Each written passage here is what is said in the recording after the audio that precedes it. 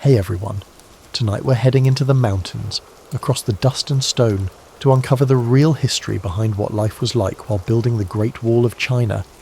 Not the finished monument, but the back-breaking day-to-day grind of the workers who raised it brick by brick. So before you settle in, please take a moment to like the video and let me know in the comments where you're watching from and what time it is for you. Seeing who is joining us from their own peaceful corners of the globe is always a pleasure. Now switch off the lights, get your blanket, and let's start our journey together slowly. Picture this. You're sitting in ancient China around 220 BC, probably wondering what's for dinner and hoping the weather holds up for harvest season. You've got your little plot of land, maybe some chickens pecking around, and life is pretty predictable. Then Emperor Qin Shi Huang shows up with what might be history's most ambitious home improvement project. "We're going to build a wall," he announces. Not just any wall, mind you, a wall that stretches across mountains, deserts and valleys for thousands of miles. Your neighbours probably thought he'd been sampling too much rice wine, but this emperor was dead serious. He had already conquered 6 other kingdoms to unite China, so building an impossibly long wall seemed like a simple task. Tuesday afternoon's project. The thing is, walls already existed. Various kingdoms had been building defensive barriers for centuries, like having a really impressive fence to keep the neighbours' goats out of your garden. But Qin Shi Huang looked at these scattered walls the way you might look at mismatched furniture in your living room. Functional, but lacking a unified vision. His plan was brilliant in its audacity. Connect the existing walls, extend them, and create one continuous barrier along China's northern border. Imagine this as the world's first massive renovation project, where instead of demolishing walls they were constructing the ultimate wall to end all walls. The emperor's motivation wasn't just showing off, though that was certainly part of it.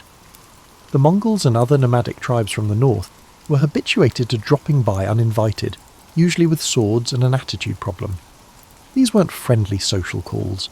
They were more like aggressive house parties, where the guests take everything and leave the place in shambles. So you can understand the emperor's thinking. Build a wall so impressive, so formidable, that these northern neighbours would take one look and decide maybe they'd rather stay home and tend their horses instead. It was like installing the world's most elaborate security system, except the cameras were guard towers and the alarm was a very loud horn. But here's where it gets intriguing for regular folks like you. This project wasn't going to be built by magic or imperial decree alone. This undertaking was going to require hands, millions of them. Suddenly, your quiet life of farming and chicken tending was about to get a lot more complicated. The recruitment process was about as subtle as an earthquake. Local officials would show up in villages with scrolls and serious expressions, essentially conducting a very involuntary job fair. "Congratulations," they'd say. "You've been selected for a wonderful opportunity to serve your emperor and build something truly historic." The fact that you hadn't applied for this opportunity was considered irrelevant.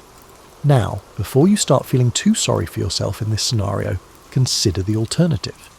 The emperor had just finished unifying China through a series of wars that made Game of Thrones look like a peaceful afternoon tea. Building a wall, even an impossibly long one, was actually the peaceful option. Still, knowing you're part of the calmer solution doesn't make the prospect of hauling stones across mountains any more appealing. The scale of this project was something no one had ever attempted. Imagine trying to coordinate a construction project that spans the distance from New York to Denver, except there are no trucks, no power tools, and no Home Depot. Everything had to be done with human muscle, animal power, and whatever clever engineering solutions people could devise with the technology of 220 BC.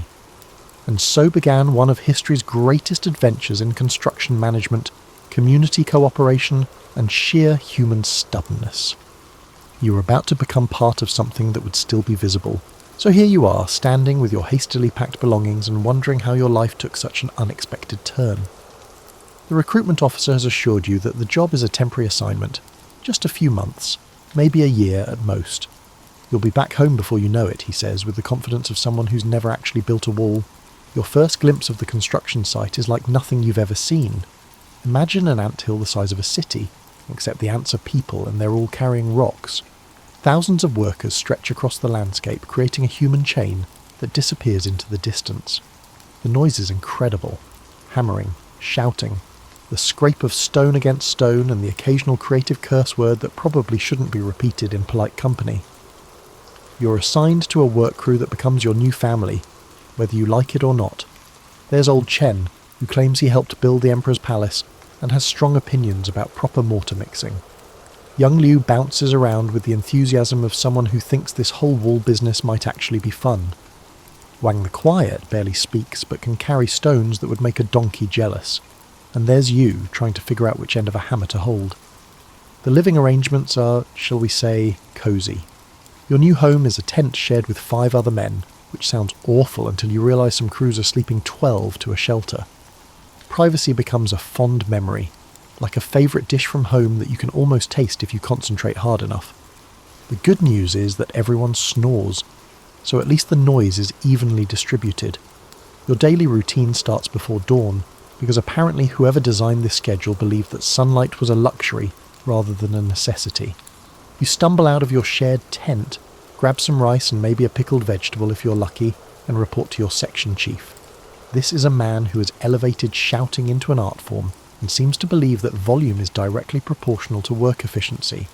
The work itself is simpler in concept than execution. You're building a wall, which sounds straightforward until you realise this wall needs to be tall enough to stop mounted warriors, strong enough to withstand siege engines, and long enough to protect an entire frontier. It's like being asked to build a fence around your property, except your property is the size of several states and the fence needs to stop an army. The foundation work is backbreaking in the most literal sense. You spend days moving earth, laying stones, and creating the base that everything else will rest on. Each stone needs to be placed just so, because a wobbly foundation today means a collapsed wall tomorrow, and nobody wants to explain to the Emperor why his wall has developed a lean. But here's the thing about shared misery. It has a way of bringing people together. By the end of your first week, you and your tent mates have developed an effortless camaraderie born of mutual exhaustion. Old Chen shares techniques he learned from previous construction projects. Young Liu invents games to make the repetitive work more bearable. Wang the Quiet turns out to be an excellent cook who can make rice taste almost intriguing. The engineers overseeing the project are a fascinating bunch. They've had to solve problems no one has ever faced before, like how to build a uniform wall across terrain that varies from desert sand to mountain granite. Watching them work is like seeing puzzle masters tackle a jigsaw with 1,000,000 pieces, none of which seem to fit together properly. Supply lines stretch back towards civilization like the world's longest grocery delivery route. Wagons arrive with fresh stone, timber, rice, and replacement tools. Occasionally they bring news from home, which everyone gathers around to hear like it's the evening entertainment. Occasionally they bring new workers to replace those who've completed their service, or, more grimly, those who won't be going home at all. Despite the hardships, there's something oddly satisfying about the work. Each day you can see progress. The wall grows taller, stronger, and more impressive. You begin to take pride in your section, competing informally with other crews to see who can lay the straightest line or build the most solid foundation. It's like the world's most exhausting team sport. After a few weeks on the wall, you've developed what your grandmother might charitably call character. Your hands, once soft from farm work, now sport calluses in places you didn't know could grow calluses.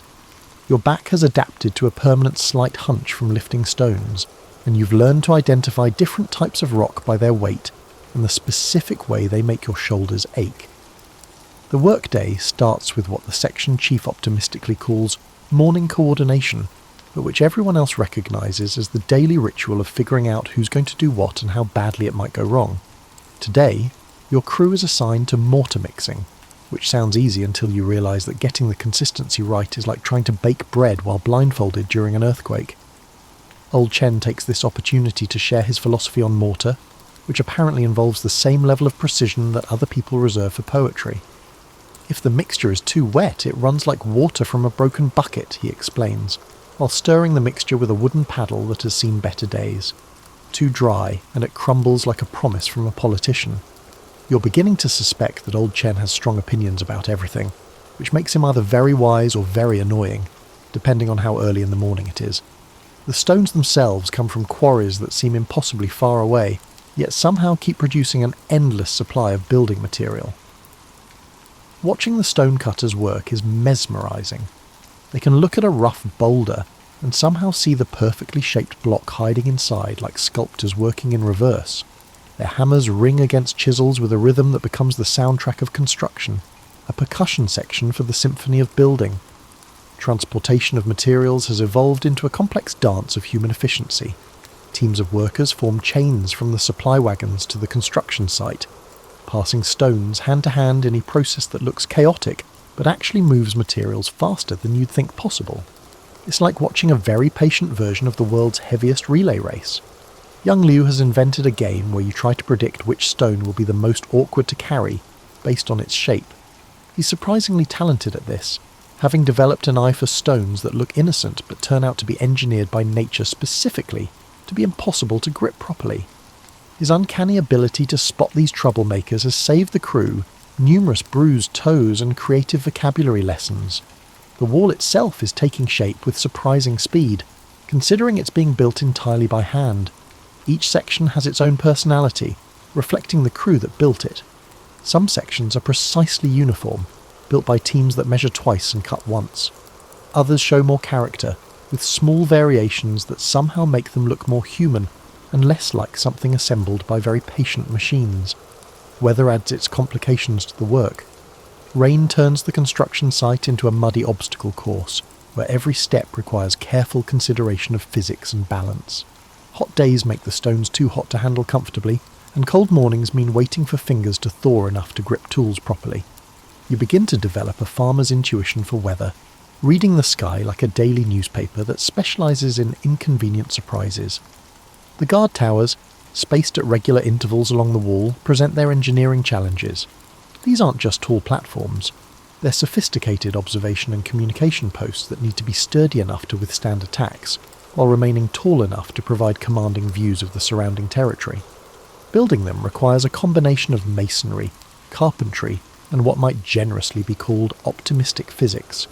Food becomes both fuel and entertainment. The camp cooks have mastered the art of making large quantities of rice interesting through creative use of whatever vegetables, meat, or seasonings happen to be available. Sometimes you have lucky and there's pork. Other times, you learn to appreciate the subtle flavours of turnips and hope. Crews gather during mealtimes to share stories, voice complaints, and occasionally speculate about the potential completion date of this project. Your tent mates have developed distinct personalities that make the cramped living quarters more bearable. Old Chen tells stories from his construction days that may or may not be entirely true, but are always entertaining. Young Liu practices writing characters in the dirt, determined to return home more educated than when he left. Wang the Quiet has revealed a talent for repairing tools and equipment, making him the most popular person in a 100-yard radius. By now you've realised that building the Great Wall isn't just construction, it's engineering on a scale that makes regular building projects look like children's blocks. Every day brings new problems that require solutions no one has ever had to figure out before, and you're starting to appreciate the complexity of what seemed like a simple concept. Take, for instance, the challenge of building a wall across a mountain ridge. You can't just pile stones in a straight line and hope for the best. The wall needs to follow the natural contours of the land while maintaining its defensive capabilities, which means constantly adjusting height, thickness, and angle. It's like trying to draw a straight line on a crumpled piece of paper while wearing mittens. The foundation work varies dramatically depending on terrain. In rocky areas, you're essentially building on nature's concrete, which sounds great until you realise that rocky often means uneven, unpredictable, and determined to make your life difficult. In sandy or soft soil areas, the foundation needs to go much deeper, which means more digging and more stone, but at least the digging is easier. In marshy areas, well, everyone tries to avoid thinking about marshy areas. Your crew has been assigned to work on a section that crosses a particularly steep hillside, which provides spectacular views and spectacular challenges in equal measure. Building on a slope means every stone wants to roll downhill, apparently having missed the memo about staying put. This has led to the development of increasingly creative techniques for convincing stones to remain where you place them. Old Chen has become something of a master at reading stone behaviour. He can look at a rock and predict whether it's going to be cooperative, or whether it's going to spend the day trying to escape down the mountainside. Stones have personalities, he explains, while wedging a particularly rebellious boulder into place. Some want to work, some want to wander, and some just want to cause trouble. You're starting to suspect he might be right. The mortar mixing has evolved into something approaching science. Different weather conditions require different consistencies, and the local materials, limestone here, clay there, all react differently to mixing and setting. The master masons have developed an almost mystical ability to produce exactly the right mixture for current conditions, like chefs who can cook perfect meals without measuring ingredients. Tool maintenance has become a critical skill for survival. When your livelihood depends on hammers, chisels, and carrying baskets, keeping them in good repair isn't just professional pride, it's self-preservation. Wang the Quiet has set up an informal repair service, trading tool maintenance for extra ice or help with heavy lifting. His ability to resurrect a broken handle or straighten a bent chisel has made him the most valued member of several crews. The logistics of the project are mind-boggling when you stop thinking about them. Someone, somewhere, is coordinating the delivery of materials, food and equipment to dozens of construction sites spread across hundreds of miles. Supply wagons consistently arrive, delivering not only essentials but also occasional luxury items such as tea or preserved fruit, adding a touch of joy to everyone's day. Communication along the wall happens through a system of signals that's part practical necessity and part entertainment. Horn calls relay messages from section to section, creating a chain of communication that can carry news faster than a running messenger. The horn operators have developed a surprisingly sophisticated vocabulary of calls, different patterns for mealtime, shift changes, material deliveries, and occasionally warnings about approaching inspectors. The inspectors themselves are a source of both anxiety and amusement. These are officials who arrive periodically to check progress and quality, armed with measuring devices and serious expressions. They examine wall sections with the intensity of art critics, running their hands along stone joints and muttering about specifications. Smart crews learn to recognise the signs of an approaching inspection and spend extra time making their sections look particularly impressive. Quality control has evolved organically among the work crews. Nobody wants to be responsible for the section that falls down, so there's intense peer pressure to build well. Teams develop reputations for craftsmanship, and being assigned to work with a crew known for solid construction becomes a point of pride. Competition between crews drives quality improvements that no amount of official supervision could achieve. The wall's defensive features require careful attention to detail that goes beyond simple construction.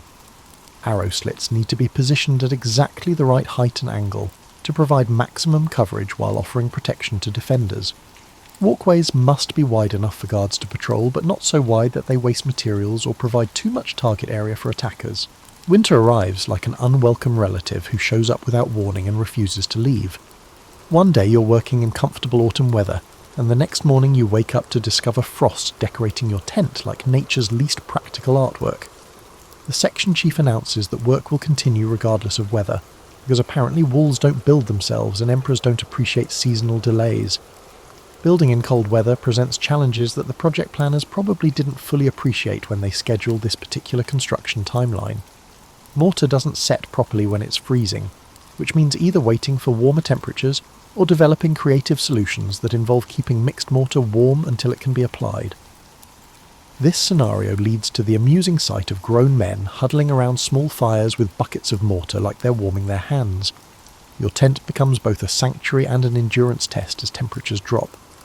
5 men sharing a small space generates a surprising amount of body heat, which is beneficial for staying warm but challenging for maintaining any sense of personal space or air quality. Everyone develops strategies for staying comfortable, extra layers, creative use of blankets, and the unspoken agreement that nobody comments on anyone else's sleeping habits or unusual nighttime noises. The supply lines face their own winter challenges. Wagons that moved easily over dry summer roads now struggle through mud, snow and ice. Food deliveries become less predictable, leading to careful rationing and creative cooking with whatever ingredients are available. Rice becomes even more precious, and everyone learns to appreciate the subtle differences between turnips, radishes, and other vegetables that all taste remarkably similar when you're hungry enough. Spring brings relief and new complications in equal measure. The ground thaws, making digging easier but also creating mud that seems specifically designed to make walking difficult and tool handling treacherous. Fresh supplies arrive more regularly, but so do new workers who need to be trained and integrated into existing crews. You find yourself in the odd position of being a veteran after just one winter, offering advice to newcomers who look as bewildered as you once did. The seasonal cycle creates a rhythm to the work that becomes oddly comforting. Summer brings long days and maximum productivity. However, it also brings heat that makes handling sun-baked stones an exercise in pain tolerance. Autumn brings perfect working weather and the urgent push to complete sections before winter returns. Each season requires different strategies, preparations, and types of stubborn determination. The rainy season deserves special mention as a time when optimism goes to die.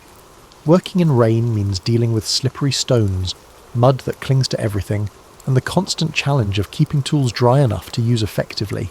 The wall itself becomes treacherous to work on, requiring extra caution and significantly reduced productivity. Everyone develops strong opinions about rain gear and the inadequacy of most attempts to stay dry while doing heavy construction work. The changing seasons also bring changes in local wildlife, which adds an element of unpredictability to daily work. Spring brings curious deer that seem fascinated by construction activity. Summer attracts various insects that apparently view human workers as either entertainment or potential meals. Autumn brings migrating birds that sometimes interfere with construction work, and winter brings various creatures searching for warm places to shelter, occasionally choosing tool storage areas. Old Chen reveals that he's worked construction jobs in all kinds of weather and has developed philosophical approaches to each season. Summer teaches patience, he explains, while taking a break in whatever shade he can find. Winter teaches persistence, spring teaches hope, and autumn teaches urgency. Young Liu suggests that all seasons teach you to appreciate being indoors, which seems like the most practical wisdom anyone has offered.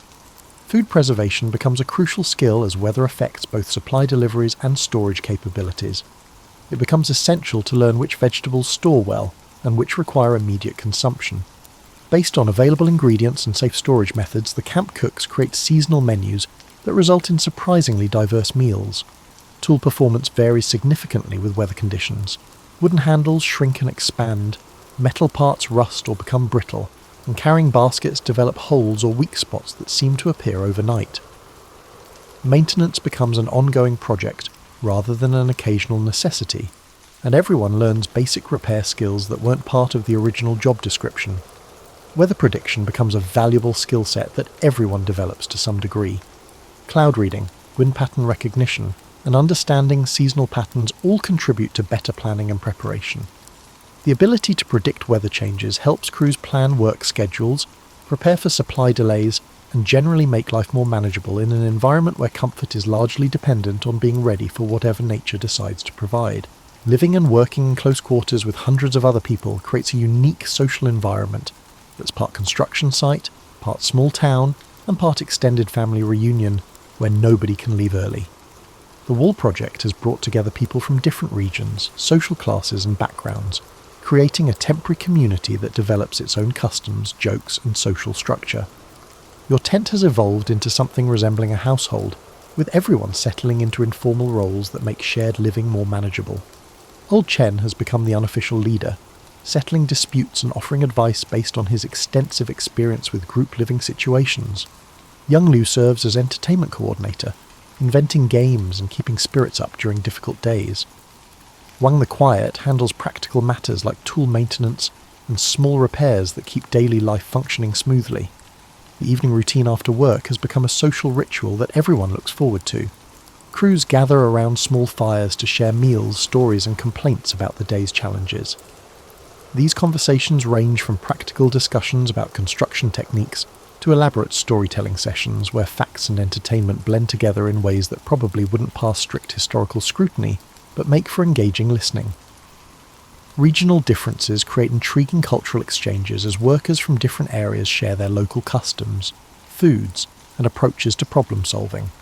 Someone from the northern provinces might introduce techniques for working in cold weather, while workers from southern regions contribute knowledge about building in wet conditions. It's like a practical education program where everyone is both teacher and student. Games and entertainment develop organically to fill the hours between work and sleep. Simple gambling games using stones or sticks provide excitement and social interaction. Storytelling competitions emerge, with workers sharing tales from home or inventing elaborate fictional adventures.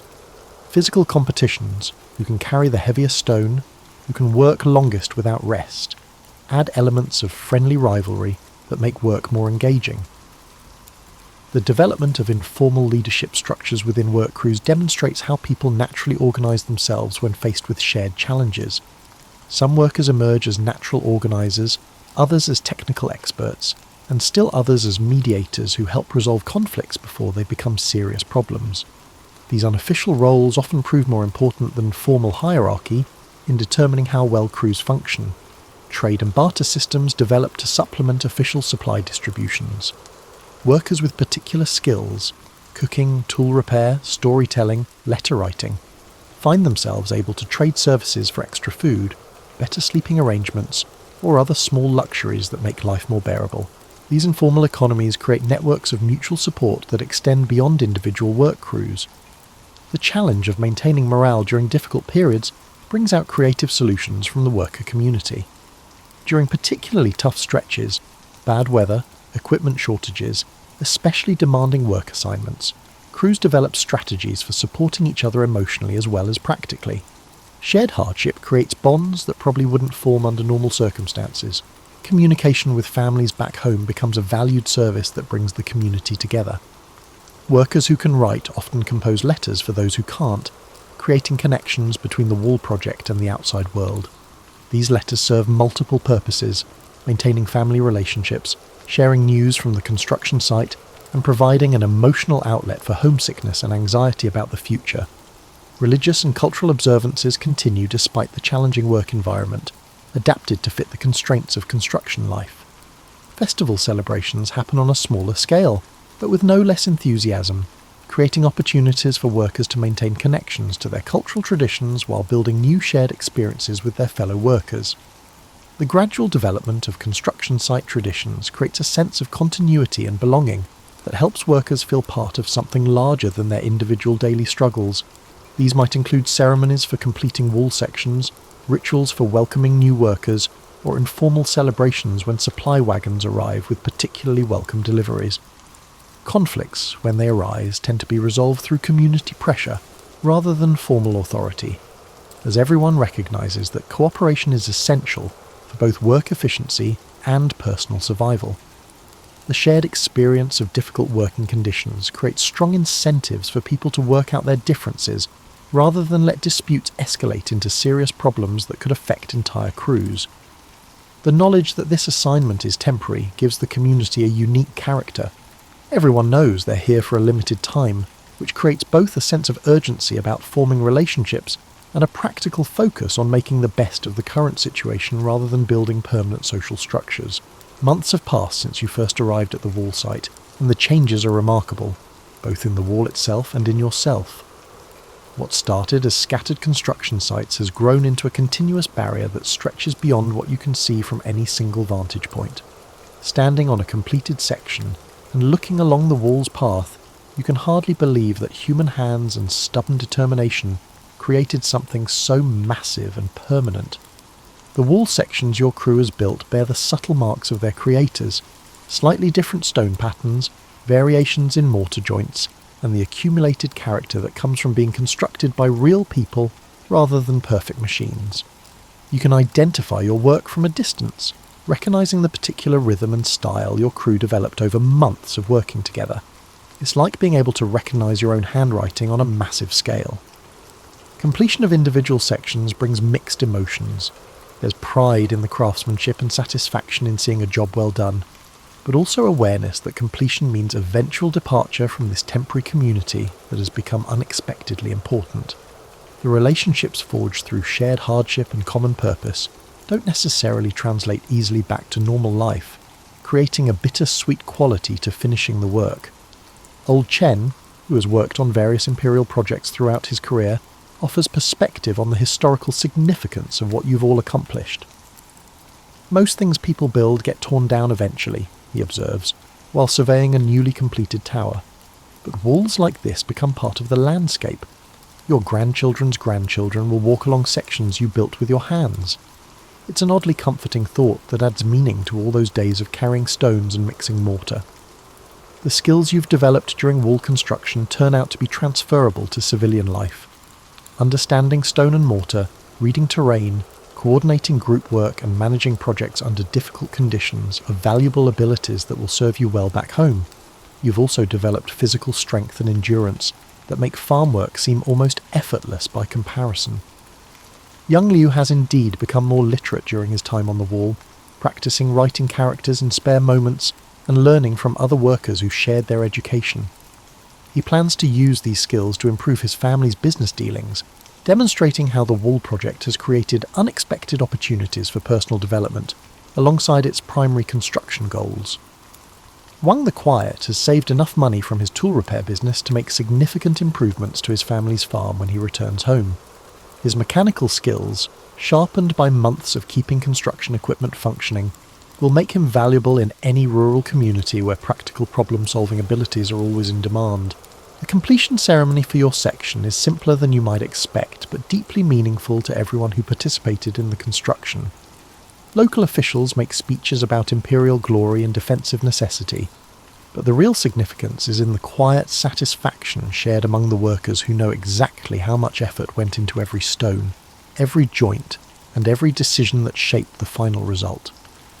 News arrives that other sections of the wall are nearing completion, creating a sense of being part of a larger coordinated achievement that extends far beyond your direct experience. The project that seemed impossibly large when you first arrived has been broken down into manageable pieces by thousands of work crews like yours, demonstrating how even the most ambitious goals can be achieved through patient, persistent effort. Preparations for departure begin with mixed feelings. There's eagerness to return home to family, familiar surroundings, and the comfortable routines of normal life. But there's also reluctance to leave the friendships and sense of shared purpose that made the hardships bearable and gave meaning to the difficult work. The journey home provides time to reflect on the experience and process what you've learned about yourself, about cooperation, and about what people can accomplish when they work together toward common goals. The wall represents more than just a defensive barrier. It's proof that ordinary people can create extraordinary things when they combine their individual efforts with shared determination. Returning home means readjusting to civilian life after months of structured work routines and community living. Family and friends are curious about your experiences, but explaining the daily reality of wall construction proves challenging. How do you describe the satisfaction of building something permanent, the camaraderie of shared hardship, or the pride in craftsmanship that developed over months of patient work? The wall continues without you, as other crews take over maintenance and improvements, ensuring that your temporary contribution becomes part of a permanent legacy. Knowing that your work will endure lends a sense of permanence to what felt like just a temporary assignment, connecting your individual effort to something that will outlast your lifetime. Years later, you might travel past sections of the wall and feel a particular satisfaction in seeing your work still standing, still serving its purpose, still bearing the subtle marks of the craftsmanship you and your crew brought to an impossible project that somehow got finished anyway, one stone at a time. Theodore Roosevelt was not an ordinary child. Born in 1858, in a brownstone in New York City, young Theo, called Teddy by his close friends, entered a world riddled with disparity. Horse-drawn carriages paraded on cobbled streets while the country found itself on the cusp of rapid industrial change. Yet, from the very beginning, what made Theodore Roosevelt's early life different was not only his family's comfortable position. His father was a philanthropist who ran a successful import business, and the Roosevelts prided themselves on their social standing, but also his shaky constitution. The future Rough Rider was, ironically enough, a frail boy who struggled with asthma and stomach trouble, relying on the help of his nurturing family to guide him toward better health. Most accounts recall the well-worn story of how he overcame debilitating asthma by embracing exercise in the outdoors, but that's often where the intriguing details stop. Far less common are the accounts of how Roosevelt's imagination flourished because he spent so many hours indoors recovering. He devoured books on natural science, building an early fascination with zoology, entomology, and every lesser-known ology he could get his hands on. He collected insects in jars around his room, and he sketched birds from memory. He had a serious obsession with taxonomy, relishing the act of labelling, identifying, and categorizing. Few mention that he even attempted to write little treatises, guided by sheer curiosity, about creatures he observed in his small world. He would write paragraphs about houseflies in a notebook detailing their anatomy and behaviour, as if he were a mini Darwin in the making. This pursuit was not a trifling hobby. It was the anchor that connected him to the broader world when his lungs wouldn't allow him to catch his breath outside. His father, Theodore Sr., took these explorations seriously. He would encourage young Theo to keep learning, and to the extent possible. He also pushed him, quite literally, to strengthen his body. The elder Roosevelt recognised that building physical stamina might become the key to unlocking his son's potential. So, in addition to fueling his mind, Theodore Sr. nudged him to exercise, even setting up a small gym within the family's home. They used pulley weights, dumbbells, and even a primitive exercise bike. Initially, the boy often doubled over in breathless fits, but he persevered, always hearing his father's voice, "You have the mind, but you must make your body." This paternal challenge would have shaped Theodore's entire life. He refused to let his ailments define him. As Theodore progressed from the timid, asthmatic boy to a more robust version of himself, he also developed a nuanced understanding of compassion and fairness. Many have recounted that his father, one of the founders of the Children's Aid Society, made it a point to teach Theodore about social inequities. During carriage rides, they visited the more impoverished areas of Manhattan, so that Theo would see beyond his privileged bubble. Historians often remark that these experiences, along with the lessons instilled by his father, formed the basis of Theodore's empathy for working-class Americans. Yet it's rarely noted how those moments also fueled his sense of outrage at injustice, an emotion that could flare up dramatically in the years to come. These experiences were not academic exercises for young Roosevelt.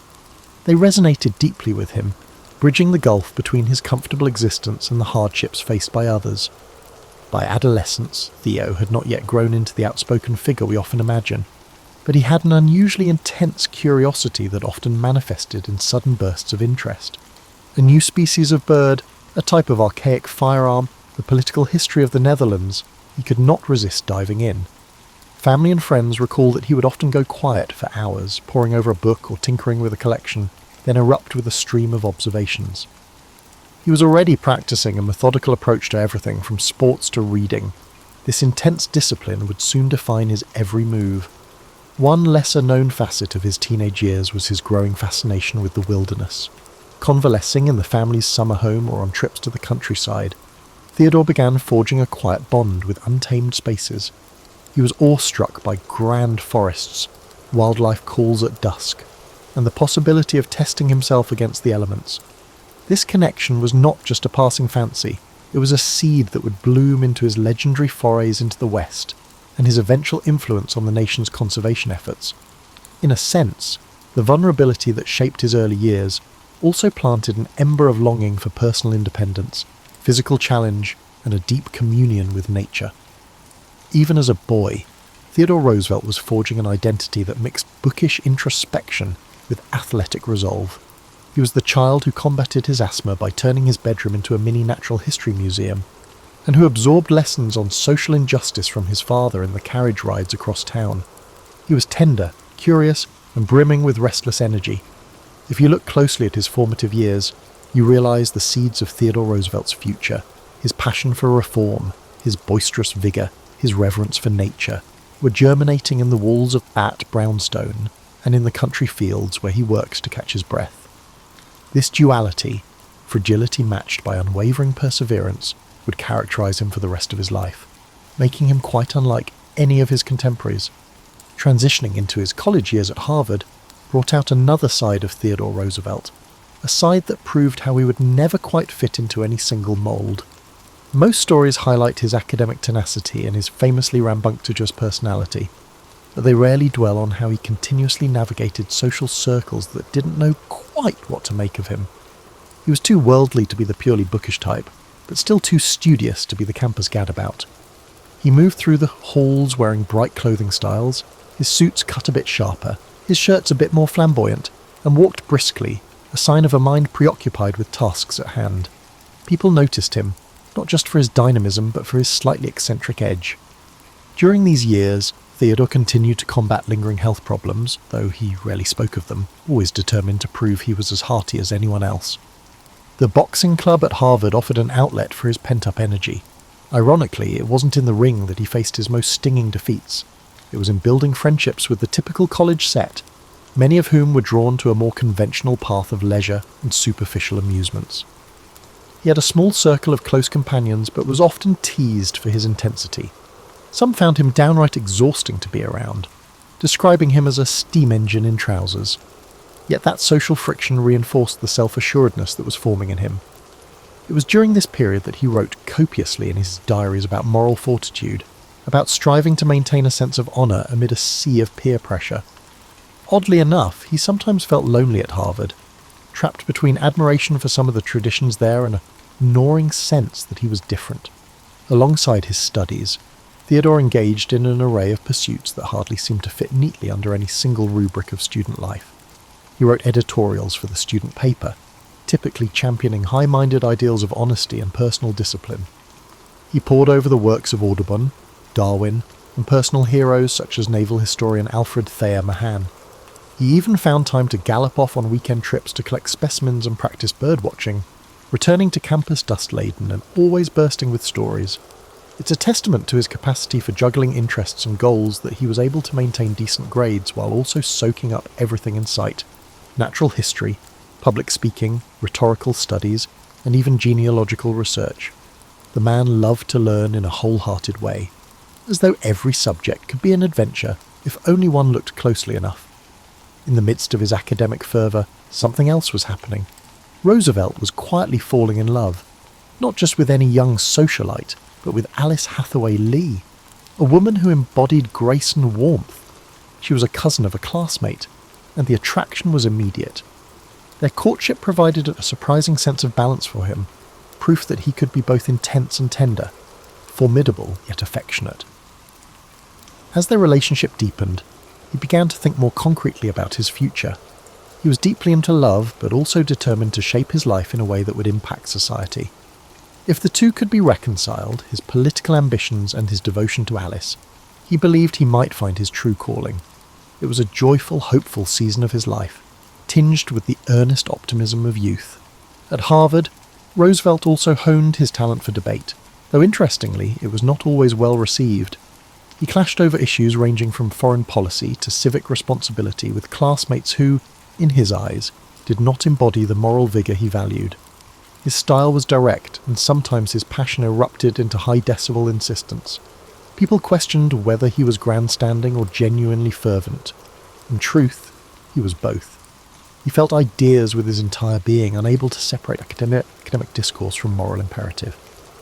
While some admired his zeal, others wrote him off as a brash upstart who needed to tone it down. But Theodore wasn't interested in toning anything down. He believed that if something was worth doing, it was worth doing vigorously.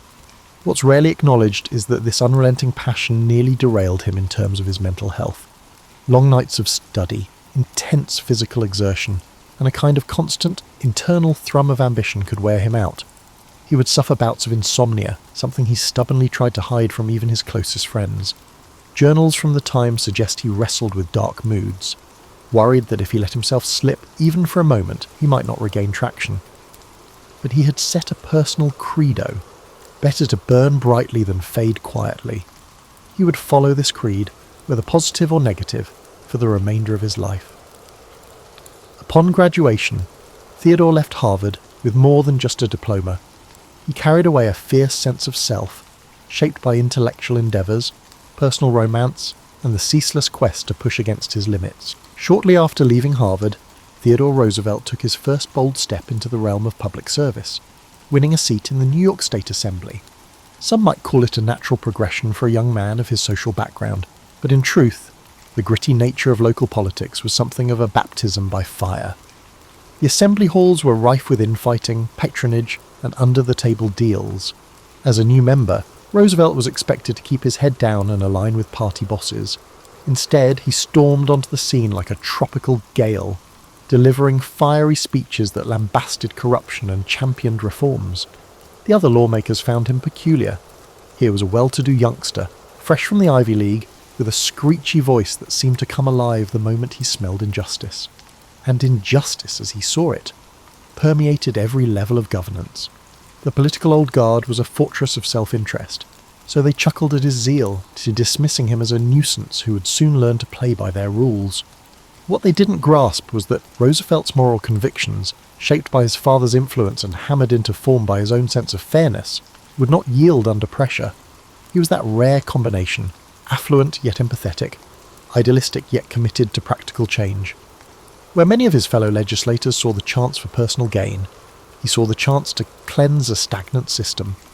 In one particularly heated confrontation, Theodore challenged a powerful politician who had a reputation for backroom deals.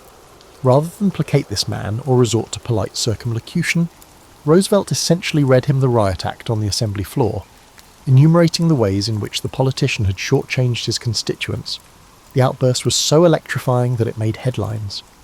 Overnight, Roosevelt transformed from an unknown freshman assemblyman into a political figure to watch. Of course, this also made him enemies, which was no small risk in the treacherous environment of late 19th century politics. His colleagues predicted he would trip over his own eagerness and fade into obscurity.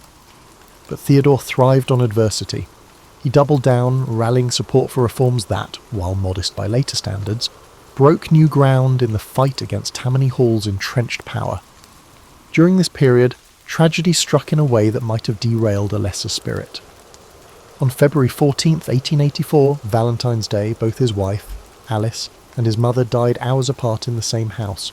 The blow was incomprehensible. Only 2 days prior, Theodore had been a vibrant new father, welcoming a daughter, also named Alice, into the world. To lose his beloved wife and his mother on the same day left him emotionally paralysed. He poured his feelings into a single diary entry marked with an X, writing, "The light has gone out of my life."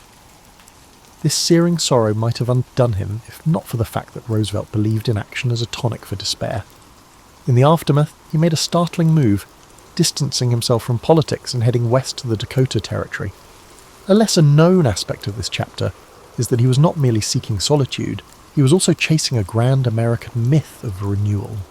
Frontier life was an antidote to the heartbreak and political cynicism that had seized him. He purchased 2 ranches, the Maltese Cross and the Elkhorn, immersing himself in the daily grind of cattle ranching, gone were the starched collars and legislative debates. In their place came roundups, branding irons, and days spent in the saddle. The local cowhands initially regarded him with skepticism, pegging him as just another Eastern dandy. But Roosevelt quickly earned their respect, refusing any special treatment, sleeping in rough bunkhouses, and embracing a life that demanded not just physical vigour, but a willingness to confront the unpredictable cruelty of nature. Many accounts of Roosevelt's time in the Dakotas touch on how he chased thieves, tracked bison, and battled near-blinding blizzards. Yet fewer people highlight the contemplative moments he spent on the open range, penning letters home with references to Greek philosophy, or reading thick books by lantern light, the wind howling outside. He used the plains as a confessional booth, sorting through his anger and grief, forging a new tempered sense of purpose. Indeed, it was on those plains where he truly embraced the notion that adversity could shape moral character. Hardship didn't break him, it refined him. When he did return to New York after a couple of years, he was no longer that brash young assemblyman overshadowed by personal tragedy. He was now a hardened rancher with a sharper edge. Upon returning to public life, Theodore Roosevelt set his sights on a job that many dismissed as either too menial or too compromised by corruption. Police Commissioner of New York City. At a glance, this might have seemed like a step down from his earlier roles, but he perceived it as a battleground for genuine reform. He saw a chance to enforce fairness at a ground level, where policy met reality in the daily lives of ordinary citizens. The police force at the time was a quagmire of bribes, extortion, and political favouritism. Officers would accept money to look the other way, or harass political opponents at the behest of party bosses. Roosevelt decided that if he could change the culture of the NYPD, he would be making one of the most significant civic contributions possible. One of his first acts was to enforce the Sunday closing laws for taverns, a move that sparked both outrage and admiration. Contrary to some popular retellings, he wasn't simply trying to morally police the populace. He was signalling that the law was the law, and no one, regardless of how large a bribe might be, was above it. This gambit, while unpopular among weekend drinkers, demonstrated his commitment to consistency.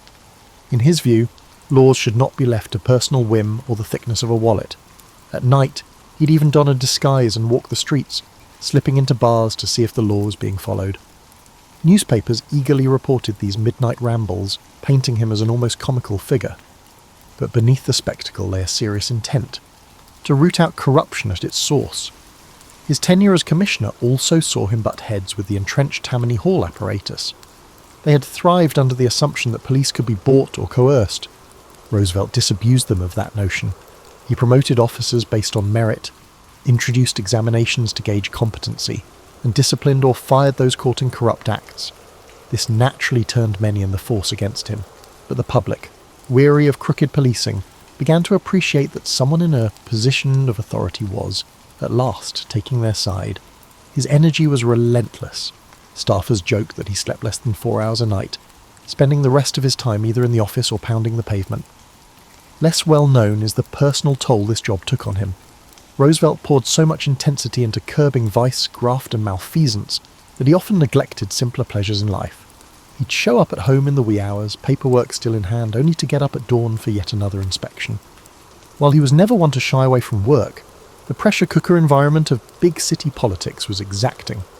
He found himself increasingly at odds with other commissioners who were less enthusiastic about eradicating corruption, or more mindful of not offending powerful interests. On more than one occasion, he was threatened and ridiculed.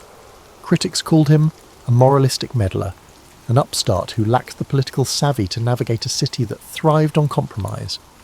And yet, by the time he moved on from the police department, he had planted the seeds for a more accountable and professionally run force. Officers who were promoted under his merit-based system carried forward the ethos of public service. The public, for the first time in a long while, felt glimpses of trust in their police. Roosevelt had not eradicated corruption, for it ran too deep, but he had made strides and, just as crucially, made a name for himself as a man of principle who was not afraid of unpopularity. His high-profile reforms laid a foundation for his next leap, an appointment as Assistant Secretary of the Navy under President William McKinley. Some saw this as a curious transition. Why place a boisterous, reform-minded ex-commissioner in the Navy Department? Others recognized a pattern. Roosevelt was drawn to challenges that demanded both discipline and daring. In his new role at the Navy, Roosevelt wasted no time in championing the modernization of the fleet. He had long been an admirer of naval strategist Alfred Thayer Mahan, who argued that national power hinged on naval supremacy. Far from being a bureaucrat satisfied with pushing papers, Theodore dove deep into budget allocations, pushing for new warship designs and better training. He recognized that the world was shrinking, that America's role on the global stage was expanding, and that the Navy would be essential to projecting and protecting American interests. Then came the Spanish-American War, a brief conflict that seemed tailor-made for someone of Theodore Roosevelt's temperament. When the USS Maine exploded in Havana Harbor in 1898, public sentiment towards Spain had already been riled by sensational journalism. Roosevelt saw this as both a chance to liberate Cuba from colonial oppression and a test of American resolve. But beyond ideology, it was personal for him. He had grown restless in Washington, convinced that action was often sacrificed on the altar of caution. So he resigned from his post as Assistant Secretary of the Navy and famously organized the 1st U.S. Volunteer Cavalry, better known as the Rough Riders. The myth of the Rough Riders has been recounted in 1,000 different ways, usually focusing on the charge up San Juan Hill. Yet what many people don't realize is that the unit was an oddball mix of Ivy League athletes, frontier cowboys, Native Americans, and everyone in between. Part of Roosevelt's genius lay in his ability to unite disparate individuals around a shared sense of adventure and duty. He wasn't naive. He knew that forging discipline from such a melange of backgrounds would be challenging. But he saw in these men the spirit of America itself, resilient, varied, and headstrong. Training for the Rough Riders was rigorous, but the logistical challenges of shipping them to Cuba were even more daunting. Horses got left behind, supplies went missing. Some men ended up on the battlefield without enough provisions. When the unit finally arrived in Cuba, they found themselves grappling with heat, disease, and disorganized command structures. Roosevelt, who had pined for action, found that the reality of warfare was a chaotic maze of conflicting orders, muddy roads, and the constant whine of enemy gunfire. And yet, to see him in the middle of it all was to witness a man who felt completely alive, for better or worse. He led from the front, riding his horse, Little Texas, as close to enemy lines as he dared, his spectacles fogging in the tropical humidity. The famed Battle of San Juan Heights was the defining moment. While Roosevelt and his men did indeed take part in the bold assault, the charge up San Juan Hill has often been painted in more glorified tones than the day itself likely warranted. War correspondents, eager for a heroic narrative, latched onto Roosevelt's vigorous leadership. The truth remains that it was a brutal affair, with heavy casualties on both sides. Many of the Rough Riders had never experienced anything like it. Roosevelt himself noted later how the fear of death gripped him, yet also spurred him forward. He believed that courage did not mean the absence of fear, but the resolve to act in spite of it. In that sense, the charge encapsulated much of what he believed about life. Better to face peril head-on than to cower behind caution. Once the battle concluded, the Spanish forces surrendered, and the Rough Riders triumphantly returned home as national heroes. Newspapers breathlessly lauded Roosevelt as a war hero who had personified American valour. He played the part well, though privately he mourned the friends he'd lost and grappled with the weight of having seen men killed at close range. It left him even more convinced that reforms were needed, not just in the military, but in how America approached its growing international role. He argued that the country should maintain a strong defence but always keep a moral component in its actions. For Roosevelt, war was never to be glorified for its own sake. It was a crucible in which national character was tested. Upon his return, Roosevelt's popularity soared. Seizing the moment, political allies urged him to run for governor of New York. He obliged, and the public, enchanted by his war record and leadership, elected him. In the governor's mansion, he managed to marry progressive ideals with pragmatic governance. He championed everything from civil service reform to corporate regulation, challenging the massive trusts that dominated industries at the expense of smaller competitors. The path that led Theodore Roosevelt to the presidency was rather unorthodox.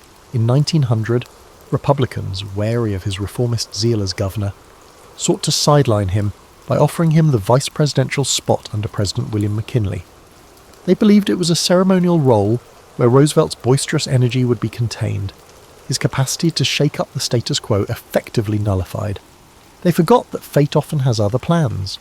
Following McKinley's assassination in 1921, Roosevelt, at the age of 42, unexpectedly emerged as the youngest president in American history. Stepping into the Oval Office, Roosevelt brought with him an array of passions: conservation, trust-busting, and a growing desire to project American influence abroad. But the real hallmark of his administration was a philosophy he called the Square Deal, designed to ensure that ordinary citizens received fair treatment from government and big business alike. His attitude toward the enormous corporate trusts was not hostile purely for its own sake. Rather, he believed that monopolies stifled competition and exploited consumers. Thus, he championed antitrust litigation, famously taking on the Northern Securities Company. Some critics called him an economic radical, but in truth, he wasn't against wealth or industry. He simply demanded that they adhere to established regulations. Meanwhile, Roosevelt's passion for the environment resulted in one of the most significant conservation legacies in history. He established wildlife refuges, national parks, and millions of acres of protected forest lands by drawing on his love of nature, which began in his youth and was refined on the Dakota Plains. He placed Gifford Pinchot, a fellow conservationist, in charge of the Forest Service, setting the tone for responsible stewardship of America's resources. He recognized that nature was not an infinite bounty to be pillaged, but a national treasure to be preserved for posterity. This conviction might seem commonplace today, but in the early 1900s it was visionary. Despite fierce opposition from logging, mining, and oil interests, Roosevelt's political determination prevailed. He considered it his duty to ensure future generations would inherit landscapes unmarred by short-sighted greed. On foreign policy, he embraced an activist stance, guided by the maxim, "Speak softly and carry a big stick, you will go far." This approach was evident in his role in the construction of the Panama Canal. When Colombia balked at the terms proposed for a canal zone, Roosevelt covertly supported Panamanian rebels seeking independence from Colombia. Once Panama seceded, the new government swiftly granted the United States rights to build the canal. Controversial then, and still debated by historians now, this move showcased Roosevelt's willingness to wield American might to achieve strategic goals. He had no illusions that power should remain dormant. For him, national strength was a tool to shape global events, ideally in a manner he saw as ultimately beneficial for America and, in his mind, the world. Throughout his presidency, Roosevelt was a figure of constant motion, inviting athletes, writers, explorers, and all manner of individuals to the White House. He famously welcomed Booker T. Washington to dine, a move that shocked the segregated norms of the time. He championed progressive ideals that, while still limited by the social outlook of the era, nudged the country forward.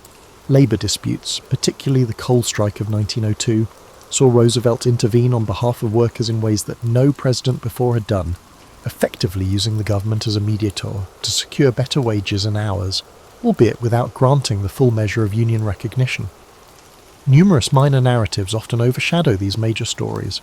For example, he placed a premium on physical culture within the White House, encouraging aides and visiting dignitaries to join him for hikes and boxing matches. The more traditional set, finding it unworthy for a president to engage in physical altercations, expressed their disapproval.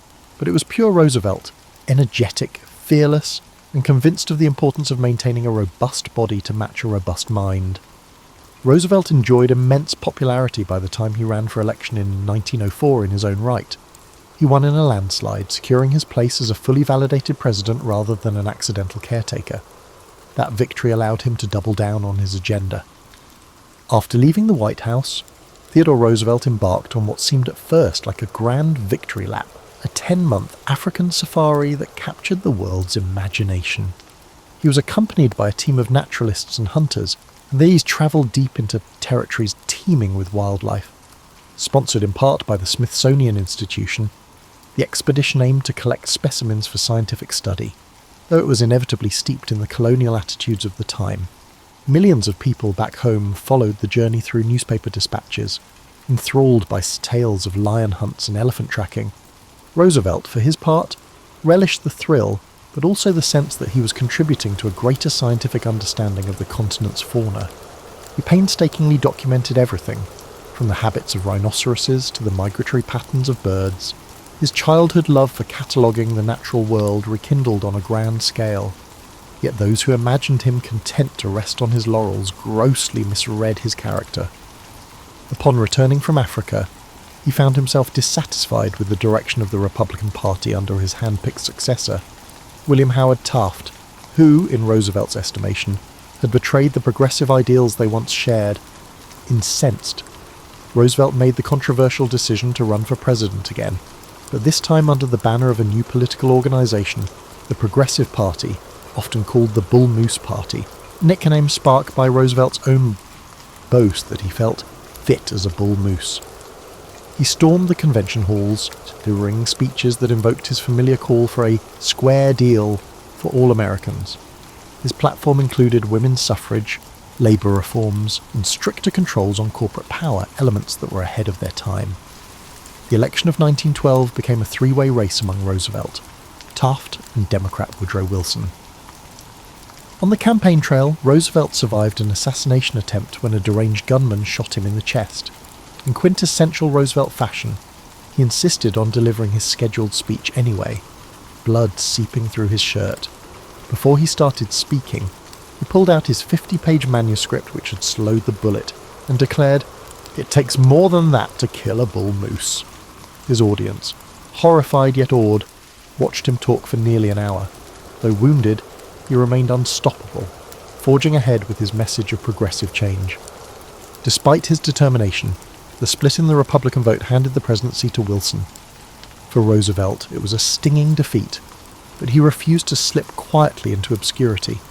He embarked on yet another daring expedition, this time to South America, where he charted the River of Doubt in the Amazonian rainforest, later renamed Rio Roosevelt in his honour. The journey was perilous. Disease, hostile wildlife, and near starvation took a toll on the entire group. Roosevelt himself contracted a severe infection in his leg, and at one point he was so ill he reportedly begged his companions to leave him behind. They refused. The expedition eventually completed its mission, but Roosevelt returned gaunt and weakened, forever changed by the ordeal. Back home, the country was on the brink of World War I, Roosevelt, ever the hawk, criticised President Wilson's initial neutrality, urging a more assertive stance. He believed that failing to confront Germany's aggression would endanger both American ideals and global stability. When the United States finally entered the war, Roosevelt even offered to lead a volunteer division, much as he had done in the Spanish-American War. President Wilson declined, much to Roosevelt's frustration. Still, he rallied support for the war effort, seeing it as a moral imperative to resist autocratic powers. By the time the war ended, Roosevelt was older, his body battered by 10 years of strenuous living and the after-effects of tropical diseases. Yet his mind was as restless and vigorous as ever. He kept writing history books, editorials, open letters to politicians, trying to shape public discourse. He remained convinced that America needed to balance power with righteousness, that corporations should serve the public good, and that the nation's wilderness areas required vigilant protection.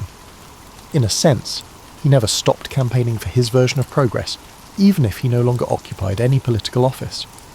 The final chapter came quietly. In January 1919, he passed away in his sleep at Sagamore Hill, his beloved home on Long Island. A city reeling from the aftermath of the 30 Years' War.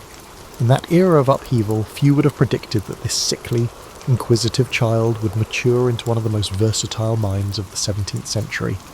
His father, Friedrich Leibniz, served as a moral philosophy professor, and though he died when Gottfried was only 6, his library lingered as a silent mentor.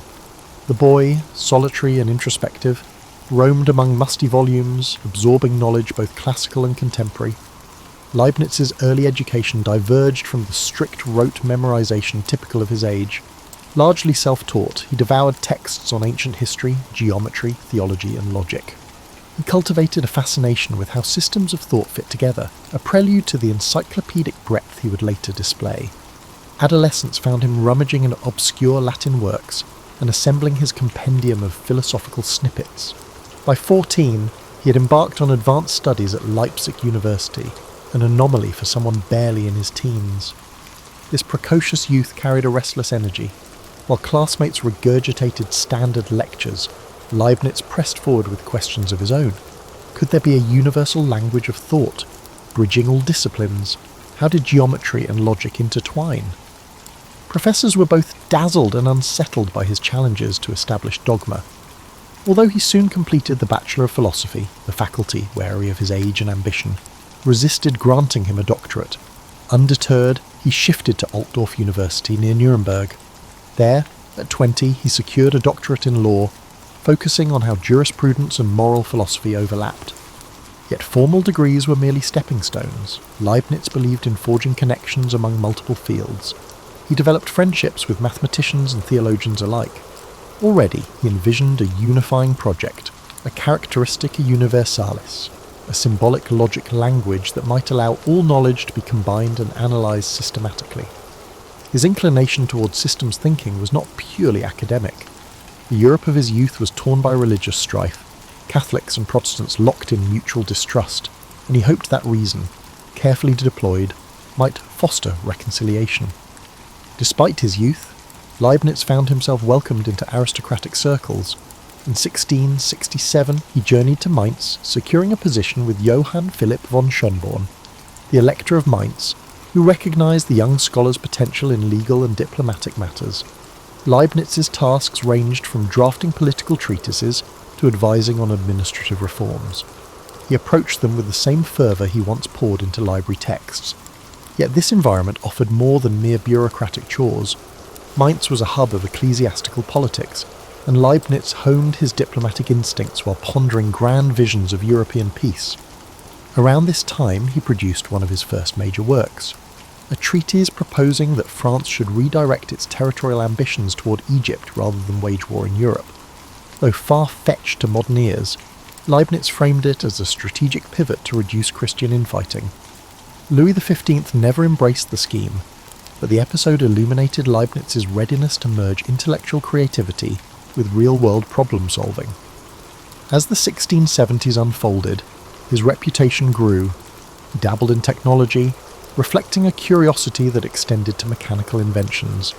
Hearing of Blaise Pascal's arithmetic machine, he designed a more advanced calculating device capable of multiplication and division. This mechanical contraption foreshadowed modern computing, though few recognized its significance at the time. For Leibniz, the device symbolized how logic and calculation might be harnessed to handle practical tasks, transcending philosophical speculation. Throughout these years, he remained an outsider in many respects. He was neither fully ensconced in any single university post, nor fixated on one discipline. Instead, he hopped between courts and libraries, from Mainz to Paris to London, forging correspondences with leading minds. He was simultaneously enthralled by mathematics, legal philosophy, cryptography, theology, and science. By 1672, he ventured to Paris on a diplomatic mission, fueling his love for mathematics as he encountered leading French thinkers. This trip would alter his trajectory, setting the stage for both collaboration and rivalry. Observing new approaches to geometry and analytical methods, he sensed that the realm of numbers held keys to universal truths. Yet the biggest breakthroughs and controversies were still to come. In the swirl of intellectual excitement, Leibniz's distinctive brand of curiosity was primed to reshape the foundations of mathematics and beyond. Leibniz's sojourn in Paris, beginning in 1672, proved transformative. He had expected to negotiate political matters for his employer, the Elector of Mainz, but soon immersed himself in the city's thriving intellectual scene, tutored by the Dutch mathematician Christiaan Huygens. He refined his analytical skills, poring over geometry, astronomy, and new algebraic methods. Paris at the time buzzed with the philosophical daring, hosting salons where Descartes' ideas were dissected alongside gossip on royal intrigues. Leibniz relished this mingling of worldly conversation and scientific debate. He quickly grasped that mathematics was undergoing a profound shift. Huygens introduced him to methods for calculating areas under curves, a fledgling precursor to what would become integral calculus. Fascinated, Leibniz built upon these kernels, striving to formalize a consistent system. The notion of infinitesimals intrigued him, quantities smaller than any finite amount yet larger than nothing. Could these elusive entities become the building blocks of a new calculus? Simultaneously, he grappled with deeper philosophical questions. The mechanistic worldview advanced by Descartes suggested a universe running like clockwork under divine laws. Leibniz wondered if behind these mechanical motions lay a tapestry of living forces, what he later called monads. Though he had not yet articulated this concept in detail, seeds of his future metaphysics were sprouting, fertilized by the cross-currents of scientific progress. Yet his Paris stay was not just about theoretical ruminations. He found himself in the orbit of diplomatic tensions. The Franco-Dutch War flared, rearranging alliances. Leibniz wrote treatises advising how the Holy Roman Empire might respond, and he debated theologians on reconciling Catholic-Protestant divides. These parallel pursuits, mathematics by day, statecraft by night, reflected his conviction that knowledge was a seamless web. Solving a geometry problem or proposing a peace plan drew on the same faculties of reason. In 1673, he journeyed briefly to London, carrying drafts of his nascent calculus. There he met members of the Royal Society, including the polymath Robert Hooke and the rising figure Isaac Newton.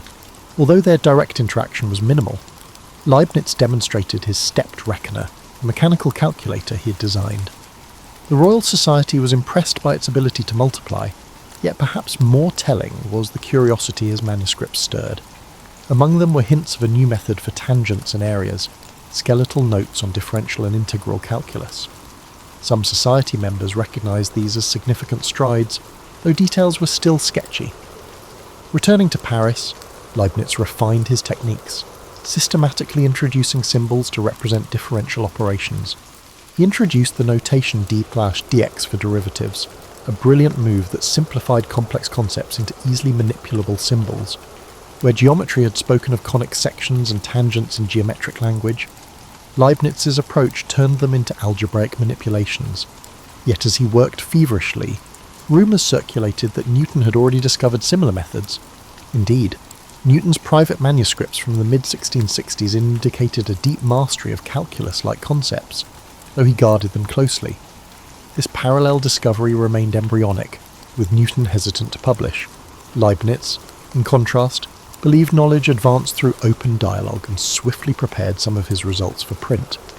He published a brief account of his differential calculus in 1684, followed by integral calculus in 1686, beating Newton to public dissemination.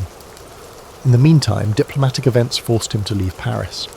His employer demanded he return north, eventually taking a position at the court of the Duke of Brunswick-Lüneburg in Hanover.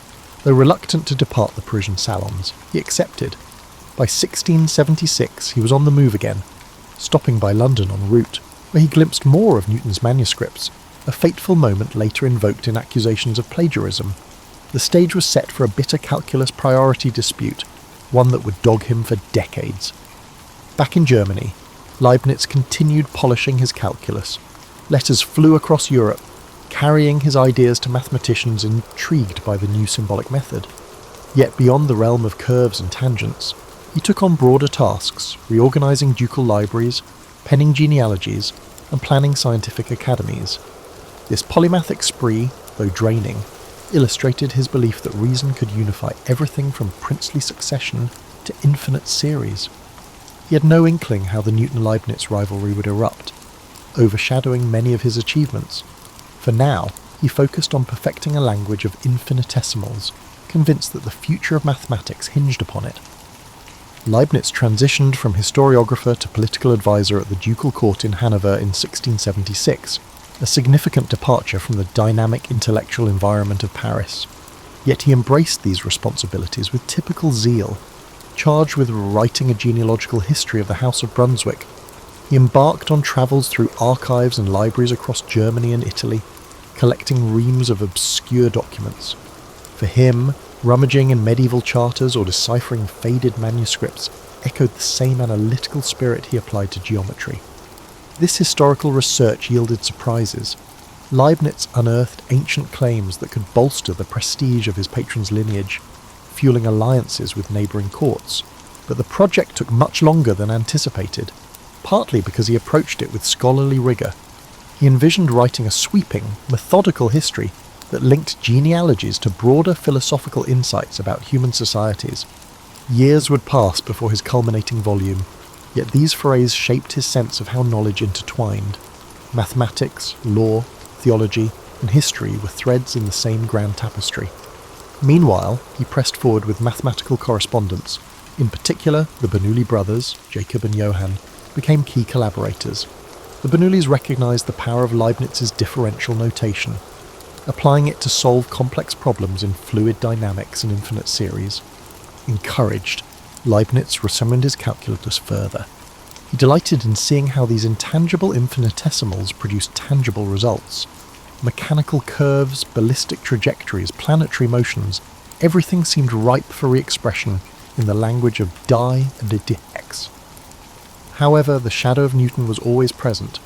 By the 1680s, rumours circulated that Newton's supporters believed Leibniz had plagiarised from the English mathematician's earlier, unpublished papers.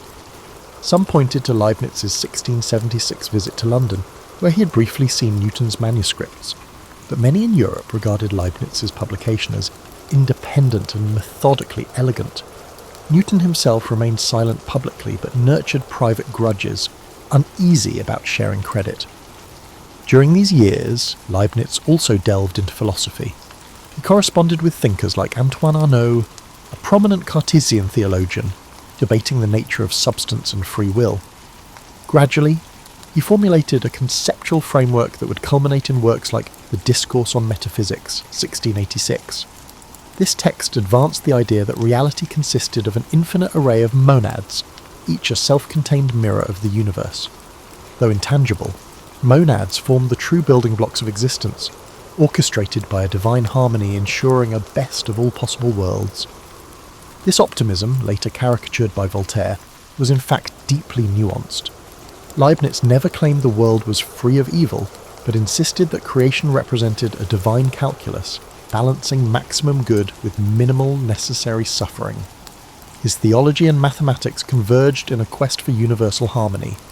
He proposed a characteristica universalis, a symbolic system uniting logic, arithmetic, and linguistic patterns, allowing complex thoughts to be calculated like sums. If realized, he believed. It would settle philosophical disputes through precise computation rather than rhetorical flourish. Though the project remained unfinished, it presaged modern symbolic logic and computer science. Indeed, centuries later, mathematicians would marvel at how his sketches anticipated Boolean algebra and Turing's machines. By the late 1680s, Leibniz had expanded his network of correspondence to include statesmen, Jesuit missionaries, and scholars in Asia. He was intrigued by the Chinese civilization, particularly its symbolic writing system.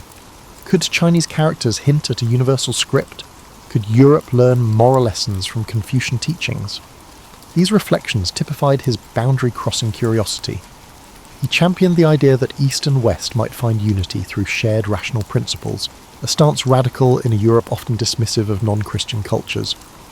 Of course, everyday life intruded. The Duke demanded results on that grand genealogical history, but Leibniz's drafts ballooned, collecting dust in crates. He proposed projects like draining local marshes, improving mining operations, and founding scientific societies. Not all found traction. Some courtiers dismissed him as a scatterbrained savant, overloaded with half-finished undertakings. However, others appreciated his seamless transition from engineering proposals to theology. In 1689, a shift occurred. The House of Brunswick-Lüneburg ascended in prominence as its lineage was poised to inherit the British throne, a possibility that gradually materialised. This development would entwine Leibniz's fate with the future King George I of Great Britain, complicating his position. Meanwhile, Newton rose to direct the Royal Mint in London and garnered even greater influence in English scientific circles. The stage was set for a transnational rivalry, both personal and intellectual, overshadowing the latter part of Leibniz's life. For now, he pressed on, weaving mathematics, diplomacy, and philosophical speculation into a single tapestry. The 1690s saw Leibniz at the height of his productivity, yet storms loomed on multiple horizons. He served the ducal court of Hanover, which grew more powerful as the lineage neared succession to the British crown. Meanwhile, Newton's circle in England simmered with suspicion over Leibniz's calculus. Whispers turned into murmurs. Had he lifted key insights from Newton's unpublished notes?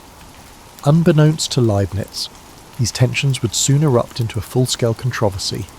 Amid court responsibilities, Leibniz penned works on jurisprudence, economics, and even a treatise on geological theories of the Earth's formation, Protogaea. He systematically observed mineral formations, hypothesizing that the planet's layers recorded a hidden chronology. Although overshadowed by his mathematics, this interdisciplinary foray showed how he combined empirical observation with theoretical speculation. He insisted that theology, natural science, and history formed a continuum, each illuminating the others. One of his boldest philosophical statements emerged in Theodicy, published 1710, but conceived much earlier. There, he wrestled with the classic problem of evil. If God was all-powerful and all-good, why did suffering exist? Leibniz's resolution posited that ours was still the best possible world, shaped by the divine wisdom, balancing countless variables. Critics retorted that they minimized real horrors, but he believed human perception was too limited to grasp the cosmic calculus at play. This stance, while devout, also underscored his faith in rational analysis. Evil, in some measure, was necessary for the grand design. In mathematics, he advanced the discussion of series, engaging with the Bernoullis on infinite sums. The Basel problem, finding the sum of the reciprocals of squares, sparked fervent exchanges. Leibniz didn't solve it fully, that honour would go to Euler later, yet he contributed critical insights. Each letter to the Bernoullis was a miniature treatise, replete with breakthroughs like the series expansion for arctangent, which let him approximate P with surprising accuracy. He recognised that infinite processes, once purely philosophical puzzles, could be harnessed for real computations. His public life in Hanover took new turns. As personal secretary to Duke Ernst August and later his son Georg Ludwig, the future King George I of Great Britain, he orchestrated court ceremonials, crafted manifestos, and negotiated alliances. His dream of unifying European states under reason never fully vanished. He wrote proposals for a pan-European scientific league, hoping to quell religious strife through shared pursuit of knowledge. Realpolitik being what it was, these visions seldom materialised, overshadowed by power struggles. By the late 1690s, English mathematicians pressed Newton to reveal his calculus findings in print.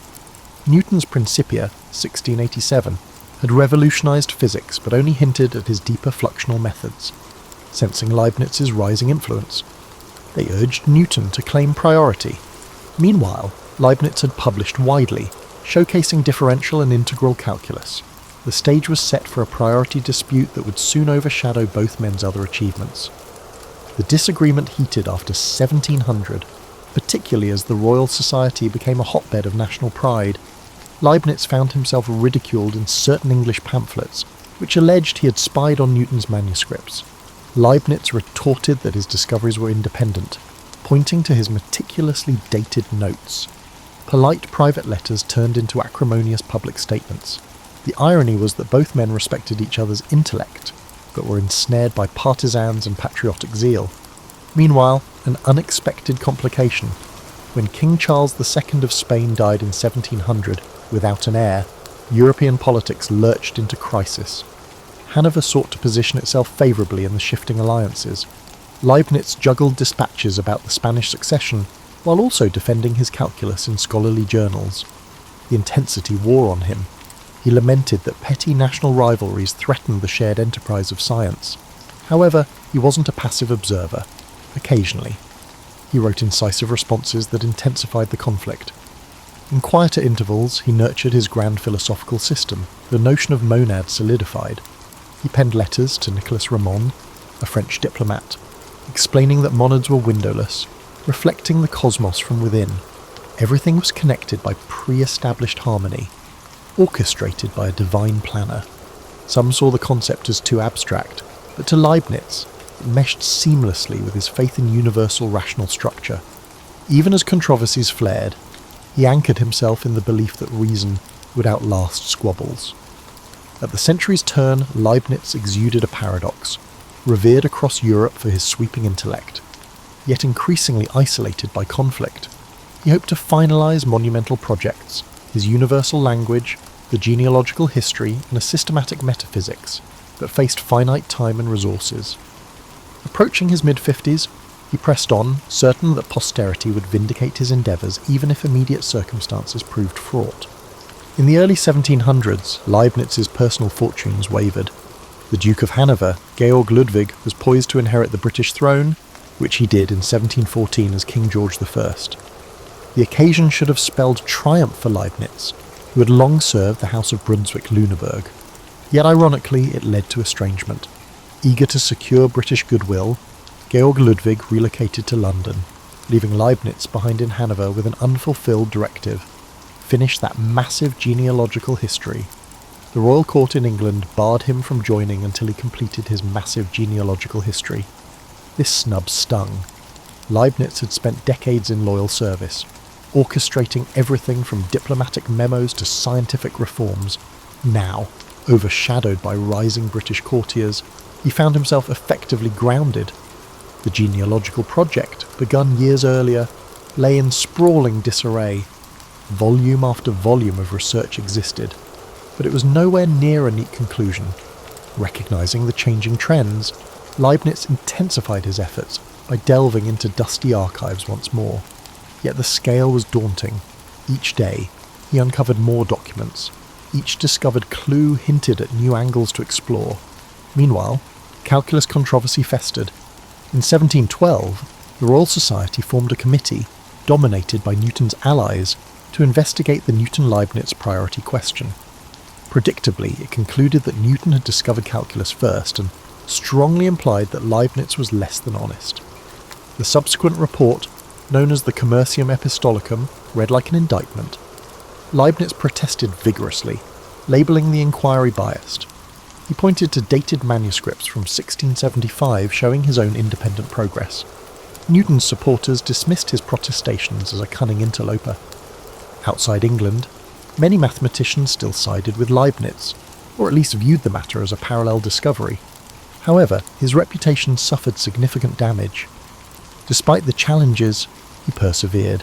The Academy of Sciences in Berlin, which he had helped establish in 1700, provided a platform for his scientific ambitions. With the support of Sophie Charlotte of Hanover, mother of Georg Ludwig and a kindred intellectual spirit, he had co-founded this academy to nurture scientific collaboration in the German states. Even after Sophie Charlotte's death, Leibniz remained its figurehead, though financial struggles dogged the institution. He offered lectures on logic, mathematics, and moral philosophy, hoping to attract brilliant minds and forge a European network of savants. Results were mixed, but the dream persisted. Despite controversies, he found pockets of solace among younger mathematicians. In 1708, for instance, a Swiss genius named Leonhard Euler was born. Though still a child, Euler would one day become a champion of Leibniz's notation. The seeds of future vindication were quietly planted. Meanwhile, the Bernoulli family continued to produce advanced results using Leibnizian methods. Johann Bernoulli and his pupils solved differential equations that shaped mechanics, all under the conceptual umbrella Leibniz had fashioned. Philosophically, he refined his monadology, culminating in a short treatise known simply as the Monadology around 1714. Written in French, it outlined how each monade was a windowless centre of perception, synchronized by a divine plan.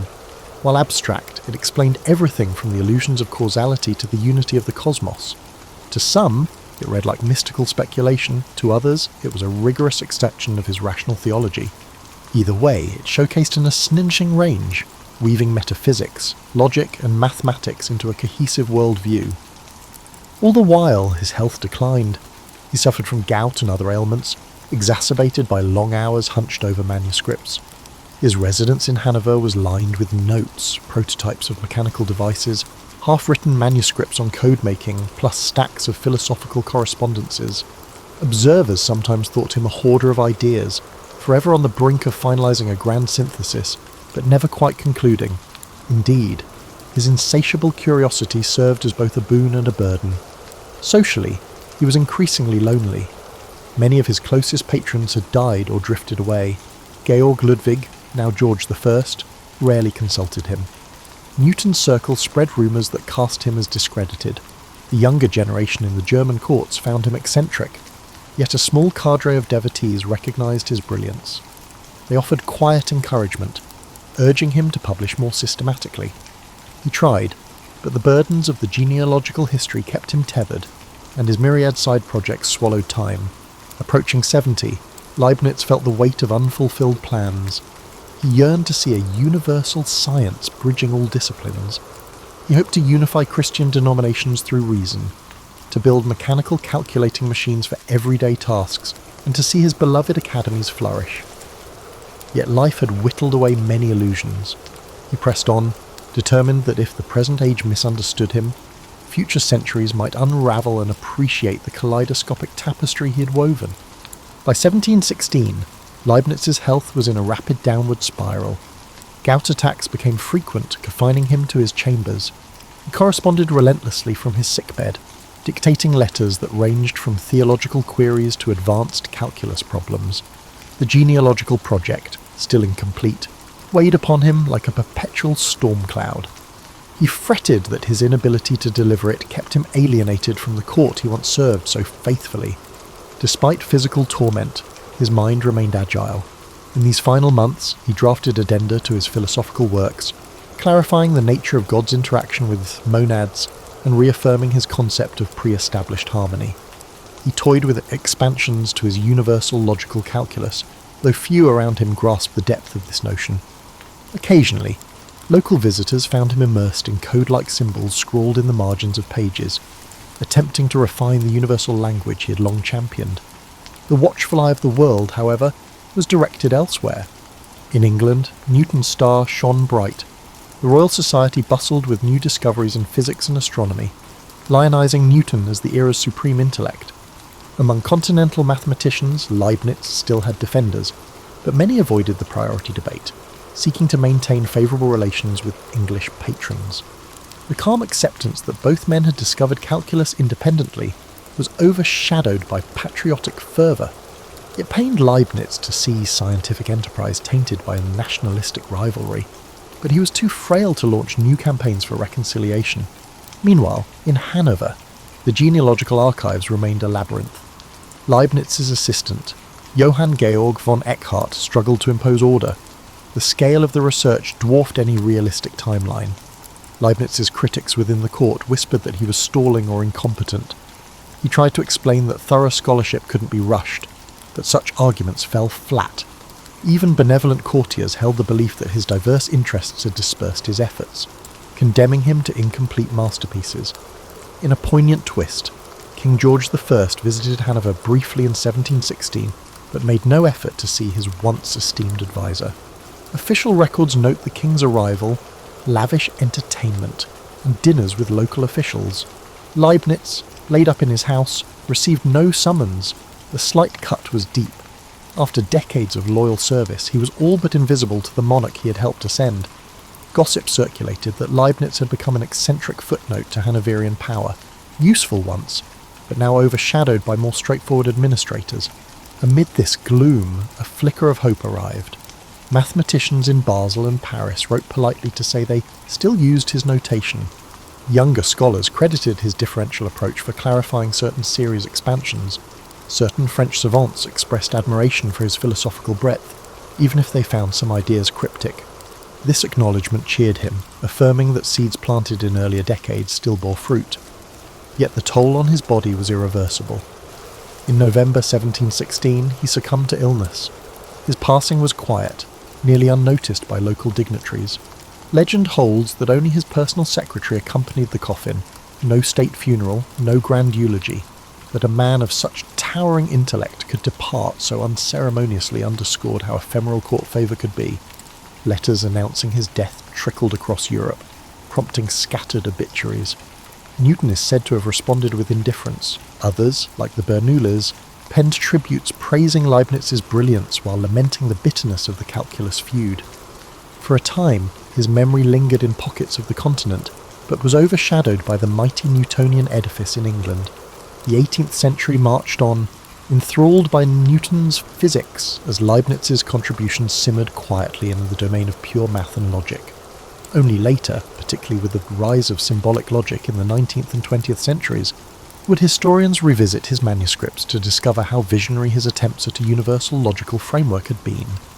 In death, as in life, he remained a figure of paradox, near forgotten by the princely family he served, overshadowed by Mohammed Newton in the public eye, yet revered in specialised circles that recognised the depth of his innovations over centuries. As his letters and papers were studied more thoroughly, the full scope of his genius emerged.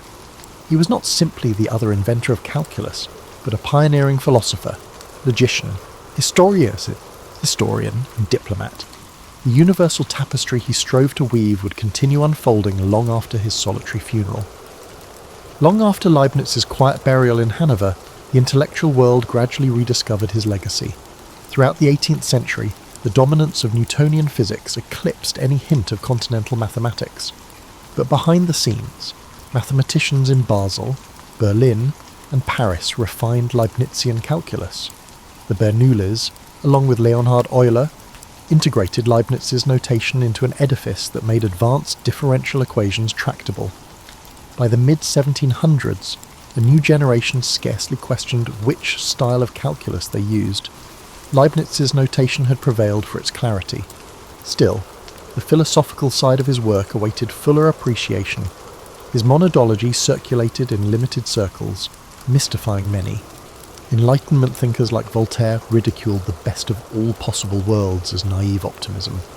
In his satire Candide, Voltaire lampooned a thinly disguised Leibniz as Dr. Pangloss, forever rationalising horrors. Consequently, for decades, the Leibnizian worldview was misread as a Pollyannaire refusal to face reality. Yet other thinkers sensed deeper currents. Immanuel Kant, though forging his path, engaged with Leibniz's rationalist ideas. The tension between empirical data and innate concepts found echoes in Leibniz's attempt to unify logic and experience. In Catholic theological circles, his quest to reconcile Protestant and Catholic doctrines sparked renewed interest, even if his grand ecumenical project never reached fruition. And in the realm of language philosophy, scattered references to his Characteristica Universalis kept haunting dreamers who yearned for a perfect symbolic system. By the 19th century, German scholarship turned back to Leibniz. Historians recognised he was a key figure bridging the Renaissance's classical scholarship and the Enlightenment's scientific rigour. Scholars published new editions of his letters, revealing the extent of his global correspondence, from Jesuits in China discussing mathematics to French philologists analysing word roots to British astronomers exchanging star charts. Each letter showcased the universal scope of his curiosity. In parallel, the modern field of symbolic logic, spearheaded by George Boole, Gottlob Frege and others, unearthed Leibniz's unheeded manuscripts. They found he had sketched the basics of a formal logic, anticipating the idea that reasoning could be reduced to symbolic manipulation. This realization cast him as a prophet of the digital age, centuries ahead in imagining a calculus of reason. Instead of a footnote to Newton, he began to be lauded as a forerunner of computer science, an irony that would have delighted the inventor of the mechanical stepped reckoner. Mathematicians, too, gave him a fresh nod. Euler, Lagrange and Cauchy had built mainstream calculus using Leibnizian symbols, unconsciously vindicating his approach. Newton's fluxions faded from textbooks, replaced by dx and di. Over time, the bitterness of the priority dispute waned, replaced by a consensus that both men made seminal contributions. Yet the clarity and adaptability of Leibniz's notation triumphed, ensuring that every subsequent student of calculus inadvertently echoed his innovations. Philosophers of religion revisited his theodicy, finding a sophisticated attempt to defend divine providence against the problem of evil. While few modern theologians embraced it wholesale, they acknowledged its significance as an early attempt at rational theodicy. Others re-evaluated his monads, seeing them less as random speculation and more as a precursor to certain idealist philosophies in Germany. Hegel, for instance, referenced Leibniz's notion of internal reflection. The French philosopher Gilles Deleuze praised Leibniz's folds, reimagining them for postmodern thought. In the 20th century, the digital revolution casts Leibniz in an even more prophetic light. The binary numeral system, which forms the basis of modern computing, had been explored by Leibniz centuries earlier when he studied the I Ching and envisioned representing all knowledge with ones and zeros. This revelation cemented his reputation as an intellectual who straddled multiple epochs, an aristocratic court advisor who also intuited the logic of future machines. Today, statues of Leibniz stand in Hanover and Leipzig. Institutions named after him foster interdisciplinary research, echoing his conviction that knowledge is one grand continuum. The genealogical history that vexed him remains unfinished, overshadowed by more seminal achievements. Historians marvel at his energy. He left an estimated 200,000 pages of manuscripts, many still unpublished. Each new trove underscores how one man tried to unify law, mathematics, theology, diplomacy, and mechanical innovation under a single rational framework. Thus, the orphan boy who once wandered his father's library in post-war Leipzig emerged as a titan bridging multiple disciplines, forging new frontiers in logic and calculus, all while manoeuvring through the labyrinth of European politics. His final years may have ended in relative obscurity, but posterity reclaimed him as a figure of kaleidoscopic brilliance. More than 3 centuries later, Gottfried Wilhelm Leibniz endures as an emblem of intellectual ambition, a reminder that the boundaries of knowledge can be transcended by those audacious enough to imagine all truths converging. The boy who would reshape continents took his first breath in the shadow of the Altai Mountains. Kublai Khan came into the world in 1215, not as the obvious heir to power, but as the 4th son of Tolui and Sorghaghtani Beki. While his grandfather Genghis Khan carved an empire with blood and thunder, young Kublai's education took a different path, one that would eventually redefine what it meant to rule the largest contiguous land empire in history. Unlike his brothers, who mastered horseback archery before they could properly speak, Kublai found his early calling in the quieter pursuits of the mind.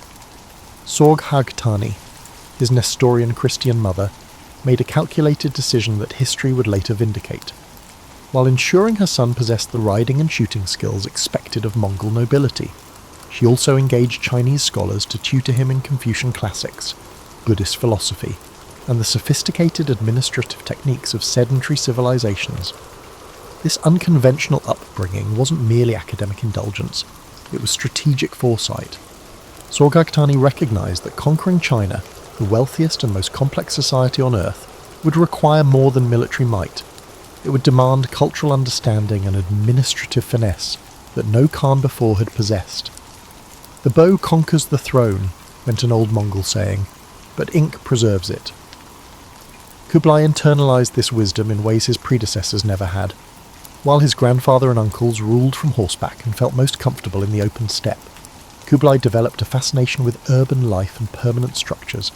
As a young man, he constructed an experimental Chinese-style palace in the Mongolian heartland, a move that scandalized traditionalists who saw dwelling in anything but felt tense as an affront to their nomadic identity. This cultural flexibility extended to religion as well. Though raised by a Christian mother, Kublai never fully embraced her faith. Instead, he developed an intellectual's appreciation for philosophical Buddhism while maintaining traditional Mongol shamanic practices for political expediency. This religious pragmatism would later become a cornerstone of his imperial policy. What's often overlooked is how Kublai's early governance in northern China served as a laboratory for his later imperial vision. Appointed as viceroy to Chinese territories in 1251 by his brother Mongke Khan, Kublai surrounded himself with advisors from diverse backgrounds.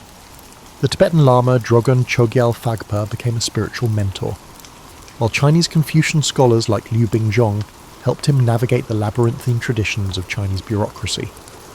In these formative years, Kublai's governance style emerged, where other Mongol princes treated conquered territories merely as sources of plunder and tax revenue. He attempted to integrate local elites into his administration and adapt governance to regional conditions. This approach provoked criticism from Mongol traditionalists who viewed such accommodation as weakness, yet it laid the groundwork for his later ability to maintain control over vastly different cultural regions. Perhaps most telling about Kublai's character was his relationship with Chabi, his principal wife. Unlike the purely political marriages common among Mongol nobility, their partnership evolved into a genuine intellectual collaboration. Historical records suggest Chabi's influence moderated some of Kublai's harsher tendencies and encouraged his interest in Chinese culture. She advocated for policies protecting Chinese civilians during military campaigns and influenced appointments of moderate officials in his early administration. The Mongol Empire faced a pivotal moment when Mongke unexpectedly passed away in 1259. Kublai's younger brother Arik Böke seized the opportunity to claim the Great Khanate, rallying traditionalists who resented Kublai's perceived cultural apostasy. What followed was not merely a succession dispute, but an ideological battle for the empire's soul. Would the Mongols remain conquerors who ruled from horseback or transform into administrators of a multi-ethnic empire? The ensuing civil war demonstrated Kublai's strategic patience. Rather than immediately marching on the Mongolian heartland, where Arik's traditionalist support was strongest, he consolidated power in northern China, securing agricultural resources and tax revenues that would eventually finance his campaign. This decision, prioritizing economic infrastructure over symbolic homelands, revealed the pragmatic ruler he was becoming. The boy who would reshape continents took his first breath in the shadow of the Altai Mountains. Kublai Khan came into the world in 1215, not as the obvious heir to power, but as the fourth son of Tolui and Sorghaghtani Beki. While his grandfather Genghis Khan carved an empire with blood and thunder, young Kublai's education took a different path, one that would eventually redefine what it meant to rule the largest contiguous land empire in history.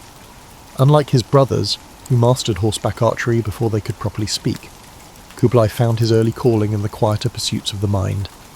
Sorghaghtani, his Nestorian Christian mother, made a calculated decision that history would later vindicate. While ensuring her son possessed the riding and shooting skills expected of Mongol nobility, she also engaged Chinese scholars to tutor him in Confucian classics, Buddhist philosophy, and the sophisticated administrative techniques of sedentary civilizations. This unconventional upbringing wasn't merely academic indulgence, it was strategic foresight. Sorghaghtani recognized that conquering China, the wealthiest and most complex society on Earth, would require more than military might. It would demand cultural understanding and administrative finesse that no Khan before had possessed. "The bow conquers the throne," went an old Mongol saying, "but ink preserves it." Kublai internalized this wisdom in ways his predecessors never had. While his grandfather and uncles ruled from horseback and felt most comfortable in the open steppe, Kublai developed a fascination with urban life and permanent structures. As a young man, he constructed an experimental Chinese-style palace in the Mongolian heartland, a move that scandalized traditionalists who saw dwelling in anything but felt tense as an affront to their nomadic identity.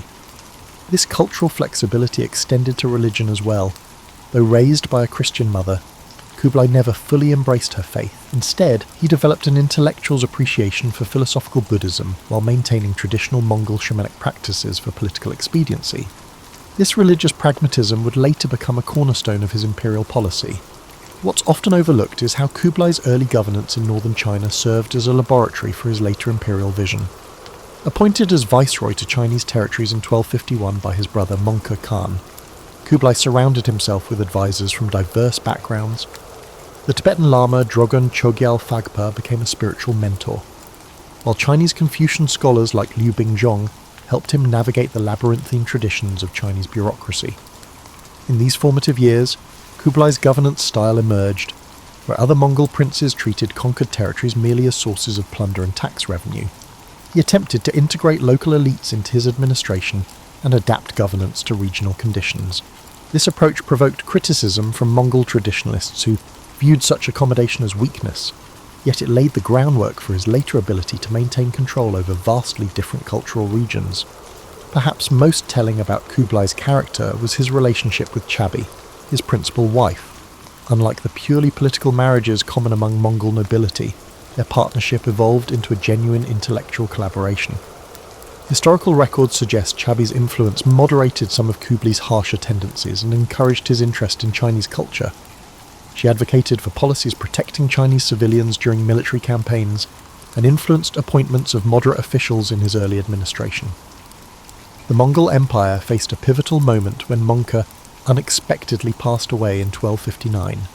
Kublai's younger brother, Arik Burke, seized the opportunity to claim the Great Khanate, rallying traditionalists who resented Kublai's perceived cultural apostasy. What followed was not merely a succession dispute, but an ideological battle for the empire's soul. Would the Mongols remain conquerors who ruled from horseback or transform into administrators of a multi-ethnic empire? The ensuing civil war demonstrated Kublai's strategic patience. Rather than immediately marching on the Mongolian heartland, where Arik's traditionalist support was strongest, he consolidated power in northern China, securing agricultural resources and tax revenues that would eventually finance his campaign. This decision, prioritizing economic infrastructure over symbolic homelands, revealed the pragmatic ruler he was becoming. The Tuluid civil war that erupted after Mongke's death pitted not just brother against brother, but competing visions for the Mongol future. While most historical accounts frame this conflict through military campaigns, the deeper struggle occurred in the halls of governance and finance. Kublai's 4-year campaign against Arik Burke featured an innovation that distinguished it from previous Mongol succession disputes: the systematic use of economic warfare. Controlling the agricultural heartland of northern China, Kublai restricted grain shipments to the Mongolian steppe, where Arik's supporters struggled to feed their families and livestock. This approach minimized direct military confrontation while steadily eroding his opponent's base of support. Throughout this conflict, Kublai demonstrated unexpected restraint toward captured enemies. After his final victory in 1264, he spared Arik's life, a mercy uncommonly extended in Mongol politics, though Arik would die mysteriously just 2 years later while in Kublai's custody. This initial clemency was notable for a man whose grandfather had created mountains of skulls across Central Asia. The war's resolution left Kublai as Great Khan in name, but the empire's fracturing had begun. The Western Khanates, the Golden Horde in Russia, the Chagatai Khanate in Central Asia, and the Ilkhanate in Persia, acknowledged Kublai's position with decreasing sincerity. Each pursued increasingly independent policies, rendering the title of Great Khan more symbolic than practical beyond East Asia. This reality shaped Kublai's vision. Rather than exhausting resources trying to reimpose central authority across the sprawling Mongol domains, he focused eastward, turning his grandfather's conquest into something new, a Chinese-style dynasty with Mongol characteristics. In 1271, at the age of 56, Kublai made this transformation official by proclaiming the Yuan dynasty. The name itself, meaning origin or beginning in Chinese, signalled his intent to establish not just a continuation of Mongol rule, but a legitimate Chinese imperial regime. This declaration came with a comprehensive adoption of Chinese imperial institutions, from 6 administrative ministries to elaborate court rituals. Yet beneath the Chinese imperial facade, Kublai maintained distinctly Mongol power structures. He instituted what historians later called the 4-class system, arranging his subjects in a strict hierarchy. Mongols at the top, followed by Central Asian Muslims and other non-Chinese peoples, the Semu, then Northern Chinese, and finally Southern Chinese at the bottom. This system ensured Mongol military and political dominance while incorporating useful talents from all groups. Kublai's administrative innovations were practical responses to governance challenges.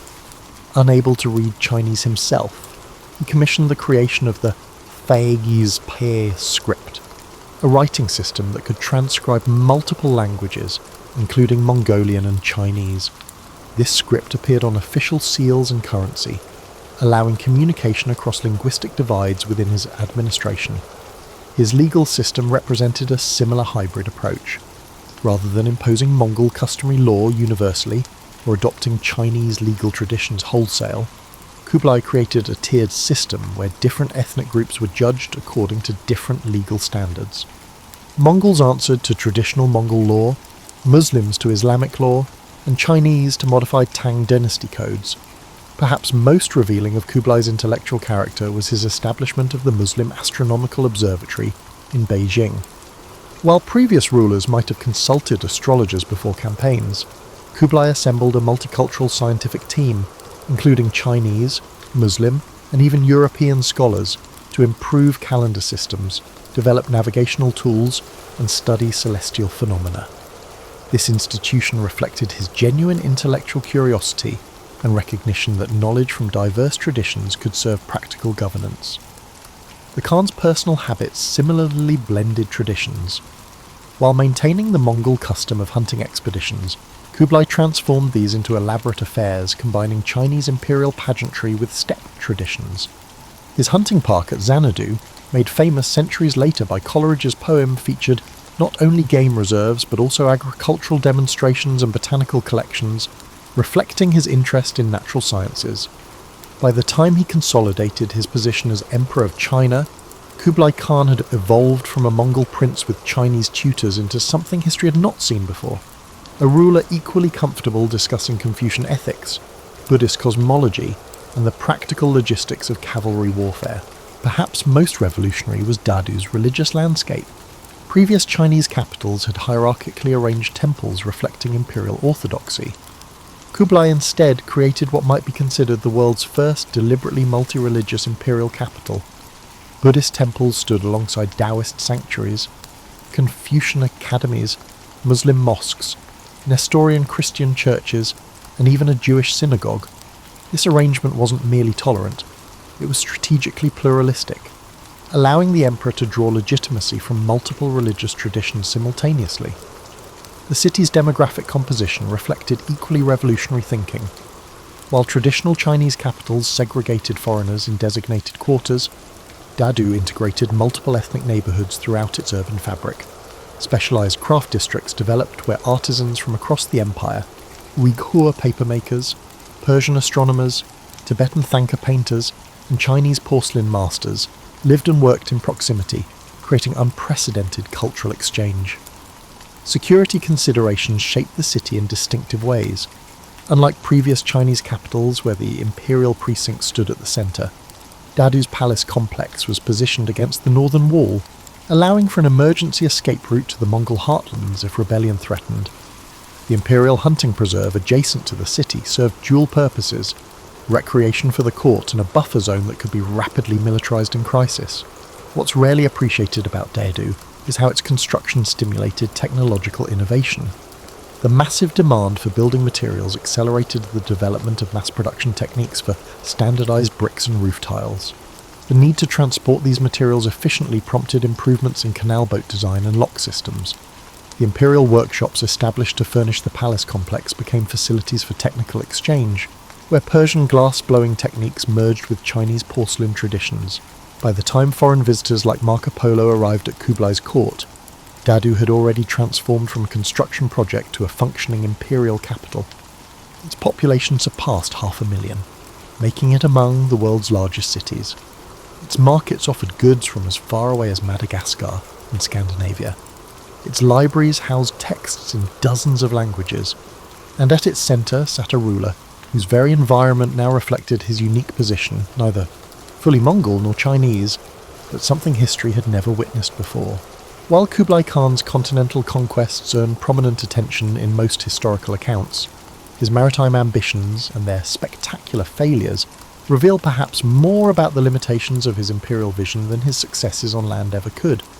The Khan who conquered the Sung dynasty did not simply inherit China's existing naval capacity, he dramatically expanded it, creating the largest maritime force Asia had seen up to that point. By 1274, Kublai controlled over 5,000 ships, from river patrol vessels to massive ocean-going warships.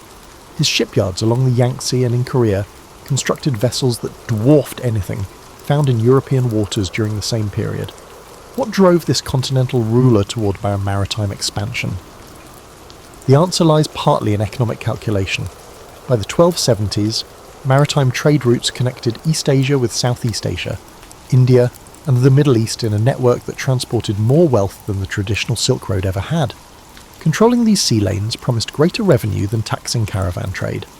Additionally, Kublai recognised that naval power could outflank regional rivals who might block land routes. The expeditions against Japan in 1274 and 1281 represent more than failed conquests. They mark critical turning points in East Asian military history. The first invasion fleet comprised approximately 900 ships carrying an estimated 23,000 troops, including Mongol, Chinese, and Korean contingents. Contemporary Japanese accounts describe these vessels employing technologies unfamiliar to Japanese defenders, including early explosive weapons derived from Chinese gunpowder developments. What's seldom acknowledged is how these invasions accelerated military technology transfer across East Asia.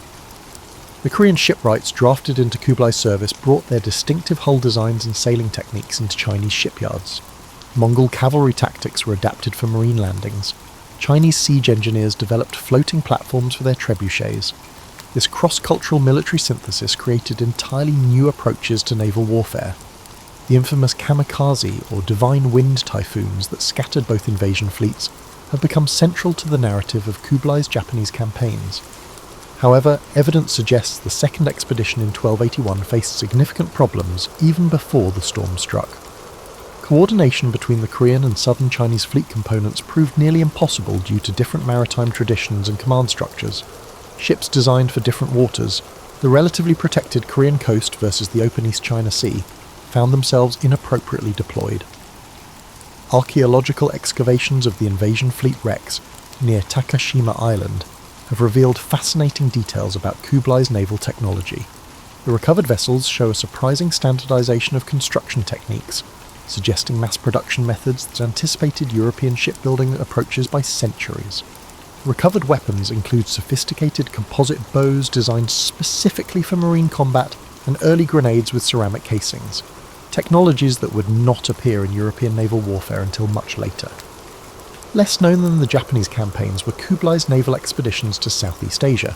Between 1278 and 1287, he dispatched multiple fleets to various parts of what are now Vietnam, Cambodia, Myanmar, and Indonesia. These expeditions faced challenges different from those in Japan. Tropical diseases decimated northern troops, and dense river systems negated the mobility advantages of Mongol cavalry once they landed. The campaign against Java in 1293 represented the furthest extension of Kublai's maritime reach, nearly 3,500 miles from his capital, and encountered unique difficulties. Local understanding of monsoon timing gave Javanese forces a decisive advantage.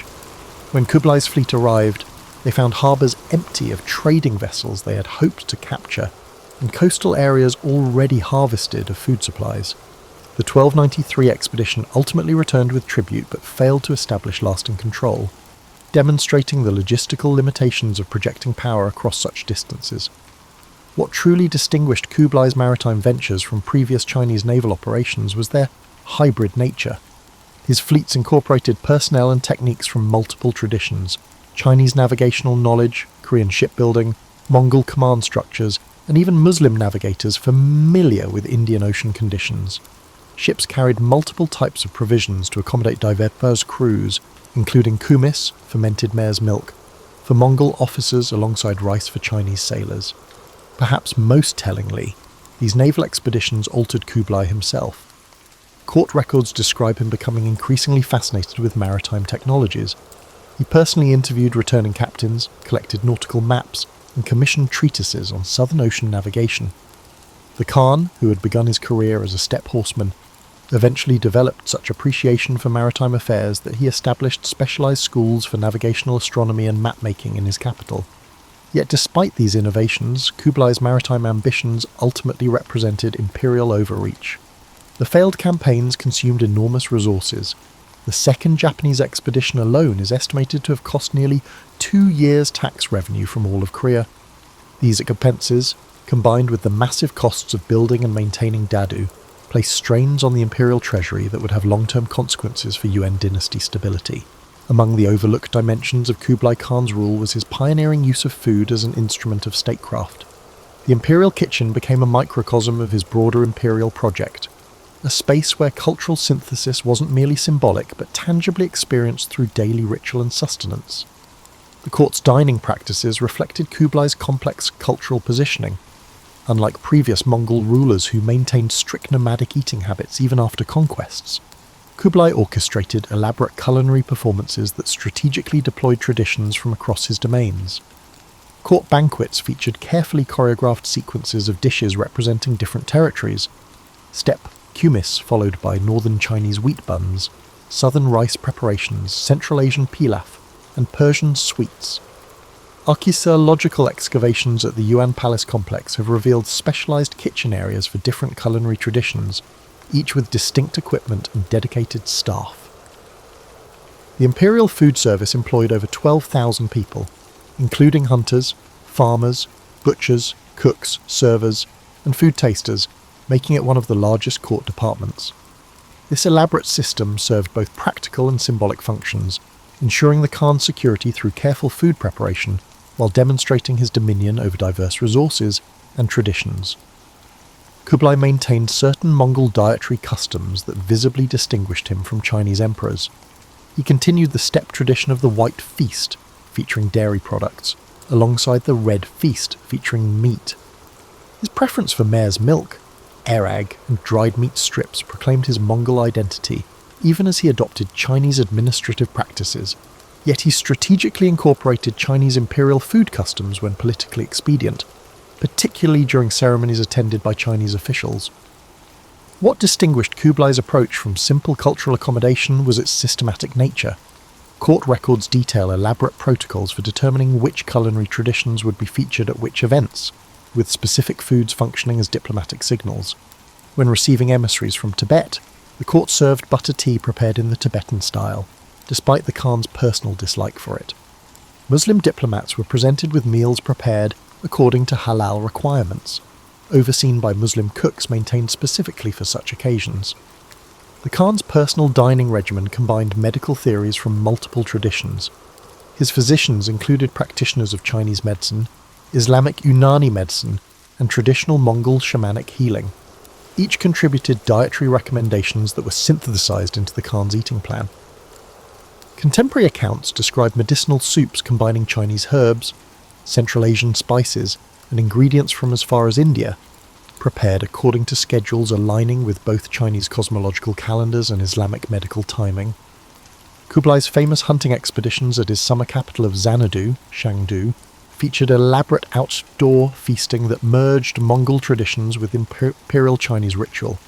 These events, which could involve thousands of participants, followed precisely choreographed sequences. The Khan would first honour his ancestors with traditional Mongol offerings, then participate in the hunt itself, culminating in a feast where animals killed during the hunt were prepared using techniques from multiple culinary traditions. The multicultural composition of Kublai's court created unprecedented culinary exchange. Chinese techniques for fermenting vegetables spread northward into Mongolia.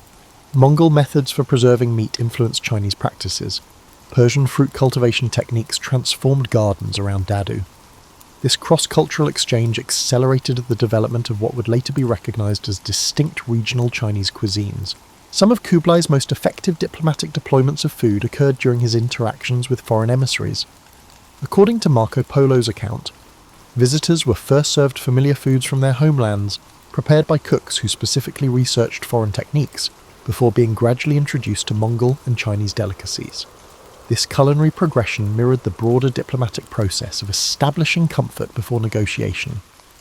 One of Kublai's most significant culinary innovations was the development of imperial food supply chains that connected distant ecological zones. Specialized imperial farms around Dadu cultivated fruits and vegetables from across Eurasia. Fast horse relay stations, primarily developed for military and administrative communication, were adapted to transport perishable delicacies. Court records note shipments of fresh seafood from the Yellow Sea, reaching the imperial table within days of harvest, and fruits from tropical southern provinces arriving in edible condition at the northern capital. Archaeological evidence from Yuan dynasty elite tombs reveals the material culture supporting this culinary cosmopolitanism. Burial goods include Persian-influenced metal serving vessels alongside Chinese porcelain and Mongol ceremonial cups. This material hybridization reflected the lived experience of dining at Kublai's court, where the vessels themselves communicated political messages about cultural synthesis and imperial reach. By the later years of his reign, Kublai's court cuisine had evolved into something distinctly different from both traditional Mongol fare and Chinese imperial dining. It represented a third tradition, a Yuan court cuisine that embodied in edible form the Khan's vision of universal rule transcending ethnic and cultural boundaries, a sensory embodiment of his new type of empire. Beyond his military campaigns and architectural ambitions, Kublai Khan's most enduring innovation may have been his transformation of how information moved through and shaped his vast domains. Under his direction, the Mongol Empire evolved from a conquest state into an information empire whose administrative sophistication would influence East Asian governance for centuries. The cornerstone of this transformation was Kublai's development of the world's most extensive postal relay system. Building upon the Mongol Yam network established by Genghis Khan, Kublai systematically expanded and formalized this communications infrastructure until it encompassed over 1,400 postal stations across East Asia. Unlike earlier iterations that primarily served military coordination, Kublai's postal system became a comprehensive information network supporting administrative governance. What made this system revolutionary was its unprecedented speed and reliability. Official communications could travel up to 250 miles per day, a pace unmatched anywhere else in the medieval world. This goal was achieved through a precisely organized relay system, where stations were positioned approximately 25 to 30 miles apart, the distance a horse could gallop at speed before requiring replacement. Special passport tablets, paisa, issued in silver, gold, or platinum indicated the bearer's authority level, and determined how many horses they could requisition and how quickly local stations needed to respond. The scale of this operation was staggering. Historical records indicate that at its peak, the system maintained approximately 300,000 horses, employed tens of thousands of riders and station personnel, and delivered not just messages, but also officials, tax shipments, and commercial goods deemed important to imperial interests. The entire system operated under the jurisdiction of a specialized ministry whose records documented every horse, rider, and parcel in motion across the empire. This communications infrastructure enabled another of Kublai's innovations, standardized administrative reporting. Local officials throughout the realm were required to submit regular reports on population, agricultural production, weather conditions, and local events according to standardized formats. These reports flowed upward through provincial centres to the capital, creating what historians now recognise as one of history's first systematic government information gathering operations. The bureaucracy Kublai established to process this information was equally innovative. Unable to staff the entire administration with Mongols, who lacked experience in managing sedentary populations, he created a multi-ethnic civil service that included Chinese scholar officials, Uyghur financial experts, Persian astronomers, and Tibetan religious administrators. Most notably, he established specialized training academies where officials from different backgrounds learned standardized administrative methods, creating institutional knowledge that transcended individual cultural traditions. Particularly significant was Kublai's approach to language within this bureaucracy. Rather than imposing a single imperial language, as most conquering regimes did, he developed a sophisticated translation system. Key documents were produced in multiple scripts, including Chinese, Mongolian Fagspa script, Uyghur, Persian, and Tibetan. The Imperial Secretariat included dedicated translation bureaus for each major language group within the empire, ensuring that directives from the centre could be accurately implemented across diverse regions. The wealth of data flowing into Dadu enabled novel approaches to governance. Kublai pioneered large-scale statistical compilation to monitor agricultural production, population trends, and tax collection efficiency. When unusual patterns appeared, such as unexpected population declines or harvest yields, specialised investigators would be dispatched via the postal system to assess conditions directly. This feedback loop created a more responsive imperial administration than previous Chinese dynasties had achieved. Perhaps most remarkable was Kublai's development of paper currency as an instrument of economic integration. While paper money had existed in China previously, Kublai expanded its use and standardized its implementation across his territories. The notes issued under his authority, backed by silver reserves and carrying stern warnings against counterfeiting, facilitated commerce across regions with different traditional currencies and commodity standards. These notes represented more than economic policy. They were information technology that allowed the centre to influence distant markets. By controlling the quantity of currency in circulation, the Khan's financial ministers could respond to regional economic conditions more quickly than physical commodity money would allow. When Marco Polo described these paper that passes for money to European audiences, he was documenting not just a curious foreign practice, but one of history's most advanced economic control systems. The information infrastructure extended beyond government administration into the realm of scientific knowledge. Kublai established specialized bureaus for astronomical observation, cartography, historical documentation, and medical research. Each was tasked with systematically collecting and synthesizing knowledge from across Eurasia. The Astronomical Bureau, for instance, combined Chinese calendrical traditions with Islamic mathematical techniques and Tibetan astrological concepts to create more accurate predictive systems. By the middle of Kublai's reign, this multifaceted information system had transformed governance across East Asia. Officials who might never travel to the capital nevertheless operated within standardized protocols established there.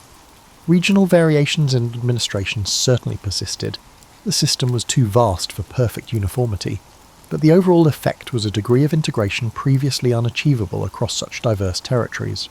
As Kublai Khan entered his 7th decade, the contradictions inherent in his imperial project began to manifest more acutely.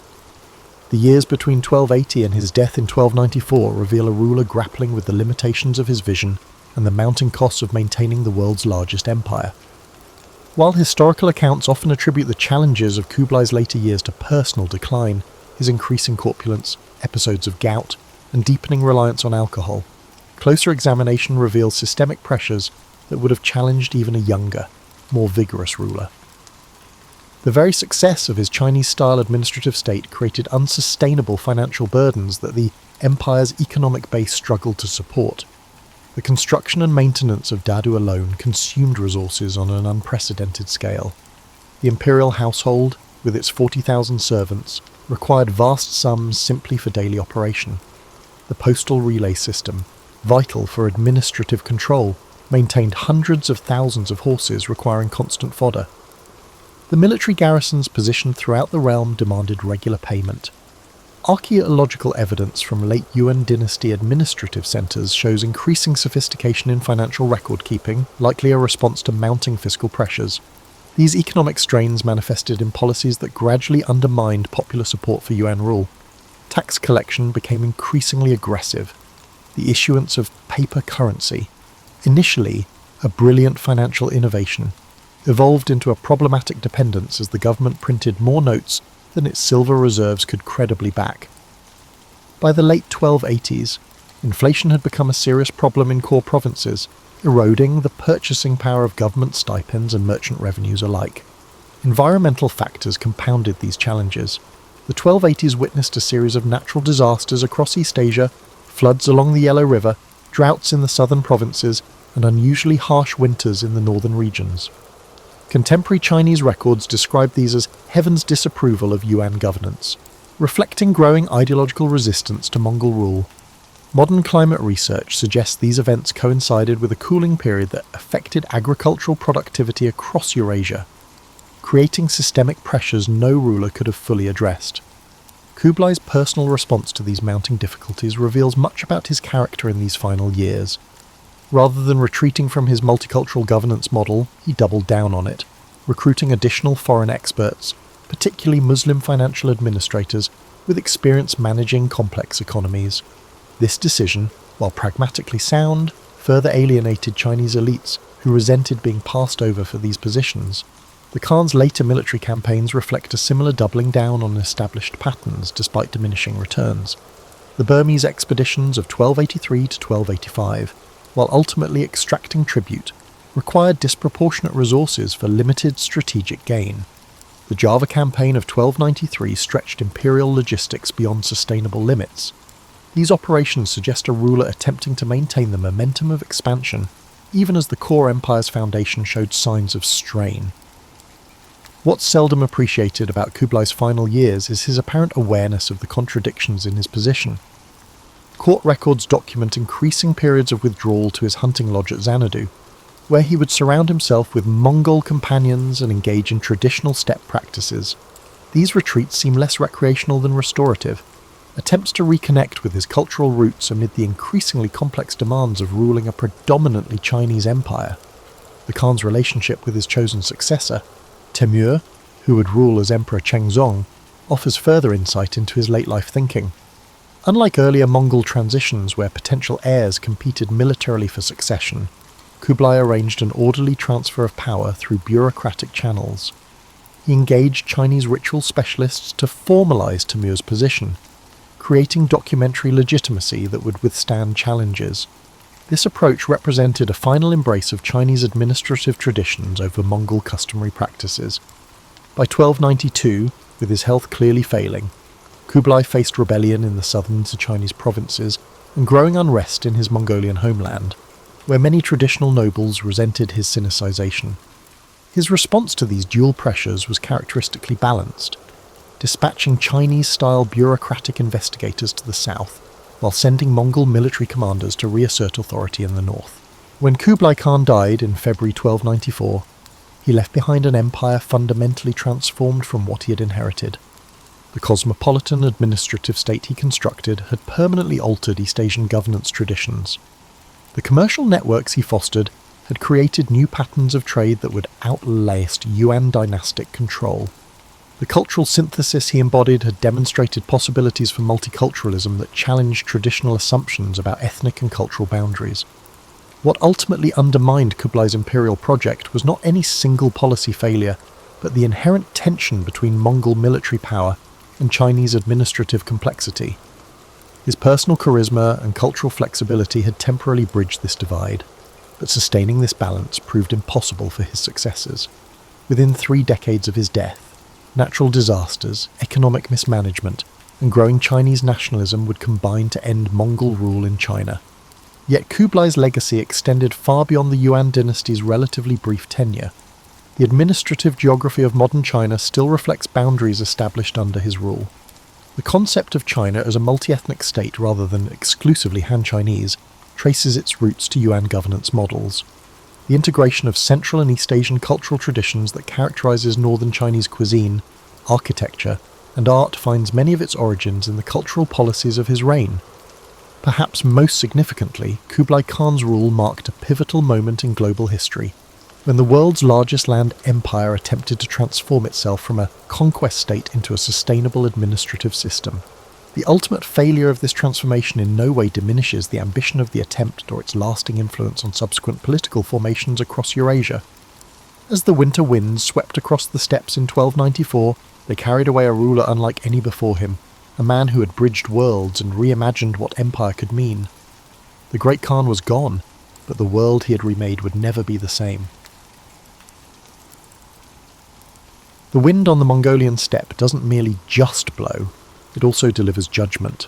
Harsh and unrelenting, it strips away pretense, like skin from bone. Modern meteorologists measure wind speed in kilometers per hour. 13th century Mongols measured it by how quickly it could freeze the tears on your face. During winter, temperatures routinely plunged to negative 40 degrees, a number where Celsius and Fahrenheit find their rare point of agreement.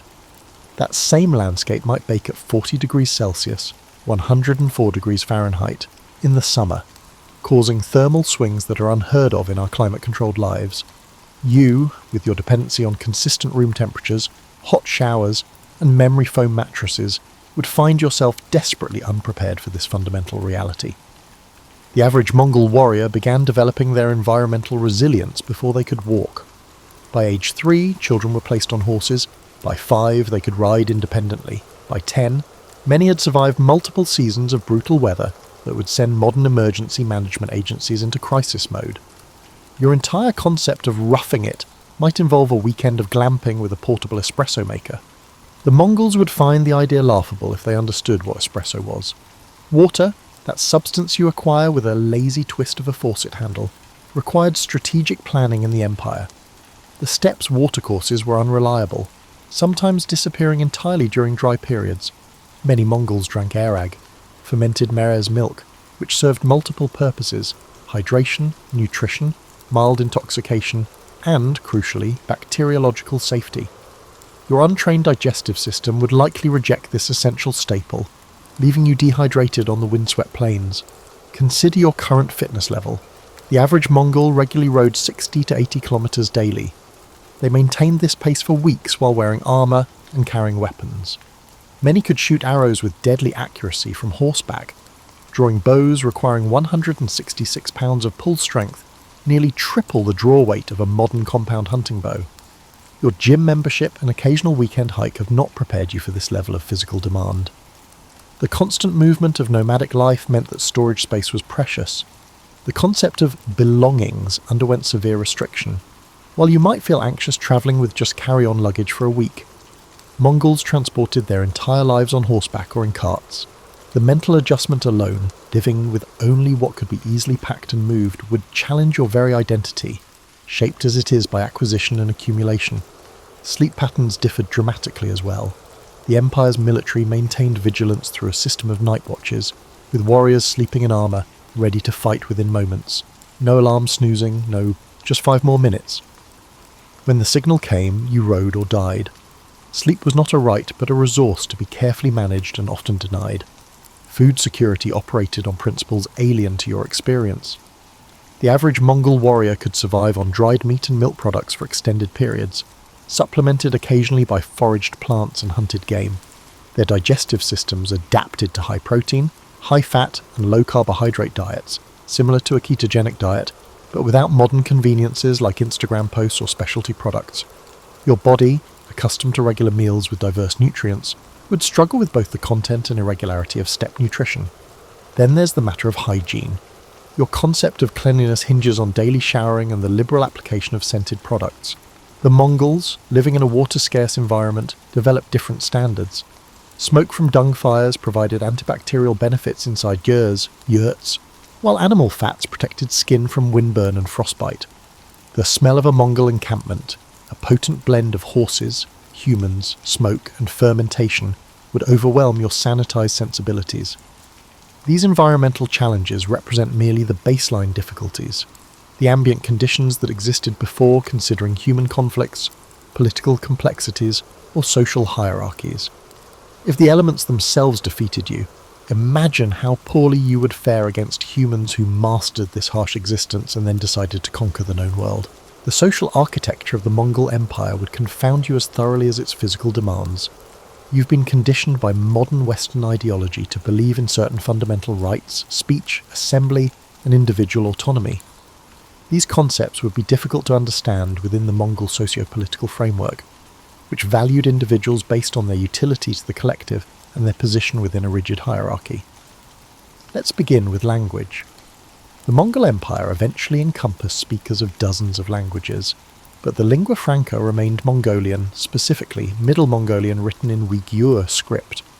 Without fluency, you would be effectively mute, unable to defend yourself verbally, comprehend orders, or navigate social situations.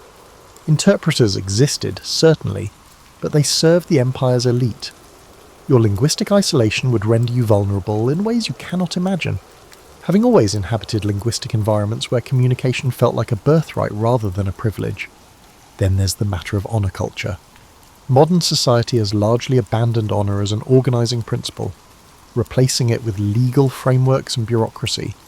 In the Mongol Empire, slights to honour, real or perceived, could trigger immediate violence without legal recourse. Your ingrained habits of casual speech, direct eye contact, or inadvertent physical contact might constitute grave offences. Without the cultural fluency to navigate these unwritten rules, you would blunder into conflict through innocent behaviours. The Mongol legal system, codified in the Yasa, Genghis Khan's legal code, prescribed death for a startling range of offences. What was the penalty for urinating in running water? Death. Adultery? Death. Theft? Often death. Even minor theft could result in punishment 9 times the value of the stolen item. Bankruptcy? The debtor and their family could be enslaved. Your understanding of proportional justice would provide no protection in a system where examples were made to maintain order across vast territories. Religious tolerance in the Mongol Empire is often celebrated by historians, but this tolerance had pragmatic rather than ideological roots. The Mongols permitted various faiths because religious leaders were exempt from certain taxes and conscription, providing administrative convenience. However, this tolerance did not extend to religious practices that conflicted with Mongol customs. For instance, Muslim and Jewish prohibitions against consuming blood or improperly slaughtered meat were directly at odds with nomadic food practices. Religious practitioners were forced to choose between spiritual compromise or physical hunger. Your conception of privacy would dissolve entirely. The GER, yurt, housed extended family units in a single open space. Conversations, bodily functions, and intimacy all occurred within a communal environment. The Mongol camps themselves were arranged according to military organisation, with placement determined by rank and function rather than personal preference. Your desire for me-time or a quiet space to decompress would find no accommodation in this structure. Your modern sensibilities would be further shocked by gender roles. While Mongol women enjoyed more rights than their counterparts in many sedentary civilizations, they could own property, divorce, and sometimes participate in warfare. Their status remained fundamentally determined by their relationship to male power structures. Women's primary value centered on reproductive capacity and household management. The concepts of gender equality or personal fulfillment outside prescribed roles would seem alien and dangerous. Class mobility, that cherished modern ideal, existed but followed different patterns than you might expect. Genghis Khan famously promoted based on merit rather than birth. But this meritocracy was measured primarily through loyalty and military prowess. Your specialized modern skills, programming, marketing, and financial analysis would hold little immediate value.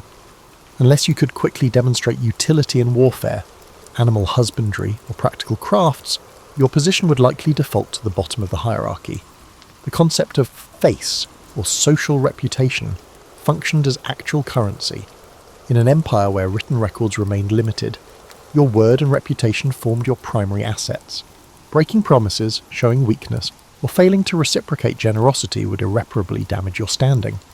Without understanding the intricate dance of obligation, favour trading, and reputation management, you would quickly find yourself socially bankrupt. Most fundamentally disorienting would be the collective rather than individual orientation of Mongol society. Decisions prioritize group survival over individual rights or preferences. Resource distribution, military service, and marriage arrangements all serve collective interests first. Your deeply ingrained individualism, whether you recognize it or not, would mark you as fundamentally untrustworthy in a culture where solidarity meant survival. The Mongol military apparatus operated with a systematic efficiency that transformed warfare across Eurasia, but your integration into this machine would prove catastrophically difficult, assuming you were even permitted to join rather than being classified as a servant or slave. First, consider the entry requirements. By adolescence, Mongol warriors could shoot arrows accurately while riding at full gallop, navigate vast distances without maps using only astronomical and geographical features, butcher animals efficiently for maximum resource utilization, survive independently on the steppe with minimal equipment, track humans and animals across varied terrains, execute complex cavalry maneuvers in formation. These weren't specialized skills for elite units. They were baseline competencies expected of ordinary soldiers. Your modern abilities with spreadsheets, home appliances, or even conventional weapons would provide almost no transferable advantages. The physical conditioning alone would likely break you within days.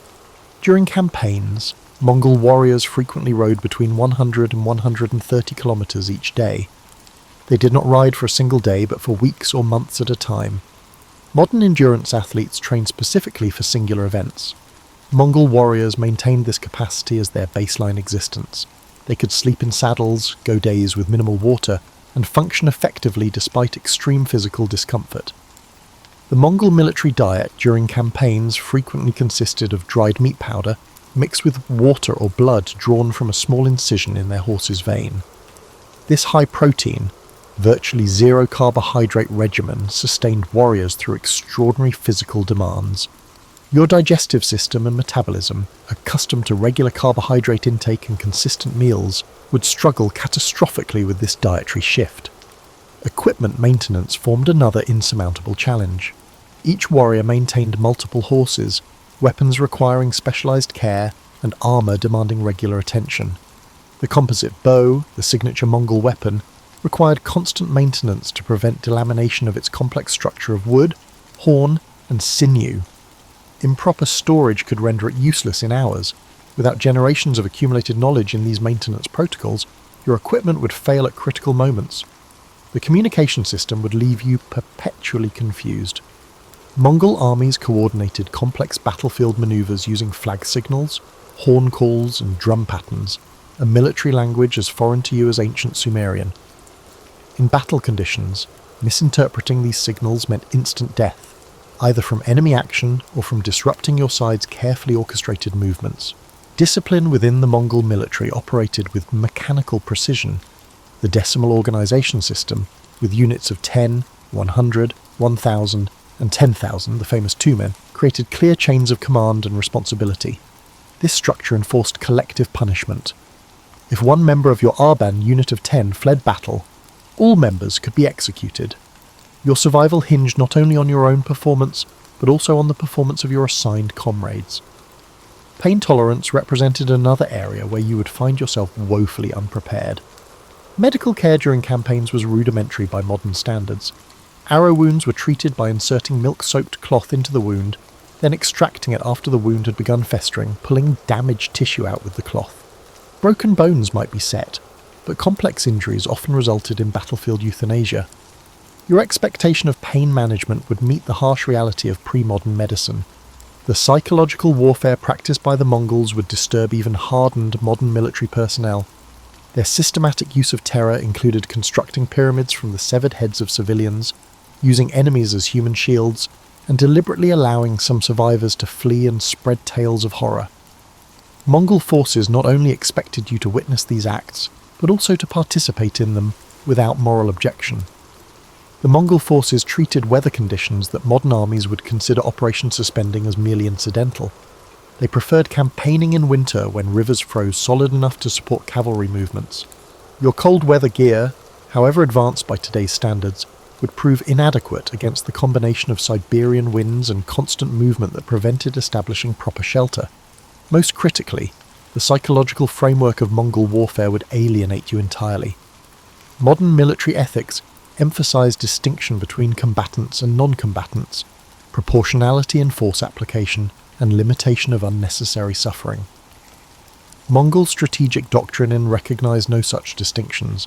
Civilian populations were legitimate targets, both for resource acquisition and psychological impact. Cities that immediately surrendered might escape, while those that resisted faced complete annihilation, not as a war crime, but as standard operational procedure. Your modern moral framework, whether you consider yourself hardened or not, has been shaped by centuries of evolving notions about the ethics of violence. The cognitive dissonance between these ingrained values and daily participation in Mongol military operations would create psychological trauma beyond anything your contemporary mind is structured to process. While the physical environment, social complexities and military demands of the Mongol Empire would each present formidable challenges, perhaps nothing would threaten your survival more immediately than the microbial landscape, a biological battlefield for which your body is perilously unprepared. Your immune system has developed in an environment of unprecedented sanitation, regular vaccination and antibiotics.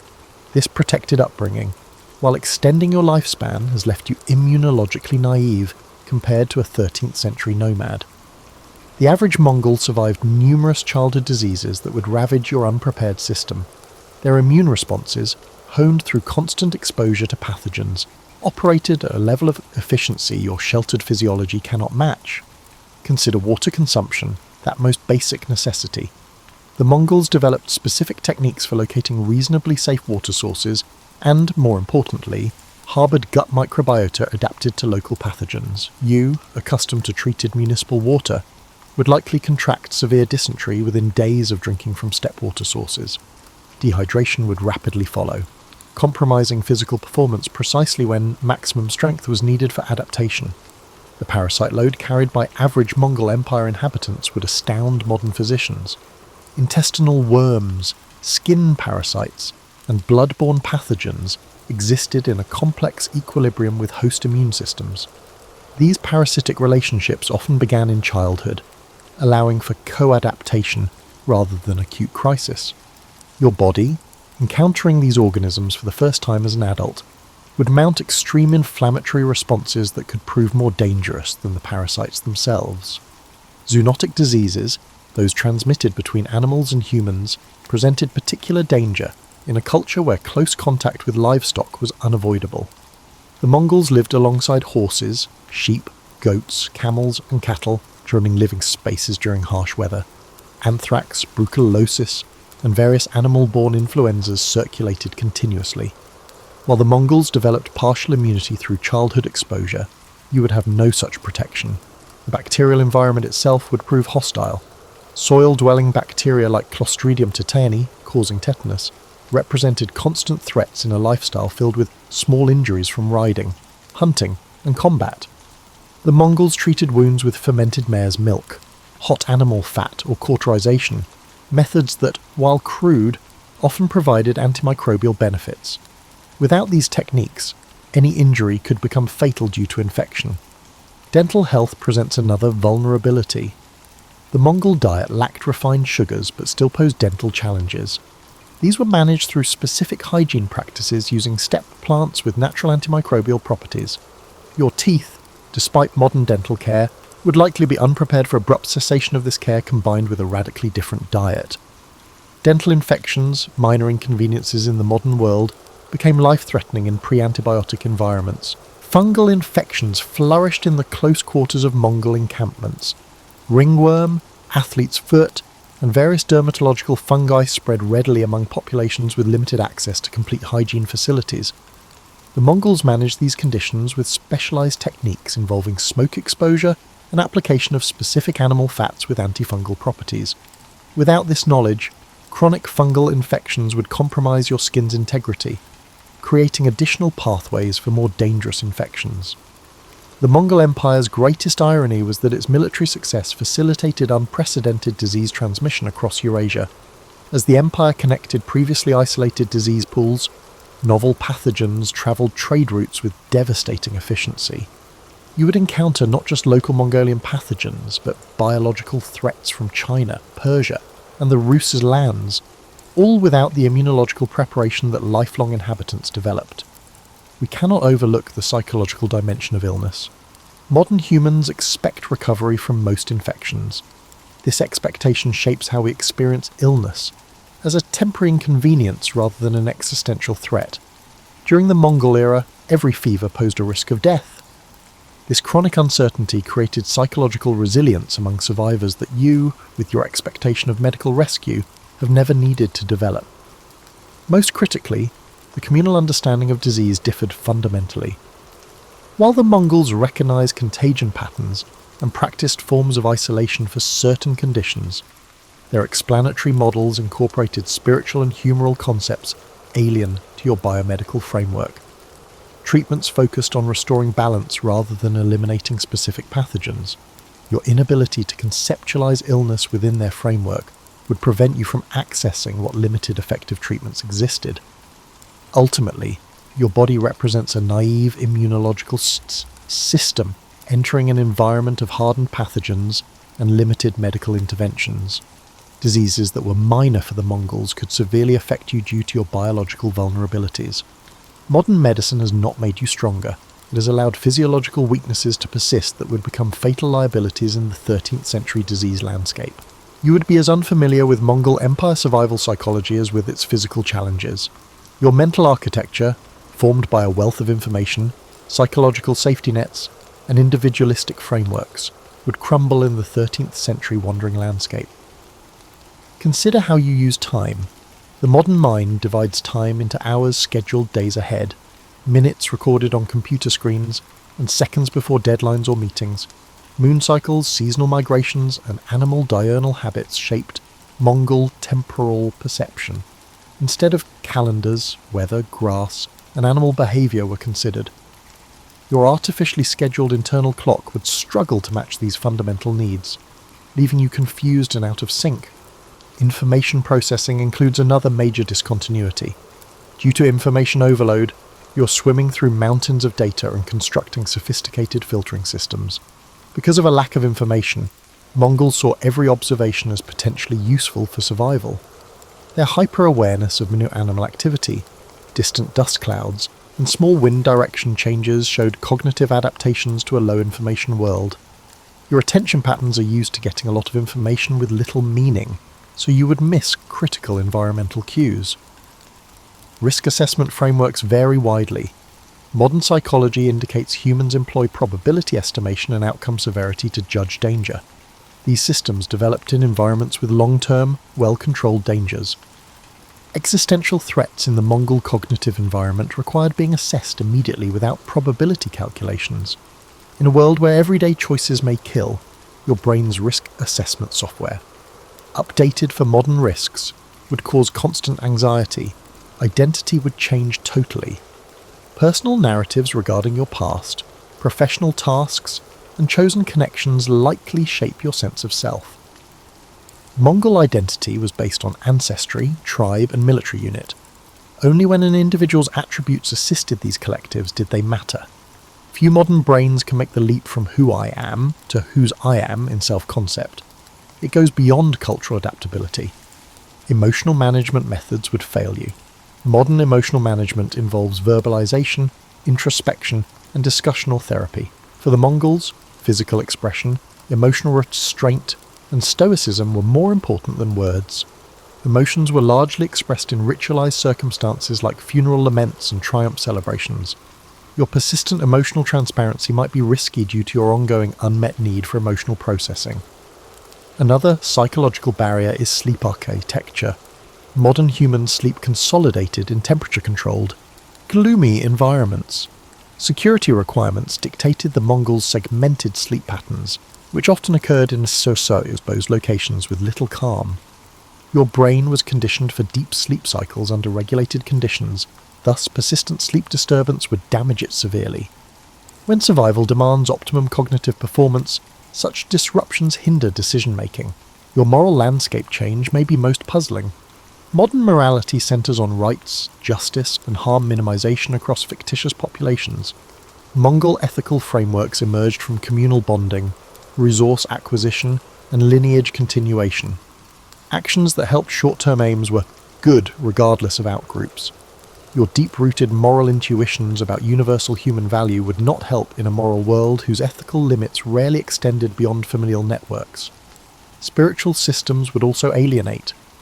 Modern spirituality emphasizes belief, emotional connection, and personal meaning, even when religious.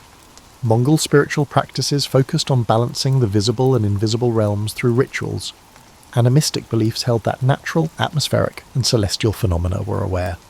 Due to this fundamental disparity between your consciousness bounds and the Mongol spiritual environment, you would repeatedly commit significant spiritual transgressions. Your association with violence would be emphasized. Modern psychology says violence is traumatic and requires recovery. Violence involvement and observation were commonplace in Mongol cognitive environments, requiring minimal psychological processing. Your brain was never educated to be exposed to violence, so it would react to everyday occurrences with traumatic stress. generating a chain reaction of psychiatric instability that no 13th century framework could handle. Your relationship with uncertainty may be your final and most difficult psychological challenge. Modern life is complicated, but institutional stability, medical prognoses, and weather forecasts are predictable. Mongols had to be comfortable with unclear information and unpredictable consequences since they lived in a world of tremendous uncertainty. In a world where uncertainty is the norm, your underlying need for predictability would generate constant worry. The Mongol Empire's technology would be both familiar and unfamiliar to modern humans. You may assume you're more technologically sophisticated than 1300 travellers, but you don't grasp what technology implies in diverse contexts. Mongol weapons include the composite bow, materials science, biomechanical engineering, and generational knowledge went into this little device. These weapons were fashioned of wood, horn, sinew, birch bark, and glues. Correcting them took 2 years. The resulting device could penetrate armour at 200 metres for expert shooters.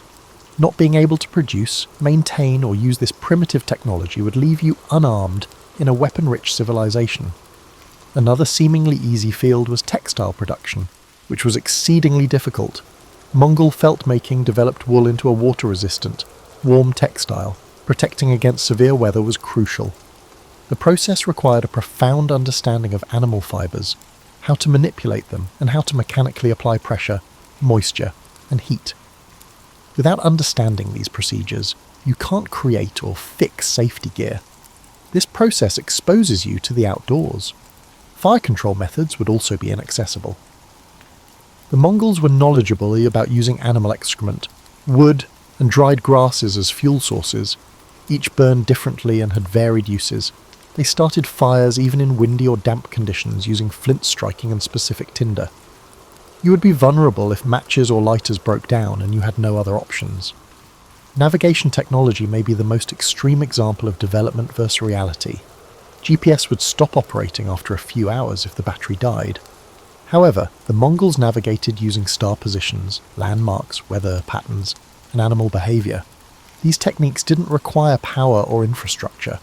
The Mongols crossed thousands of kilometres of flat desert without charts, which you probably can't do with paper directions.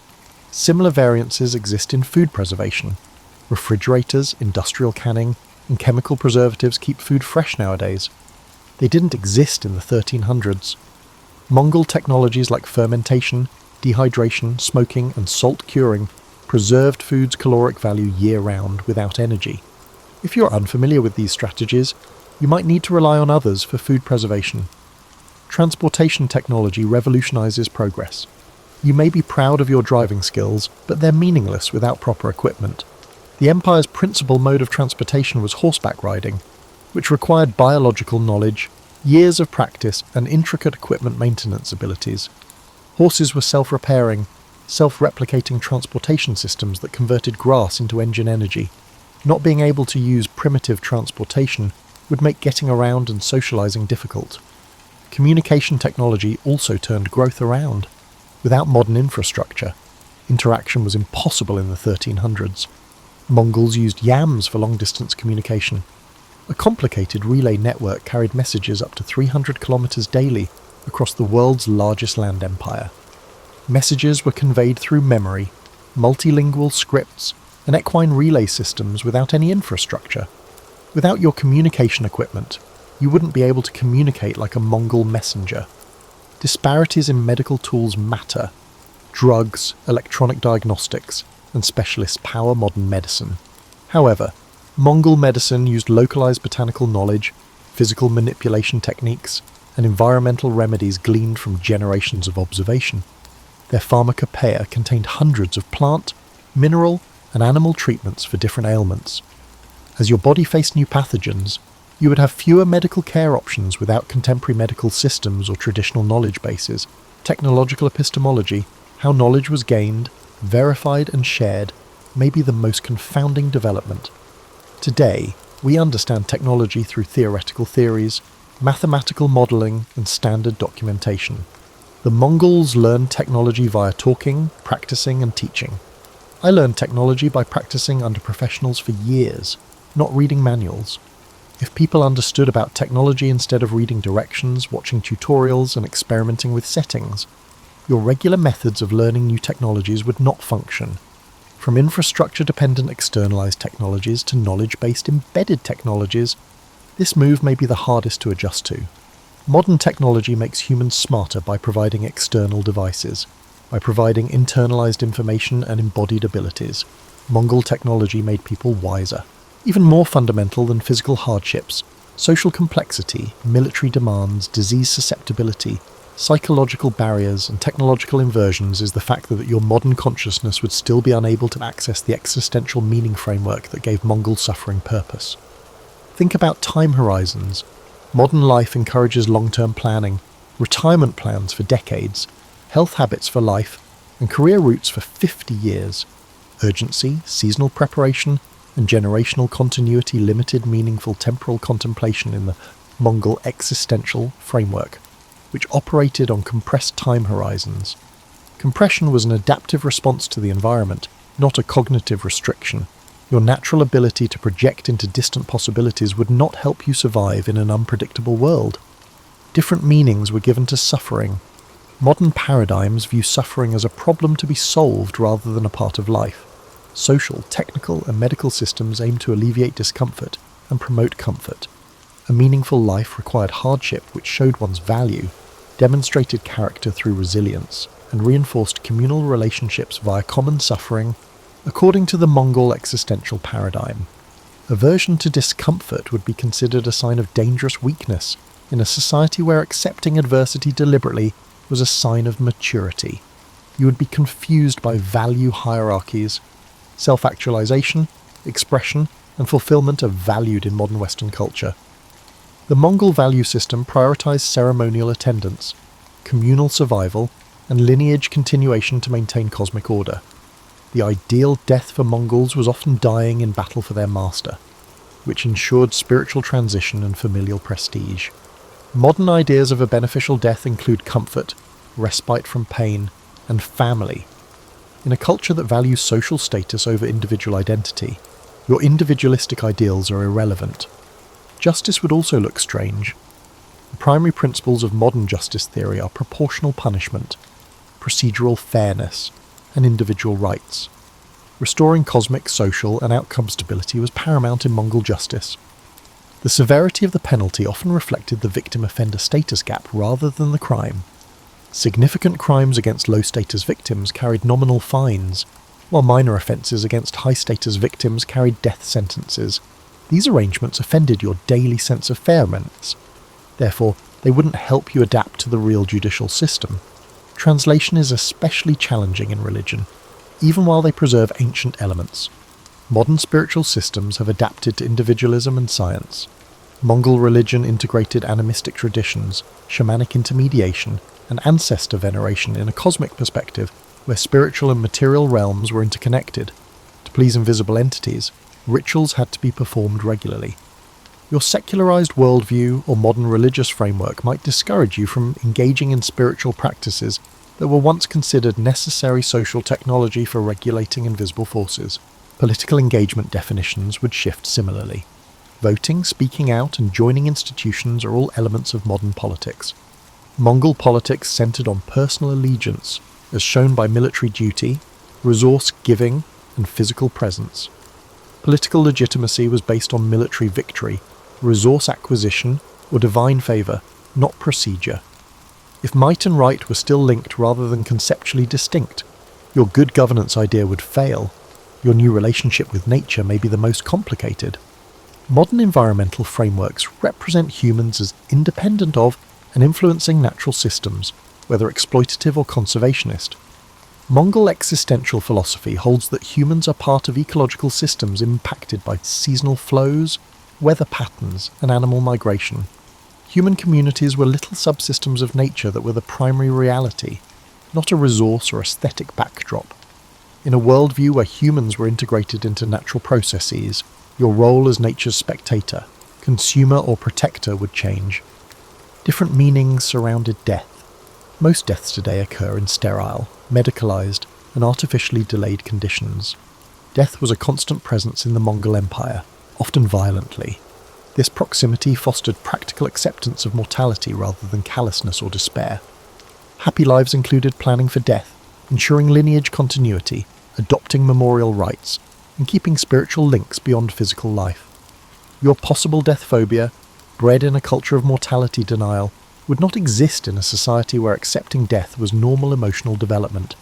Integration of purpose is the final existential challenge. Today, purpose is often considered a human enterprise of meaning-making through identity construction, work choices, and purchase decisions. The Mongol existential framework gave meaning to societal roles, cosmic order, and ancestry. Pre-existing systems externalized the goal. You would not get much social support for self-determined meaning in a setting where purpose comes from doing prescribed tasks well rather than pushing or exceeding them. Existential estrangement would make you a lifelong outcast, more than physical hardship, illness, or technology. Even if you physically adapt, get the necessary skills, and make social relationships, the framework that gives these adaptations meaning would remain unavailable to awareness shaped by modern existential assumptions. To survive in the Mongol Empire, you would have to strive to find purpose, which is perhaps the hardest task. Thomas Jefferson was born on April 13th, 1743, at Shadwell, a plantation in the Virginia Piedmont. His father, Peter Jefferson, was a surveyor and landowner renowned for physical strength and an adventurous spirit. His mother, Jane Randolph, came from a prominent family. Growing up amid rolling hills and dense forests, young Thomas embraced the frontier ethos even as he absorbed the genteel expectations of the colonial gentry. He delighted in horseback rides, the hush of mountain trails, and the hum of intellectual debate courtesy of visiting tutors. By the 1750s, Virginia's plantation economy thrived on tobacco cultivation, with an enslaved workforce forming its backbone. Peter Jefferson owned enslaved labourers, and Thomas grew up witnessing the institution's daily operations, an uneasy inheritance that would later spark internal conflict in his adult years. But as a child, he balanced field observations with classical studies. His father died when Thomas was 14, leaving him a sizable estate, but also the burden of paternal absence. This responsibility shaped him, instilling a drive for self-reliance and scholarly achievement. Around age 17, Jefferson enrolled at the College of William and Mary in Williamsburg.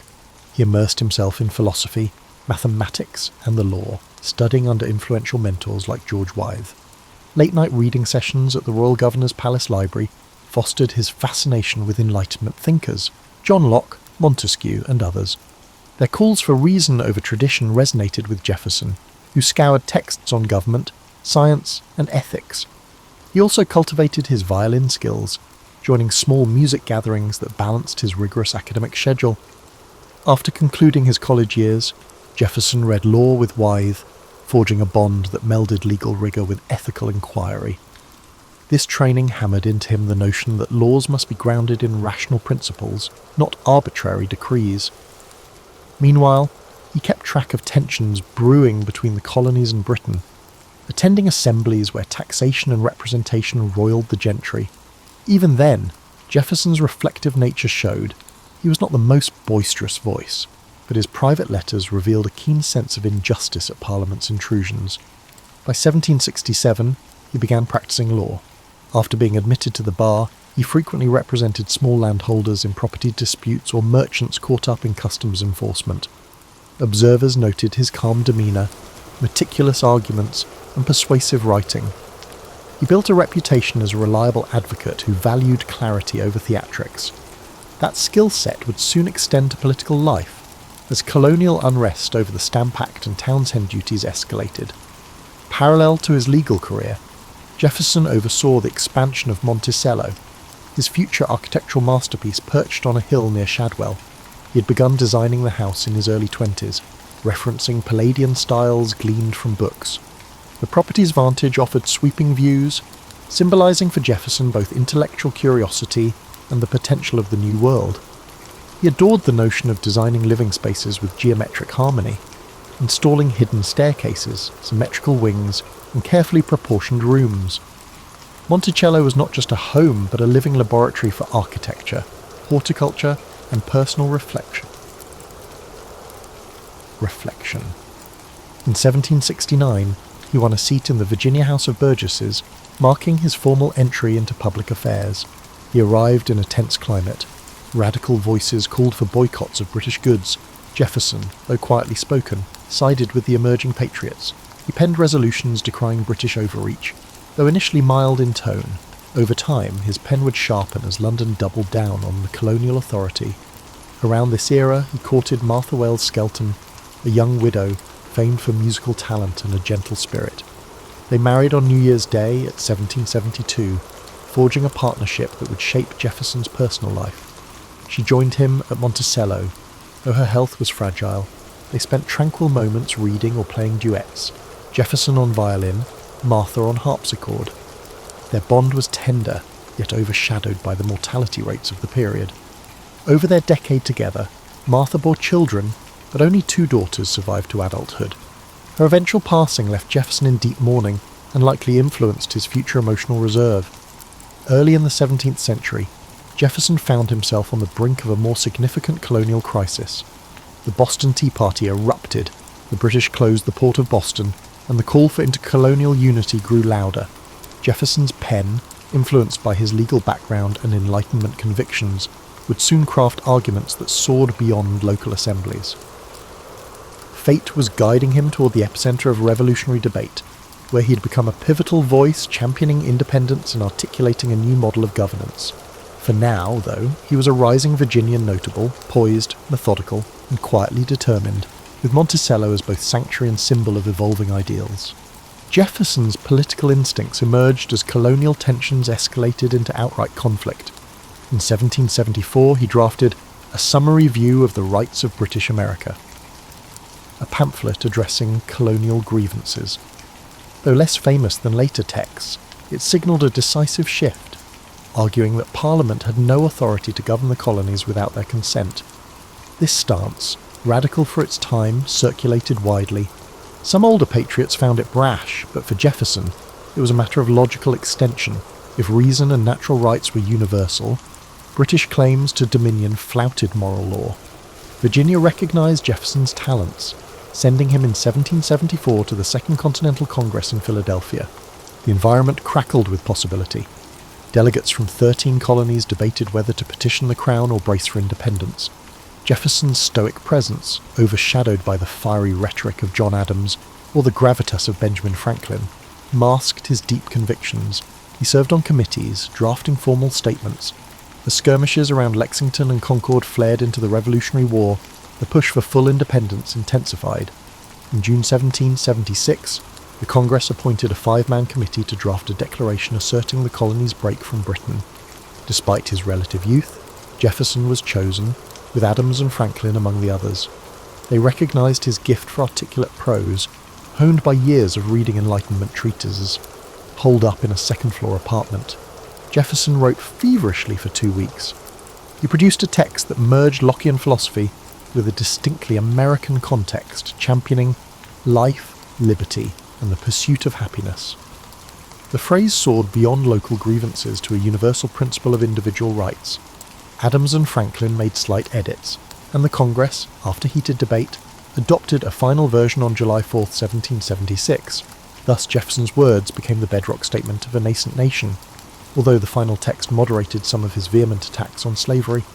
Speaking of slavery, Jefferson's contradictory stance glimmered even then.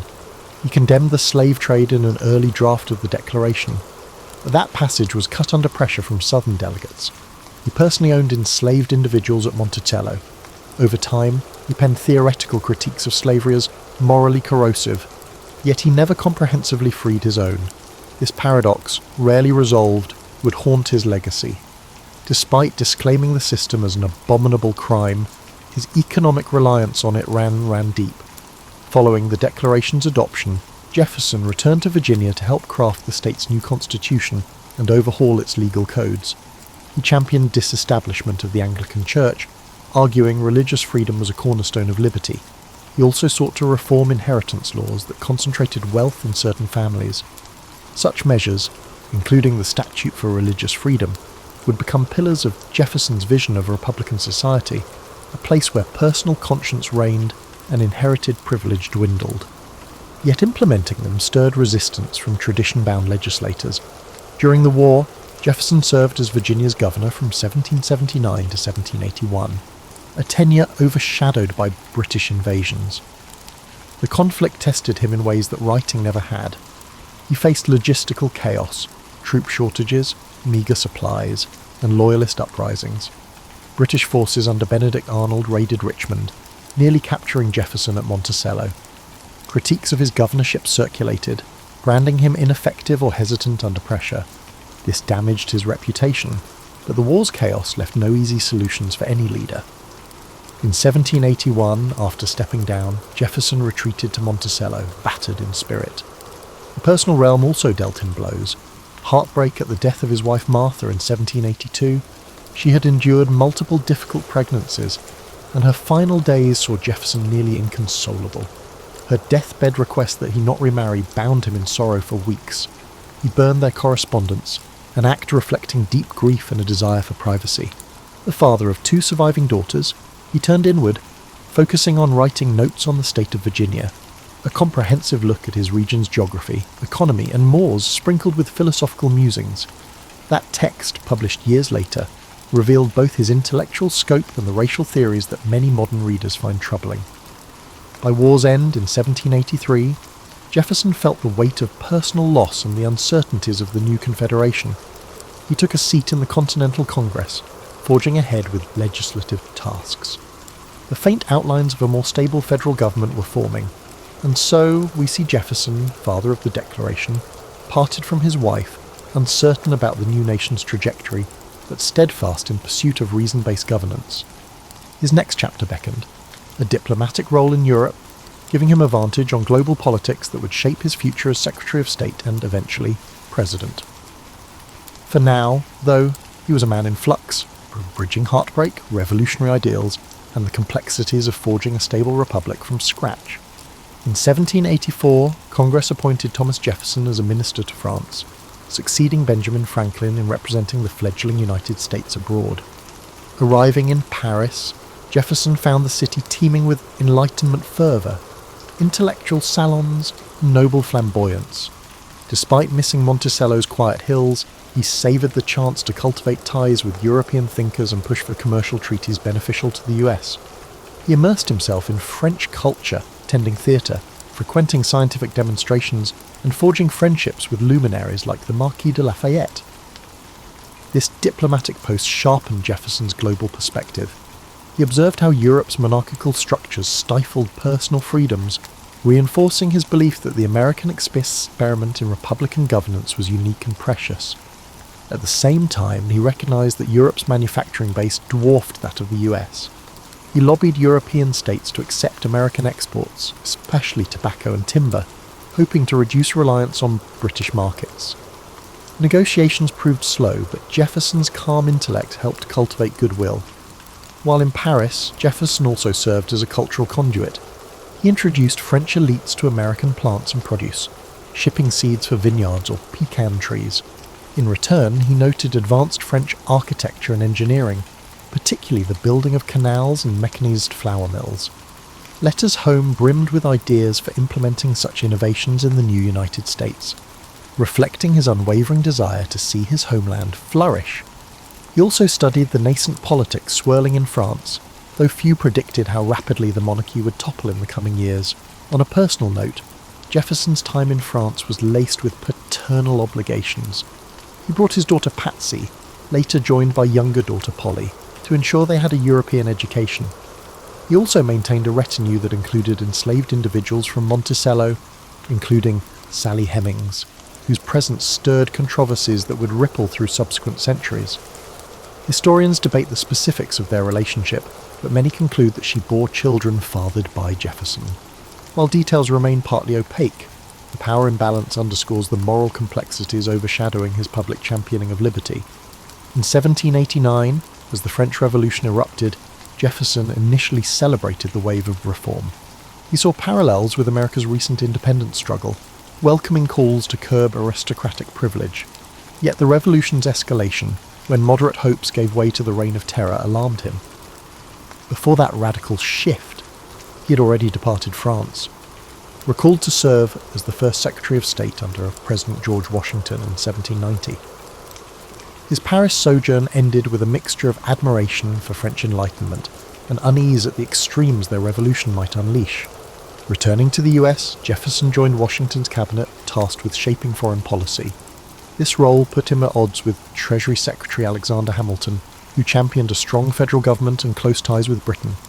Jefferson, conversely, favoured robust state autonomy and warmer relations with France. Their clashes anchored the birth of America's first party system. The Federalists, led by Hamilton, advocated centralisation, while the Democratic Republicans, led by Jefferson, pushed for agrarian-based democracy and suspicion of concentrated federal power. During this cabinet period, Jefferson navigated multiple crises, tensions with Britain over frontier forts, uncertain alliances with post-revolutionary France, and domestic strife like the Whiskey Rebellion. He championed free trade and a minimal navy, resisting Hamilton's push for a standing army. Deep philosophical differences turned personal, prompting Jefferson to leave the cabinet in 1793. Soon he built a political network, harnessing sympathetic newspapers to shape public opinion. This dynamic signalled the future of American politics, where partisan alignments would drive policy discourse. By 1796, the schism was public. Jefferson found himself running for president against John Adams, though somewhat reluctantly. He lost narrowly and became Adams's vice president, a job lacking much real power. From the Senate's vantage, Jefferson observed Adams's presidency enacting laws like the Alien and Sedition Acts, which Jefferson deemed tyrannical. Furious, he covertly authored the Kentucky Resolutions, suggesting states could nullify unconstitutional federal statutes. The move introduced a heated debate over federal-state relations. Critics labelled it subversive, but Jefferson saw it as safeguarding the spirit of '76. Thus, by the cusp of the 1800 election, Jefferson embodied a Republican champion for agrarian liberties, suspicious of Federalist centralization. Yet he also carried personal baggage from his enslaver background and the complexities of his private life. The stage was set for a pivotal showdown in US politics, with the country's future direction at stake. In a swirl of partisan editorials and backroom deals, the election would test whether the fledgling republic could survive a peaceful transition of power or devolve into rancor. Jefferson's calm but determined approach once again pressed him into a central role, bridging Enlightenment ideals and the gritty realities of partisan brawls. The election of 1800 brought turmoil. John Adams sought re-election, Hamilton's Federalists loomed, and Jefferson's Democratic Republicans consolidated around him. The campaign was vitriolic, filled with accusations. Federalists called Jefferson an atheist radical. Republicans branded Adams a monarchist. In an era before direct popular ballots, electors cast votes for president and vice president in a complicated procedure. A tie emerged between Jefferson and his running mate, Aaron Burr, each receiving the same number of electoral votes. The House of Representatives, controlled by Federalists, had to break the tie. Days of tense balloting ensued. Ultimately, with Hamilton's reluctant nod, Jefferson triumphed. The ordeal spurred the 12th Amendment, ensuring future presidential and vice presidential candidates had distinct ballots. The pursuit. Thus, Jefferson assumed the presidency in 1801. His inaugural address famously extolled unity. "We are all Republicans, we are all Federalists," signifying a desire to heal partisan wounds.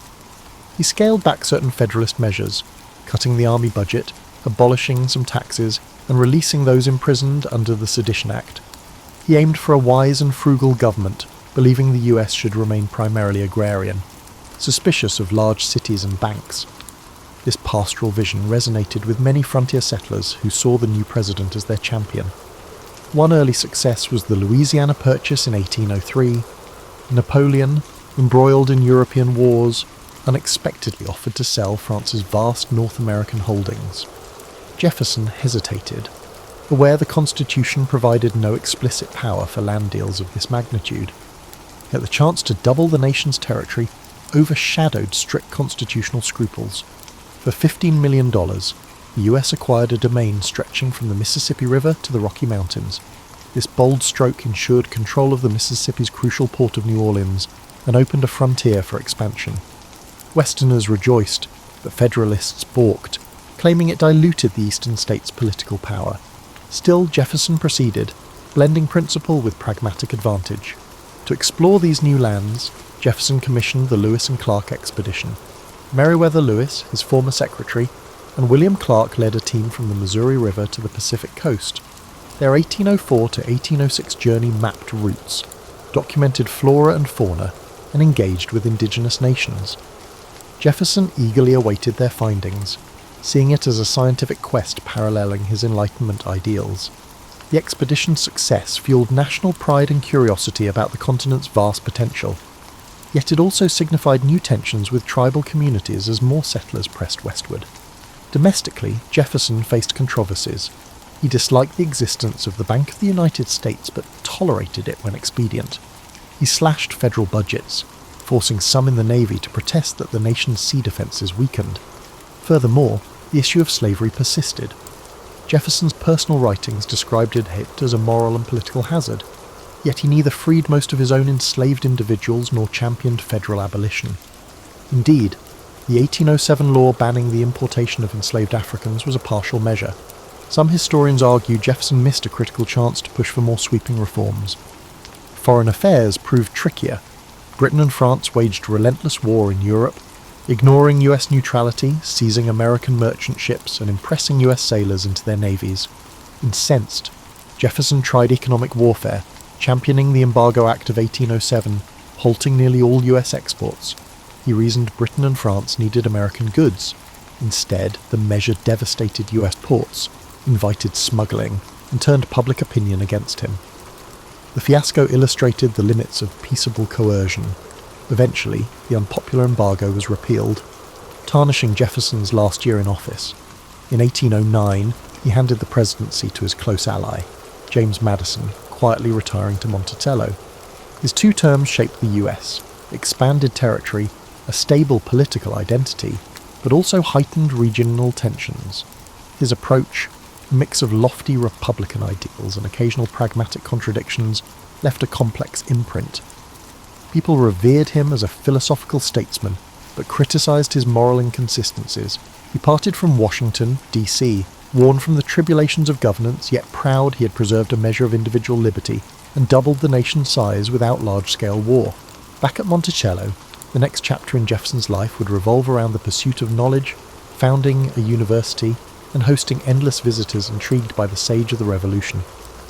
Yet deeper fissures over slavery and states' rights would soon overshadow the era, complicating his cherished vision of a harmonious agrarian democracy. For now, though, he retreated to the place he loved, surrounded by inventions, fields of crops, and the quiet pursuit of reason, staying active in public discourse through letters that carried enormous influence in the young republic's intellectual circles.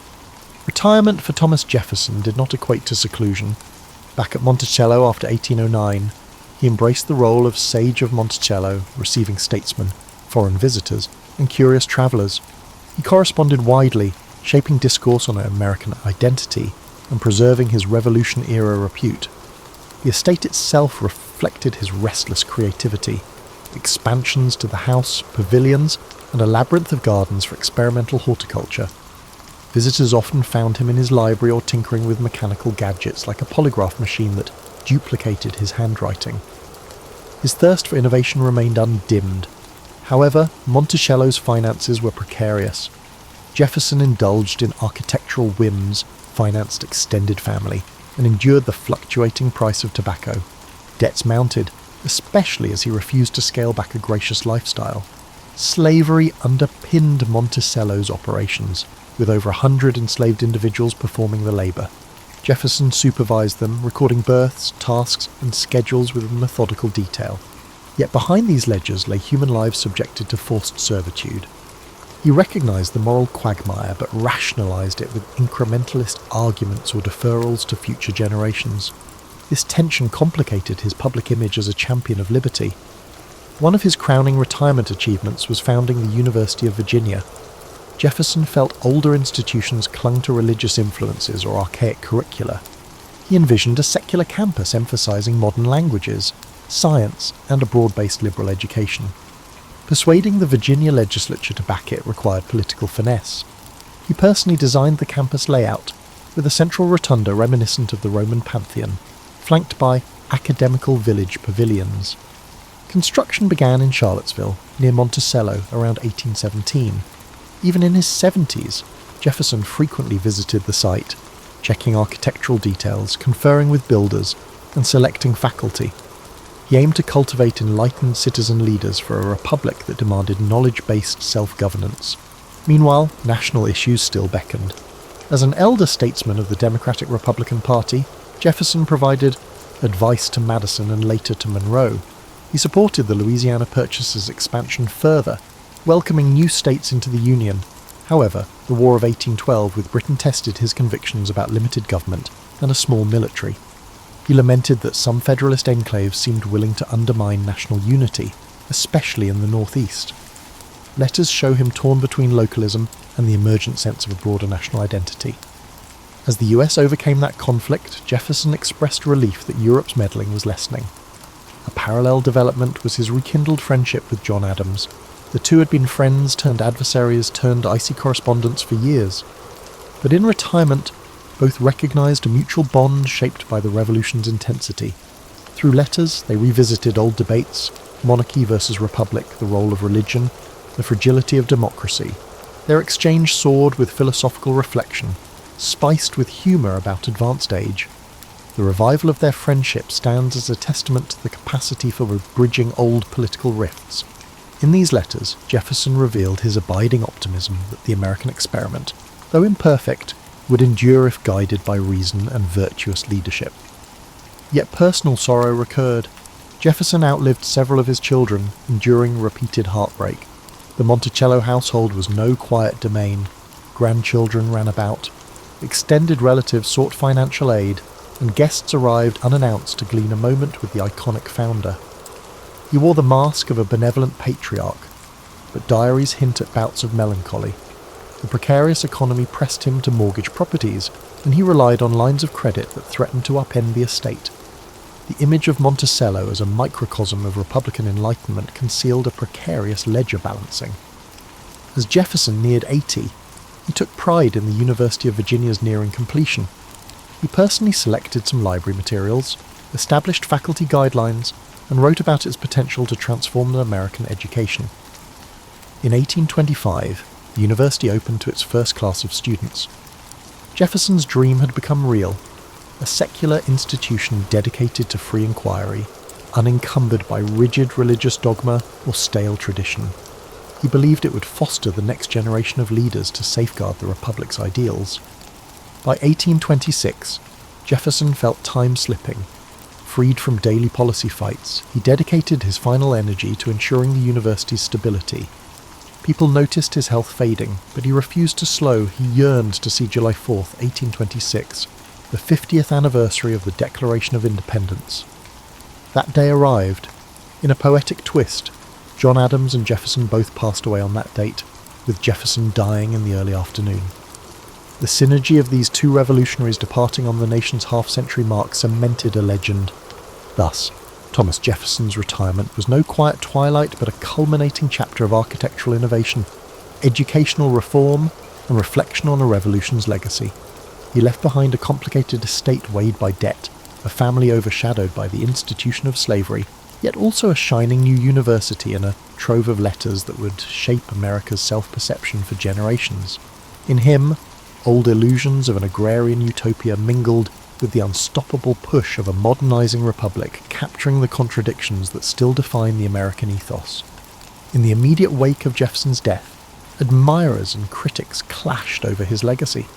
Many hailed him as the pen behind the Declaration of Independence, the mind that doubled the nation's size via the Louisiana Purchase, and the visionary who championed religious freedom. Others lambasted his inconsistencies, a self-proclaimed egalitarian who held enslaved labourers, an Enlightenment thinker who let personal finances descend into chaos, a champion of states' rights who, ironically, used federal power for expansion. Monticello, the physical embodiment of Jefferson's intellect, soon faced financial turmoil. His heirs struggled to pay his debts. They sold land and eventually auctioned off furniture and enslaved individuals, fracturing the community that had sustained the plantation. Monticello changed hands multiple times, deteriorating until the early 20th century, when the Thomas Jefferson Foundation acquired and restored it, symbolically reassembling his architectural dream as an American heritage site. This restoration also reignited debates about the everyday realities of enslaved families who once toiled there, culminating in renewed emphasis on their stories, a dimension historically muted in the veneration of Jefferson. Meanwhile, the broader American public constructed a mythic image of Jefferson. In the 19th century, as political parties shifted, references to Jeffersonian democracy emerged, praising his emphasis on small government, minimal taxes, and the righteousness of rural life. Andrew Jackson's supporters invoked Jefferson as a figure who'd champion the common man. But historians recognized that Jefferson's own approach to governance was more nuanced than populist idealists claimed. He recognized the necessity of compromise and occasionally invoked strong federal measures, especially in foreign affairs. The early 20th century saw the progressive era adopt a different aspect of Jefferson, the intellectual founder who believed in educated citizenry. Debates around the founder's intentions soared, with Jefferson's letters cited by all sides. Archival releases of his personal correspondence lent more profound insight into his moral grappling with slavery and his dynamic shift from localist to expansionist. The public began to appreciate that the founders were not monolithically consistent paragons, but flawed statesmen shaped by urgent demands. In scholarship, the 1970s and beyond propelled a fresh wave of inquiry, focusing on Jefferson's relationship with Sally Hemings. DNA evidence in the late 1990s pointed strongly to him fathering Hemings's children. This revelation forced a national re-evaluation of the so-called Sage of Monticello. Some were scandalized, others found it wholly unsurprising. In retrospect, it underscored the complexities swirling under his polished philosophical veneer.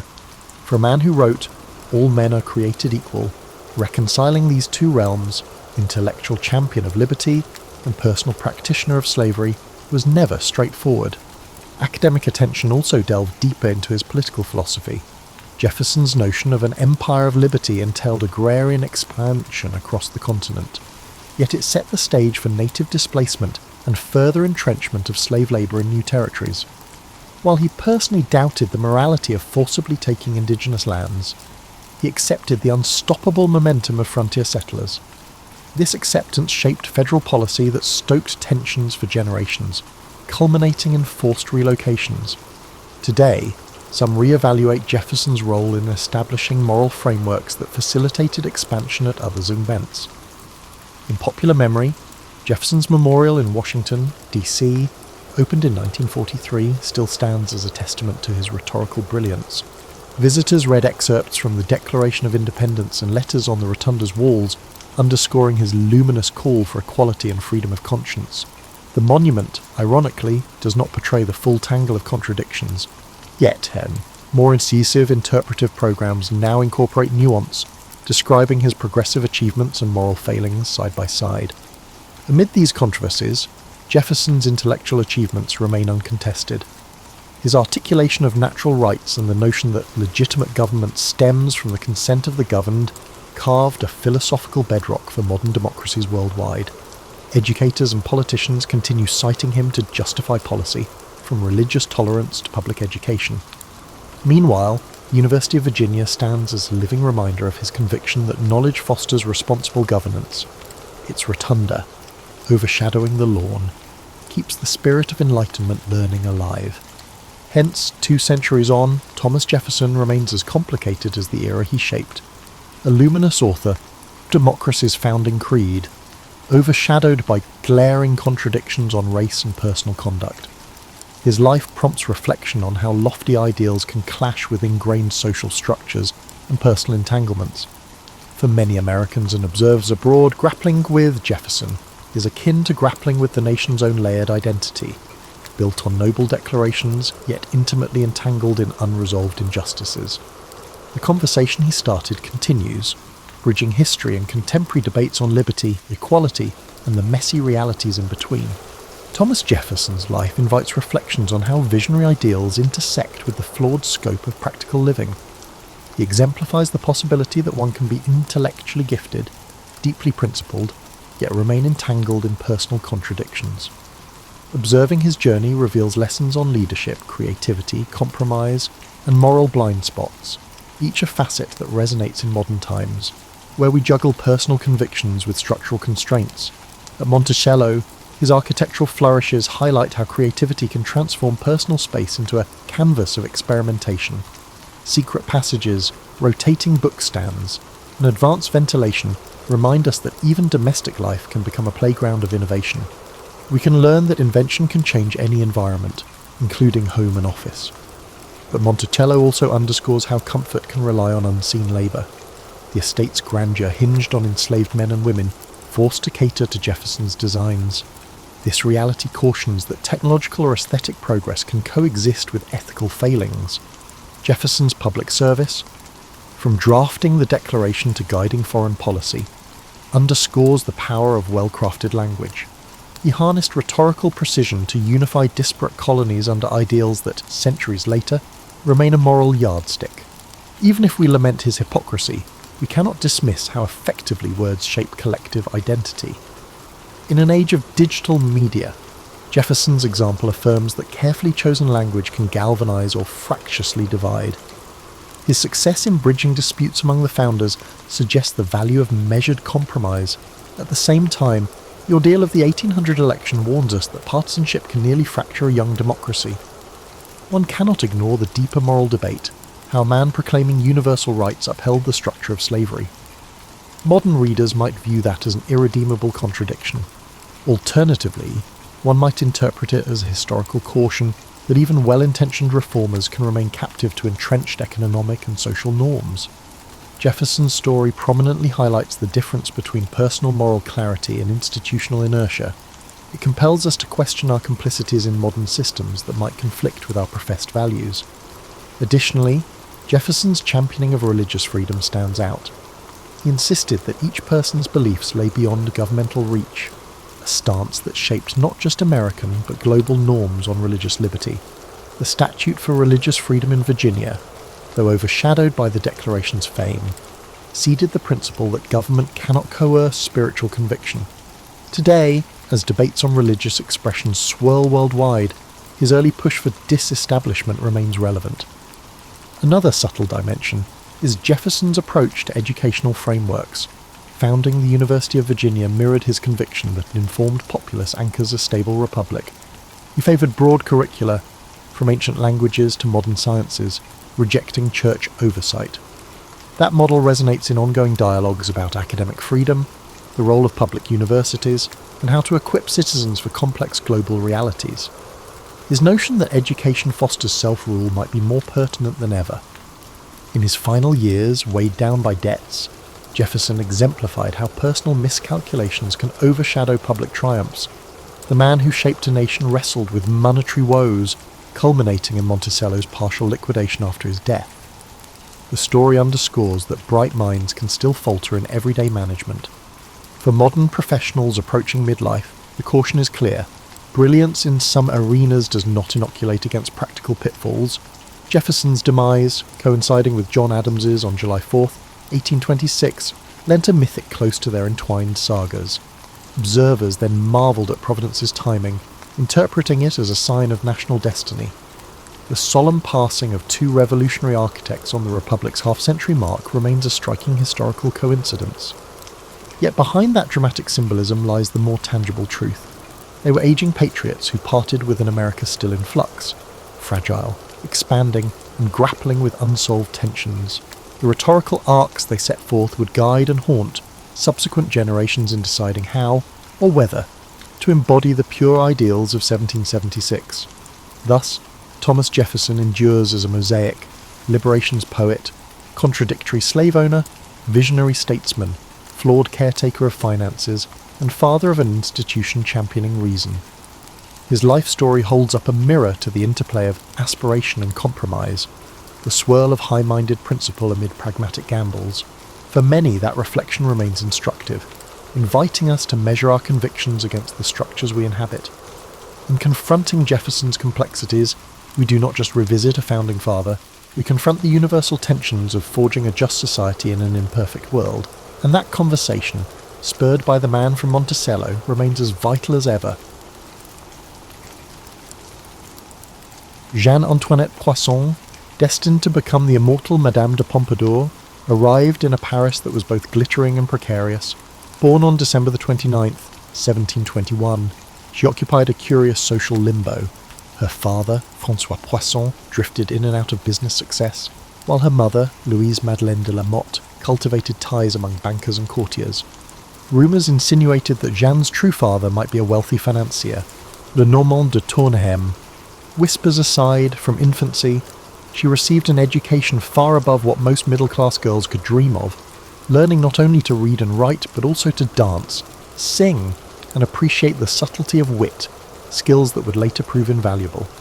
Her mother cherished a prophecy from a fortune-teller who claimed Jeanne would someday rule the heart of a king.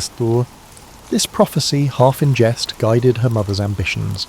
She introduced Jeanne to private tutors who immersed the girl in the nuances of theatre, music, and the refined manners of Parisian salons. The child became adept at reciting verses by Racine or playing harpsichord preludes. People teased that she might become a minor actress in the city's comedic troupes. Instead, fate had something grander in store. At age 9, Jeanne was placed briefly in the Ursuline convent to polish her moral upbringing, though the real impetus behind this stay was to shield her from a smallpox outbreak.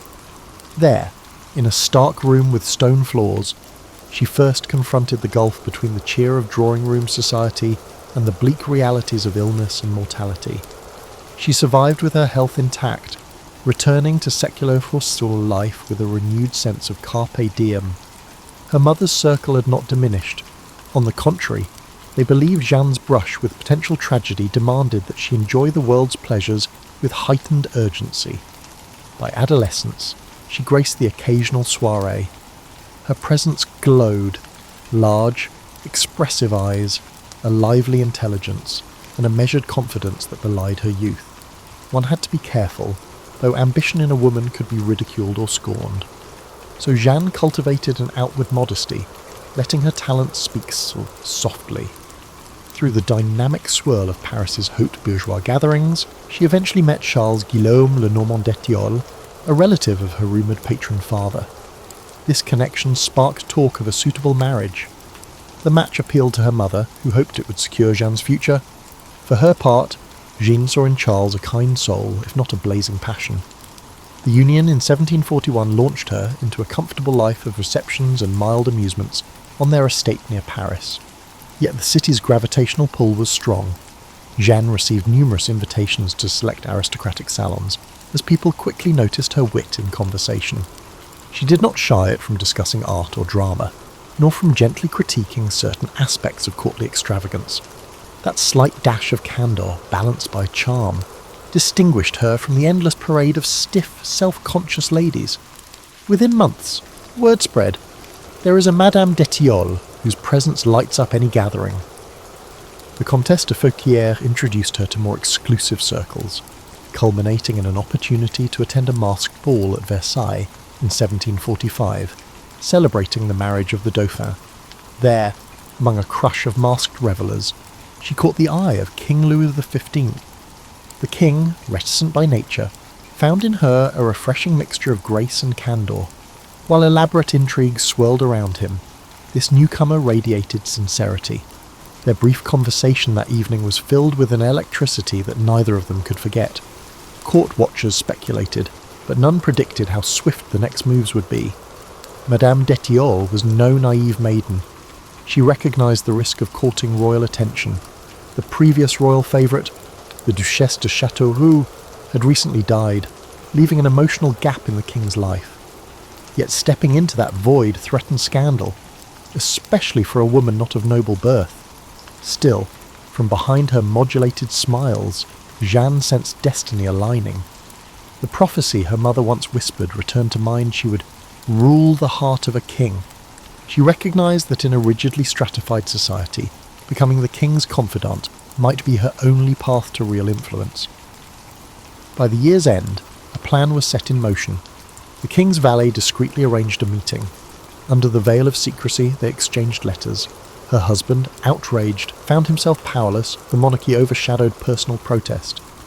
In March 1745, Louis XV arranged for her to be presented at court formally.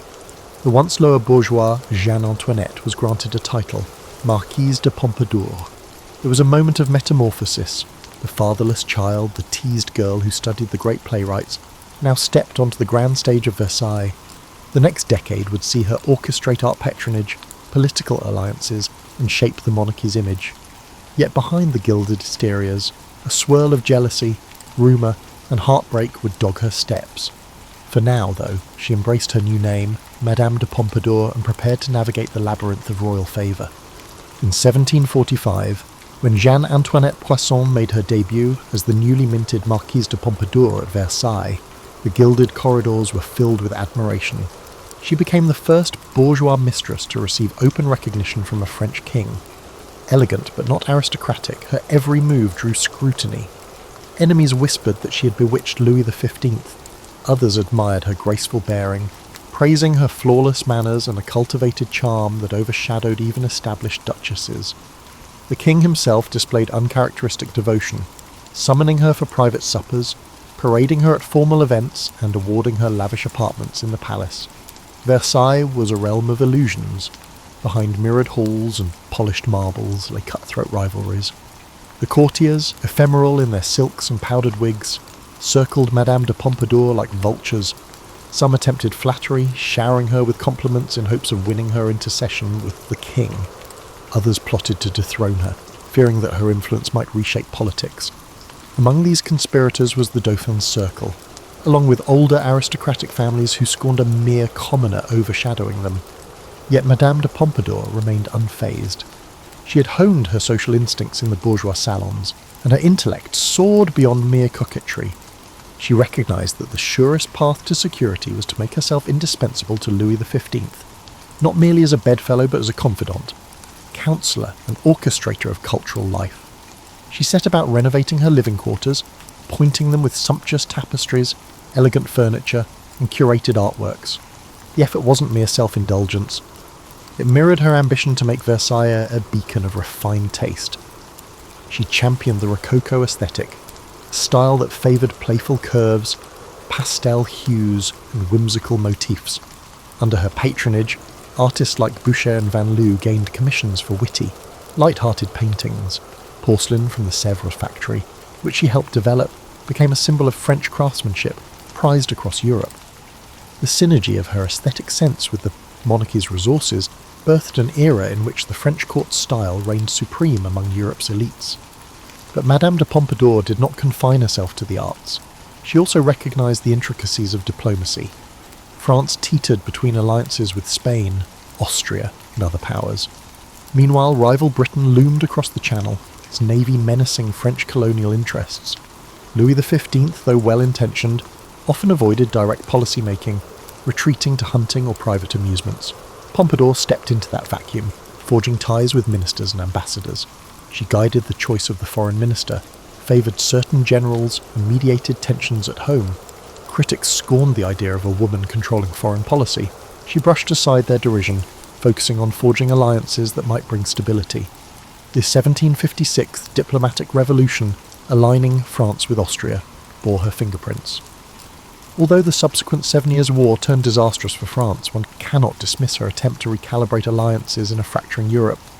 As mistress, she also faced the vulnerability that her bedroom role might wane.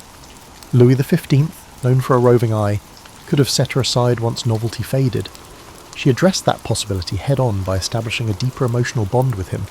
She cultivated a warm companionship, shared intellectual pursuits, and even managed his anxiety or indecision in state matters. Aware that physical intimacy might recede, she pivoted to become his loyal friend, advising on matters ranging from building projects to royal ceremonies.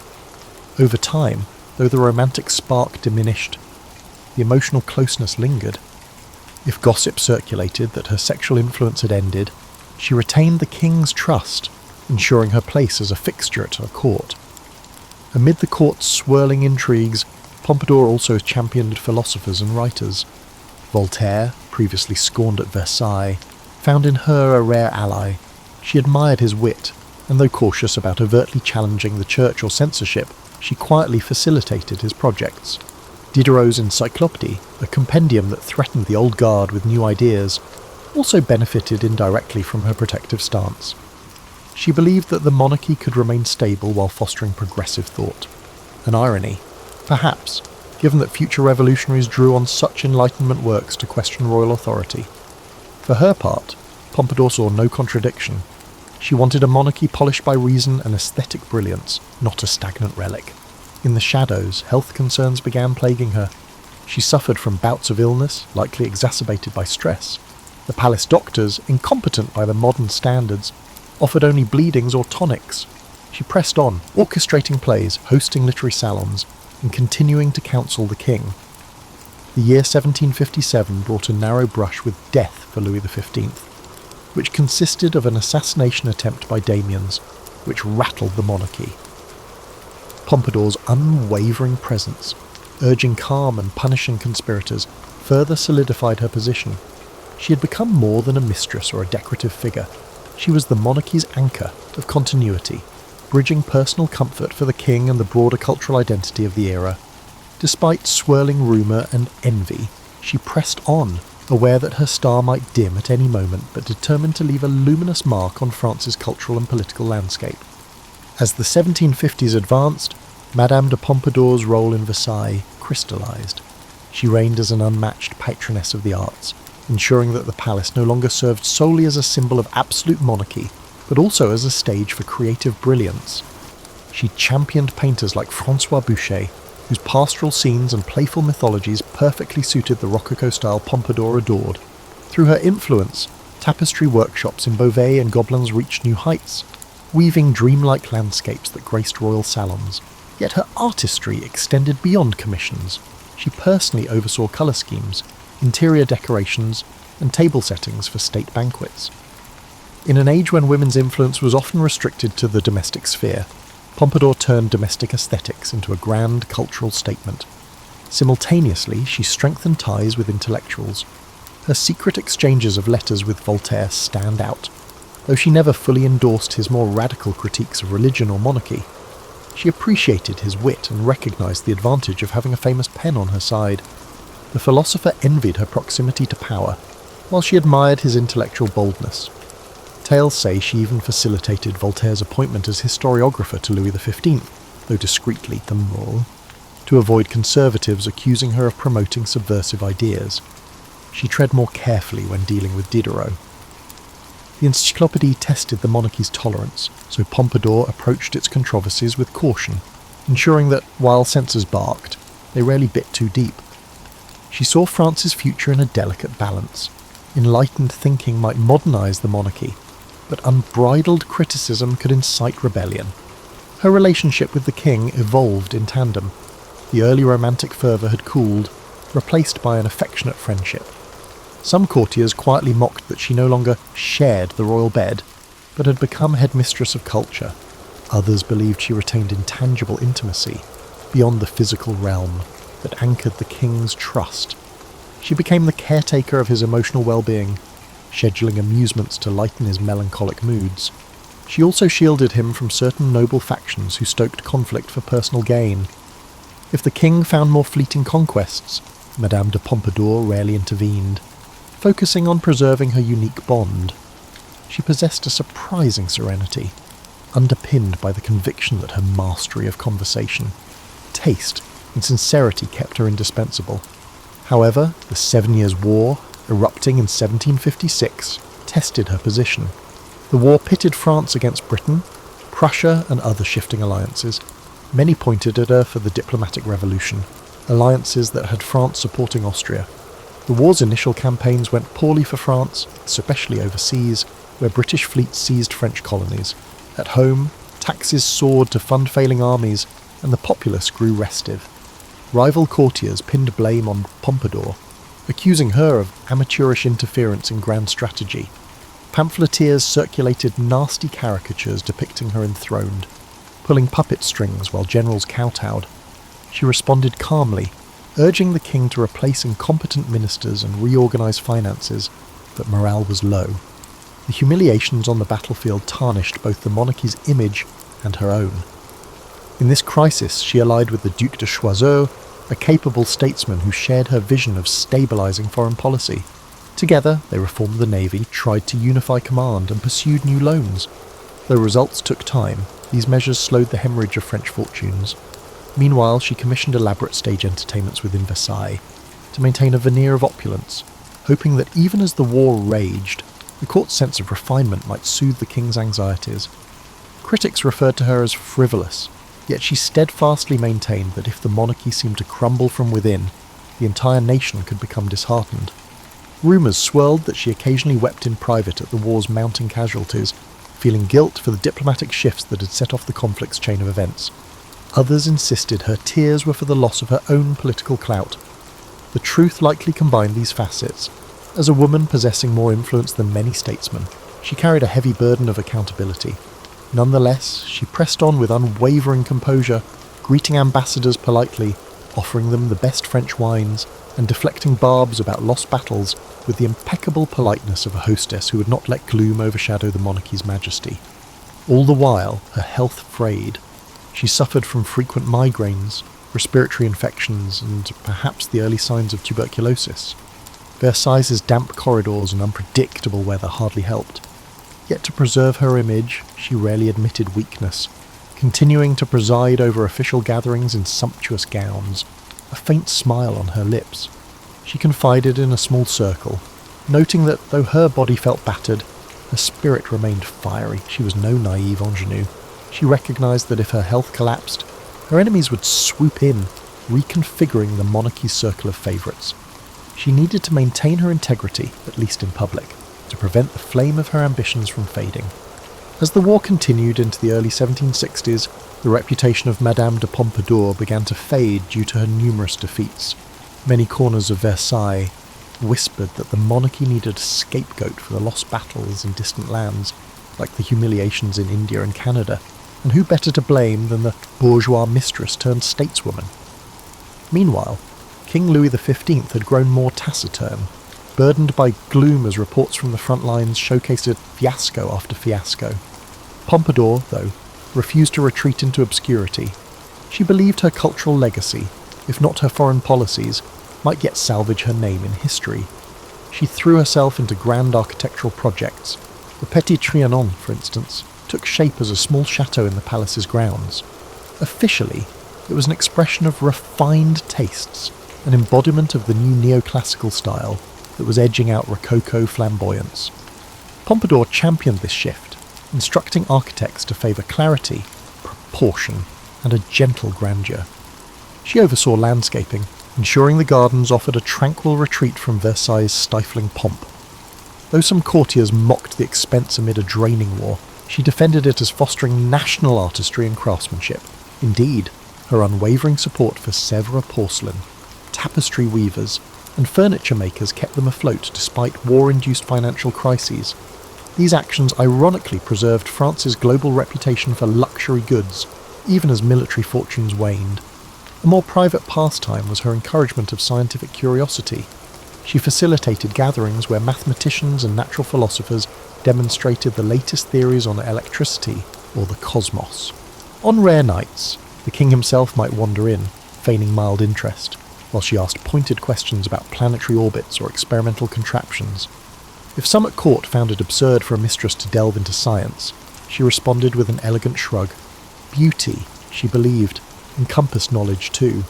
Though never an Enlightenment radical, she saw no harm in letting conversation roam beyond strict orthodoxy, provided it didn't undermine monarchy or faith. At her private dinners, one might overhear discussions of Newton, echoes of Voltaire's praise for Newtonian physics, and speculations about whether the cosmos reflected God's grandeur or reason's supremacy. Despite this glow of intellectual patronage, the war pounded on, culminating in the Treaty of Paris 1763, which sealed France's losses overseas. The king's morale sank further, as did public opinion of the monarchy. Exchequer coffers had been gutted, complicating the monarchy's ability to placate unrest at home. The marquise faced renewed calls from influential dukes and princes to step aside. But each time, Louis XV reaffirmed her presence, telling critics quietly that her loyalty and counsel were more precious than ephemeral scapegoats.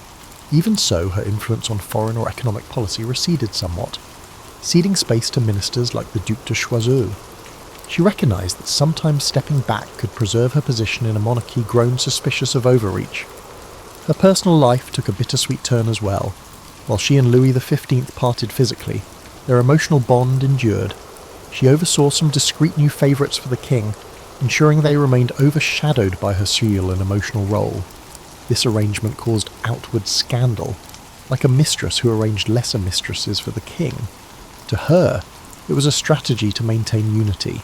She avoided illusions about romance. She valued the monarchy's stability, her safety, and the king's contentment. Courtiers who smelled hypocrisy could do little but whisper. Meanwhile, exhaustion gnawed at her. Her health demands soared. She sought cures in mineral baths, sojourns to fresh country air, or quackish potions. At times, she coughed blood, a dire sign. Doctors pleaded with her to relinquish intense court duties. She demurred, worried the vacuum might invite her enemies to corner the king. On good days, she could host a modest dinner, entertaining ambassadors with wry anecdotes about cultural trifles. On terrible days, she lay bedridden, instructing maids to deliver sorors, deliver urgent messages to or from the king's cabinet. Rumours circulated that she might not outlive the decade. Some courtiers rejoiced in that possibility. One morning in 1764, she travelled to Paris for a medical consultation. The city, abuzz with new philosophic clubs, briefly reminded her of simpler times, long before she was Madame de Pompadour, when she was just Jeanne d'Etiole, enthralled by the capital's vibrancy. Nostalgia mingled with anxiety about her fate. The doctor's diagnosis was grim: advanced pulmonary disease. She still resolved to return to Versailles, determined not to show mortal frailty in front of her detractors. The monarchy demanded the facade of unchanging grace. In April 1764, her condition deteriorated sharply. Her final days saw her writing letters to loyal friends, expressing regret not for her climb, but for the heartbreak inflicted under the war's tragedies. The king, uncharacteristically emotional, visited her bedside, offering comfort. On April 15, 1764, Madame de Pompadour died at the age of 42.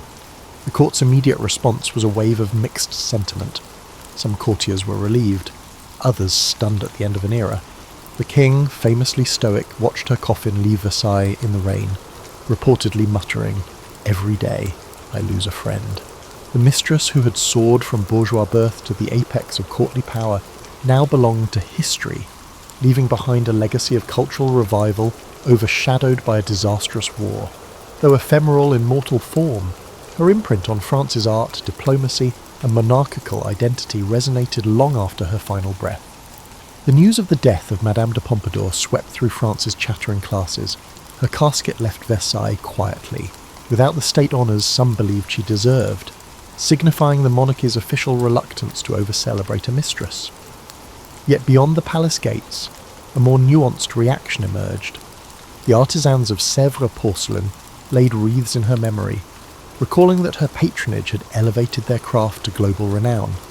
Playwrights in Paris's bustling theatres acknowledged her crucial role in supporting comedic and dramatic works, especially those by authors who previously found no foothold at court. The city's literati debated whether she'd been a subversive ally of Enlightenment or merely an opportunist who shielded radical writers from direct censorship. In the years following her passing, a swirl of memoirs and diaries from court insiders added complexities to her portrait.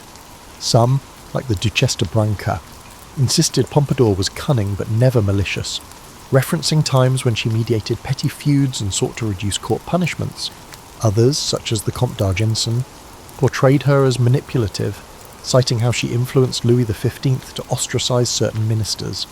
The truth likely encompassed both dimensions: a woman forging alliances to survive in a labyrinth of power, occasionally stooping to intrigue, but also championing genuine reforms. Posthumously, Voltaire penned a measured eulogy, calling her the luminary who strove to lighten the gloom of a fractious monarchy. He didn't shy from acknowledging her mistakes, particularly in foreign policy, yet lauded her role in fueling the arts. This balanced tribute resonated with a segment of the population that recognised how precarious her place at court had been, pinned between satisfying a king's ephemeral desires and wielding real influence in a male-dominated sphere. In an epoch dismissive of women's public roles, her achievements were singular. Over the subsequent decade, the monarchy advanced under new favourites and alliances. Louis XV, though he took other mistresses, never found the same confidant dynamic. Madame du Barry, for instance, faced more direct contempt from the old aristocracy, lacking Pompadour's cultivated veneer. Pompadour's circle of loyal ministers, like the Duc de Choiseul, tried to salvage what they could from the diplomatic fiascos of the 7 Years' War. A few smaller successes in overseas negotiations carried an echo of her strategic vision. Yet the monarchy's standing with the populace remained tarnished. The costly war had battered finances, sowing seeds for deeper unrest that would erupt decades later. As time wore on, Madame de Pompadour's memory became entangled with criticisms of the Ancien Régime. Revolutionary pamphlets in the late 1780s brandished her name as a symbol of courtly excess. They painted her as one who indulgently rearranged finances for personal luxuries. She symbolised to them the moral corruption that allowed a monarchy to lavish wealth on elaborate pleasures while peasants starved. The nuance that she was also a champion of arts, that she tried to moderate the monarchy's stumblings, often got lost in the fervour of revolution. By the 1790s, anything associated with the monarchy was suspect, and her carefully curated style, rococo extravagance, became an emblem of the out-of-touch aristocrat. Yet ironically, some revolutionaries who rummaged through confiscated palaces discovered references to her philanthropic gestures. She had quietly funded orphanages, assisted certain scholars, or patronised hospitals. These acts showcased were a good gesture, though overshadowed by the general wave of anti-royalist sentiment. By the 19th century, a wave of new historians revisited her story, portraying her less as a villain and more as a reflection of monarchy's last attempts to remain relevant. They cited her patronage as crucial in forging a golden age of decorative arts, recognised internationally. The Sèvres porcelain brand, by then globally cherished, was inextricably linked to her impetus. Cultural memory, thus seesawed, biographers in the Victorian era, enthralled by the romance of royal courts, depicted her as a tragic figure, the beautiful mistress overshadowed by war and ill health, valiantly saving off the monarchy's decline. They relished dramatic details of her elaborate fashions, her signature pastel dresses, floral motifs, and the Pompadour hairstyle that ironically endured in hairdressing lore. Meanwhile, critics from more austere backgrounds indicted her for entangling France in alliances that backfired. 20th century scholarship, with its penchant for analysing female commis agency, has re-evaluated her as a political actor who leveraged the era's constraints to carve out real influence, albeit overshadowed by a system not designed to respect or credit her fully. In present day, travellers to Versailles often ask about Madame de Pompadour. Tour guides highlight the surviving decor she influenced, certain pastel-lacquered rooms or delicate Sèvres vases. They mention how she nurtured the Rococo style's final flourish, bridging the Baroque opulence of earlier years with subtle, playful elegance. Museums occasionally mount exhibits on her cultural patronage. Her face, captured in portraits by artists like Boucher, exudes a gentle confidence that transcends centuries. For admirers of 18th century history, she stands as a figure who, in the swirl of monarchy's extravagance and looming social tension, found a way to channel her intellect and artistry, imprinting a distinctive feminine mark on French heritage. As modern historians re-examine Madame de Pompadour's life, they continue to discover layers unmentioned in popular accounts. Her personal correspondence, scattered across archives in Paris and provincial chateaux, reveals a woman who wrestled with theological questions, contrary to the jaded depiction of her as purely secular. She wrote to a confidant about the tension between the pomp of Versailles and a spiritual yearning, confessing a sense of guilt at times, but also belief that God might call individuals to serve in worldly spheres. This spiritual dimension complicates stereotypes that she was solely driven by ambition or vanity. Moreover, diaries from palace servants shed light on her daily routines. She rose early to handle letters from provincial officials or meet with artisans about furniture designs. By mid-morning, she might be advising the king on which courtiers to promote. By afternoon, she oversaw rehearsals of comedic plays or small operas, a respite for the war-weary monarchy.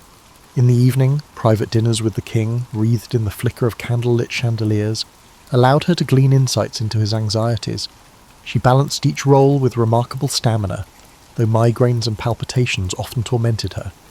A newly discovered note from her lady-in-waiting described how, after hosting a lavish ball, Pompadour would retire behind closed doors, pressing cold cloths to her forehead, tears of pain slipping quietly as she resolved not to betray weakness the following day. In addressing her romantic liaisons, it's easy to assume her life was consumed by the king's attentions, yet subtle references suggest she once harboured affections for an unnamed court musician, exchanging whispered confidences in corridor alcoves. Realising the danger in such a dalliance, she ended it swiftly to avoid scandal, leaving behind a clue to her capacity for self-denial. Another rumoured flame was a philosopher she corresponded with under a pseudonym. Whether that was purely intellectual or tinged with romance remains debated. The overriding truth is that she recognised that enthralling the king required keeping secrets. She had to preserve the monarchy's illusions, even if that meant sacrificing personal longing. Her sense of strategy in coping with the backstabbing environment remained striking. She carefully placed allies in minor roles, a guard captain, a chamberlain, a bishop, so that vital threads of palace life led back to her. If a plot surfaced, she'd hear rumours early enough to steer the king away or quell conspirators. She likewise practiced generosity to those in need, awarding small pensions to older courtiers or assisting impoverished aristocrats with dowries. This generosity wasn't purely altruistic. It fostered an environment where indebted souls recognised her as a pillar of stability. For many at court, she assumed the role of a quiet caretaker, serving as a bridge between a distant monarchy and everyday crises.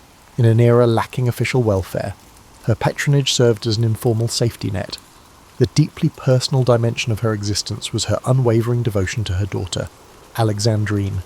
Born before her ascendancy at Versailles, the child's well-being weighed heavily on Pompadour's mind. Alexandrine was placed in a convent for education, occasionally visiting the palace. In 1754, Alexandrine died unexpectedly of peritonitis. The heartbreak shattered Pompadour, who wept inconsolably for days, nearly refusing to appear in public. The king, not known for empathy, attempted consolation, but her grief lingered. Some historians pinpoint this tragedy as a pivot in their relationship, transforming her from a radiant figure to one more introspective, channeling energy into cultural projects. She seldom spoke of Alexandrine publicly, but references to Mon Ange Perdu in her letters allude to that maternal sorrow beneath the gold-laced facade. As the monarchy stumbled from the war fiascos, Madame de Pompadour's composure ironically stabilised the king's morale. She orchestrated an unspoken serenity within the palace walls, ensuring that the presence of music, gentle laughter, and well-executed ceremonies shielded Louis XV from gloom. Although critics called her the Minister of Pleasures, a more profound look reveals her role as a caretaker for the monarchy's emotional climate. That intangible labour, often relegated to women, ensured that even in failing wars, the monarchy projected continuity. Without her, the king might have succumbed to paralysing despair or neglected governance entirely. She, in effect, became the monarchy's emotional pivot. When contemporary readers gauge her significance, they must weigh the paradoxes: a bourgeois woman who championed aristocratic extravagance, a mistress who reconfigured diplomatic ties, and an aesthete who contended with the brutality of war.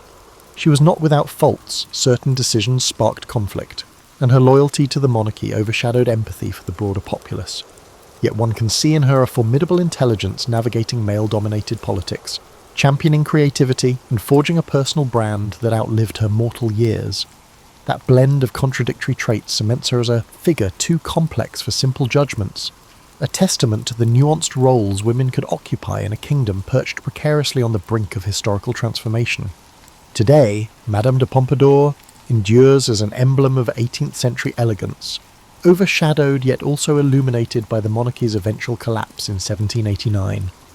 She died decades before the French Revolution erupted, which is surprising to some, but her story offers a lens into the monarchy's illusions and the flickers of modern sensibility stirring beneath them.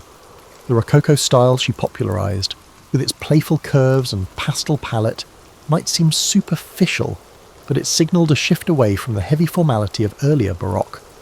In championing intangible pursuits like music, painting, and philosophical discussion, she partially laid a cultural groundwork that, ironically, helped spread ideas that later questioned the monarchy's absolute basis. In the centuries after her demise, her name popped up in unexpected places. Industrial producers of porcelain invoked Pompadour pink or Pompadour blue for delicate tableware. Dressmakers resurrected the Pompadour hairstyle in various reinterpretations, some tall and powdered, others more subtle but referencing that flair she had for graceful display. Literary authors from Balzac to Nancy Mitford explored her biography, each spinning vantage points. Was she a cunning manipulator or a gentle caretaker for an indecisive king? Tourists wandering Versailles can still glimpse spaces she once inhabited, the private apartments facing the gardens, or the opera house she influenced.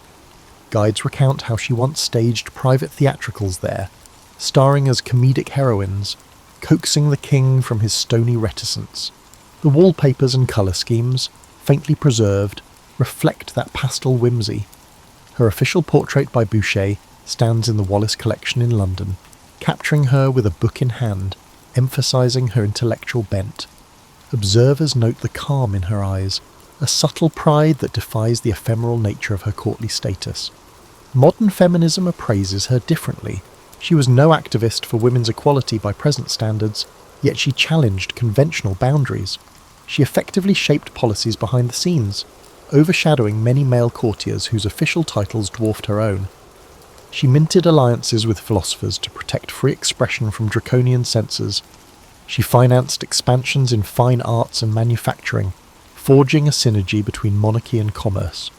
While she did not upend the patriarchal structure, her survival hinged on appeasing it. Her example reveals how a determined, intelligent woman could carve a realm of influence. In that sense, she both reaffirmed and quietly subverted the patriarchal monarchy. Her ephemeral presence, overshadowed by new favourites after her death, underscores the monarchy's insatiable appetite for novelty. Yet none repeated the unique blend of artistry, diplomacy, and emotional guardianship she brought. For a fleeting period, she had a near ministerial role in shaping foreign alliances, a stance that no subsequent mistress or consort fully replicated under Louis XV. By the time of the revolutionary upsurge, that entire system, the monarchy, its fawning courtiers, its cycle of misdemeanors, faced condemnation. The memory of Madame de Pompadour, both revered and reviled, became part of the propaganda arsenal describing an outdated regime. Her radiant self-assurance in official portraits served as evidence of aristocratic decadence, ironically ignoring the fact that she hailed from the bourgeoisie. For the average person our age stumbling upon her story, the immediate reaction might revolve around the gossip, a mistress at Versailles, the icon of style. But deeper reflection uncovers a figure bridging bold intelligence, aesthetic brilliance, and pragmatic survival in a court bent on devouring the naive. She was that improbable cultural prime minister, as some labelled her, forging a space in a male-dominated environment. If at times she contributed to misguided policies, or neglected the plight of the lower classes, such failings aligned with the monarchy's broader blind spots. In that sense, her story reflects systemic complexities rather than personal ones alone. But her narrative might evoke parallels with the art of balancing professional demands, personal identity, and the swirl of public scrutiny that go way deeper than we all might imagine. She found ways to harness her adversity, lack of birth rank, suspicion from aristocrats, to shape a remarkable trajectory. Whether we judge her kindly or harshly, she embodied the precarious dance of pleasing the powerful while forging something new, a synergy of intellectual tastes, refined pleasures, and aesthetic transformations that left France irrevocably changed. Her adversaries wrote pamphlets proclaiming her ephemeral, but ironically she remains a hallmark of that era, overshadowing some royals in cultural memory. Ultimately, Madame de Pompadour's life underscores a universal theme. In an environment where official power rests with men, an individual with vision, resilience, and strategic cunning can mould an age, albeit at a personal cost. She gave French culture a final Rococo bloom before the wave of neoclassicism and, eventually, revolution. Her touches on diplomacy and arts, overshadowed though they might have been by war and scandal, continue to invite re-examination. And so, for those who seek nuance in history, her story remains a captivating chronicle of ambition, grace, heartbreak, and a legacy that resonates long after her heart ceased to beat within Versailles' gilded labyrinth. It is quite intriguing to consider that you are likely resting on a meticulously designed mattress composed of foam and springs. while listening to a narrative about how your ancestors slept on much less comfortable surfaces. While not literally on rocks, though we will address that aspect shortly, this evening we will journey back in time to explore the sleeping arrangements of those who lived before the innovative concept of filling a fabric sack with soft materials to create a mattress was conceived. Well, they didn't actually sleep on rocks, though we'll discuss that part soon enough. Tonight, we're going back in time to discover what people did before someone had the brilliant idea to stuff a fabric sack with soft things and call it a mattress. Picture this. It's 200,000 years ago, and your great times about 10,000 grandmother is getting ready for bed. She's not scrolling through her phone or adjusting her memory foam pillow. She's not even wearing pyjamas because pyjamas haven't been invented yet. Neither has the bed she's about to sleep in. In fact, the idea of having a specific sleeping area, rather than just collapsing wherever exhaustion takes you, has not been developed either. The earliest humans were remarkably practical about sleep. They found a spot that wasn't too rocky, hopefully not too muddy, and definitely not occupied by something with more teeth than they had. Then they curled up and hoped for the best. You might think this scenario sounds uncomfortable, but remember, these people had never experienced a Tempur-Pedic mattress, so they had no idea what they were missing. Ignorance was bliss, literally. However, as is typical of humans, they quickly began to get creative. Archaeological evidence shows that around 77,000 years ago, people in South Africa were making the world's first beds out of sedge grass and aromatic leaves. They'd layer these materials in caves, creating what was essentially nature's first mattress prototype. The aromatic leaves weren't just for comfort, they helped repel insects, so technically these ancient beds were also the world's first bug zappers. You have to admire their ingenuity. They figured out that certain plants, when dried and layered, created a relatively soft surface that was infinitely better than bare rock or dirt. They even discovered that some leaves, when crushed, released natural insect repellents. Your ancestors were basically running a prehistoric bed and bath store complete with aromatherapy. The intriguing thing about these early beds is that they weren't permanent fixtures. When the tribe moved, the bed stayed behind. This meant that every night someone had to gather fresh materials and essentially build a new bed. Imagine if you had to reconstruct your entire sleeping arrangement every single day. You'd probably develop some serious appreciation for your current setup pretty quickly. These grass beds weren't just about comfort, though. They represented one of humanity's first attempts to control their environment, rather than simply adapt to it. People began to reject the idea that sleep had to mean lying on whatever surface was available, saying, you know what, I think I can do better than this. And that drive to improve their sleeping situation would continue for thousands of years. The construction of these early beds was surprisingly sophisticated. People would gather fresh grass and leaves, carefully layer them for maximum softness and insulation, and arrange them in shapes that followed the natural curves of the human body. They understood concepts like moisture management and temperature regulation, long before anyone gave those ideas fancy names. What's particularly fascinating is that these beds were often communal projects. Everyone in the group would help gather materials, and the beds were usually large enough for multiple people to share. Privacy as we know it didn't exist yet, so sleeping arrangements were more about survival and warmth than personal space. Archaeological sites containing these beds provide evidence of consistent upkeep and rejuvenation. People would periodically burn old bedding materials, possibly to eliminate pests and parasites, before starting anew. Such behaviour makes them possibly the first people in history to actually change their sheets regularly, something that would make your mother proud. As you settle into your bed tonight, take a moment to appreciate the long journey that brought us from those first grass beds to whatever you're lying on now. Those ancient people, sleeping on their carefully constructed piles of aromatic leaves, had no idea they were starting a tradition that would eventually lead to memory foam, adjustable bases and heated blankets. You want to sleep well just like they did. Fast forward about 70,000 years, and suddenly we're in ancient Egypt, where people had figured out some pretty impressive tricks for getting comfortable at night. You might think the Egyptians were all about pyramids and mummies, but they were also surprisingly good at sleeping. In fact, they basically invented the concept of having a real bed that you could use more than once. The Egyptians thought, this is nice, but what if we could make something that didn't need to be rebuilt every night? So they started making bed frames out of wood, usually palm, sycamore or cedar if they could afford it. These weren't just simple platforms either.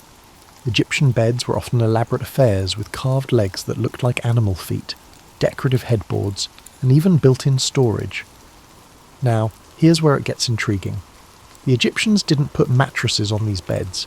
Instead, they used a system of woven reed mats or leather strips stretched across the wooden frame. Imagine it as the world's first box spring, with reeds or leather taking on the role of springs. The wealthy would add layers of linen sheets and pillows stuffed with feathers or straw, but the basic sleeping surface was still pretty much a fancy hammock. The Egyptian approach to pillows was particularly creative, and by creative, I mean potentially painful. The Egyptians used headrests made of wood, stone, or ivory instead of the soft, fluffy pillows you're accustomed to. These weren't pillows at all, really. They were more like neck supports that kept your head elevated while you slept on your side. The idea was to protect your elaborate hairstyles and keep your head cool in the desert heat. You're probably thinking the idea sounds incredibly uncomfortable, and you'd be right. But the Egyptians had their reasons. Those wooden headrests weren't just practical, they were also spiritual. They believed that elevating the head helped protect the sleeper from evil spirits and allowed the soul to travel more freely during dreams. So while you might wake up with a stiff neck, at least your soul was well travelled. The truly affluent Egyptians achieved remarkable levels of bed comfort. They had servants whose job was to fan them while they slept, ensuring a cool breeze throughout the night. Some beds even had built-in mosquito nets made of fine linen, which was probably the most practical innovation since the aromatic leaves. Nothing ruins a good night's sleep like mosquitoes, whether you're in ancient Egypt or modern Florida. Egyptian beds were also status symbols. The more elaborate your bed, the more important you were. Pharaohs had beds made with gold inlays, precious stones, and intricate carvings. These beds were often so ornate that they were probably more comfortable to look at than to sleep on. But when you're a pharaoh, comfort is sometimes less important than making sure everyone knows you're the pharaoh. The construction of these beds was remarkably sophisticated. Egyptian craftsmen understood concepts like weight distribution and joint flexibility. They created beds that could support significant weight while still providing some give and flexibility. The leather or reed sleeping surfaces were carefully tensioned to provide optimal support, and the bed frames were designed to last for decades. One particularly ingenious feature of Egyptian beds was their height. They were typically quite tall, sometimes requiring a small step or stool to climb into. This wasn't just for show. It helped protect sleepers from scorpions, snakes, and other ground-dwelling creatures that might want to share the bed. It also improved air circulation, which was crucial in Egypt's hot climate. The Egyptians also developed some of the first bed linens. They made sheets from linen, which was cooler than wool and softer than the reed mats. Wealthy Egyptians would have multiple sets of linen sheets, and they were often buried with their favourite bedding to ensure comfort in the afterlife.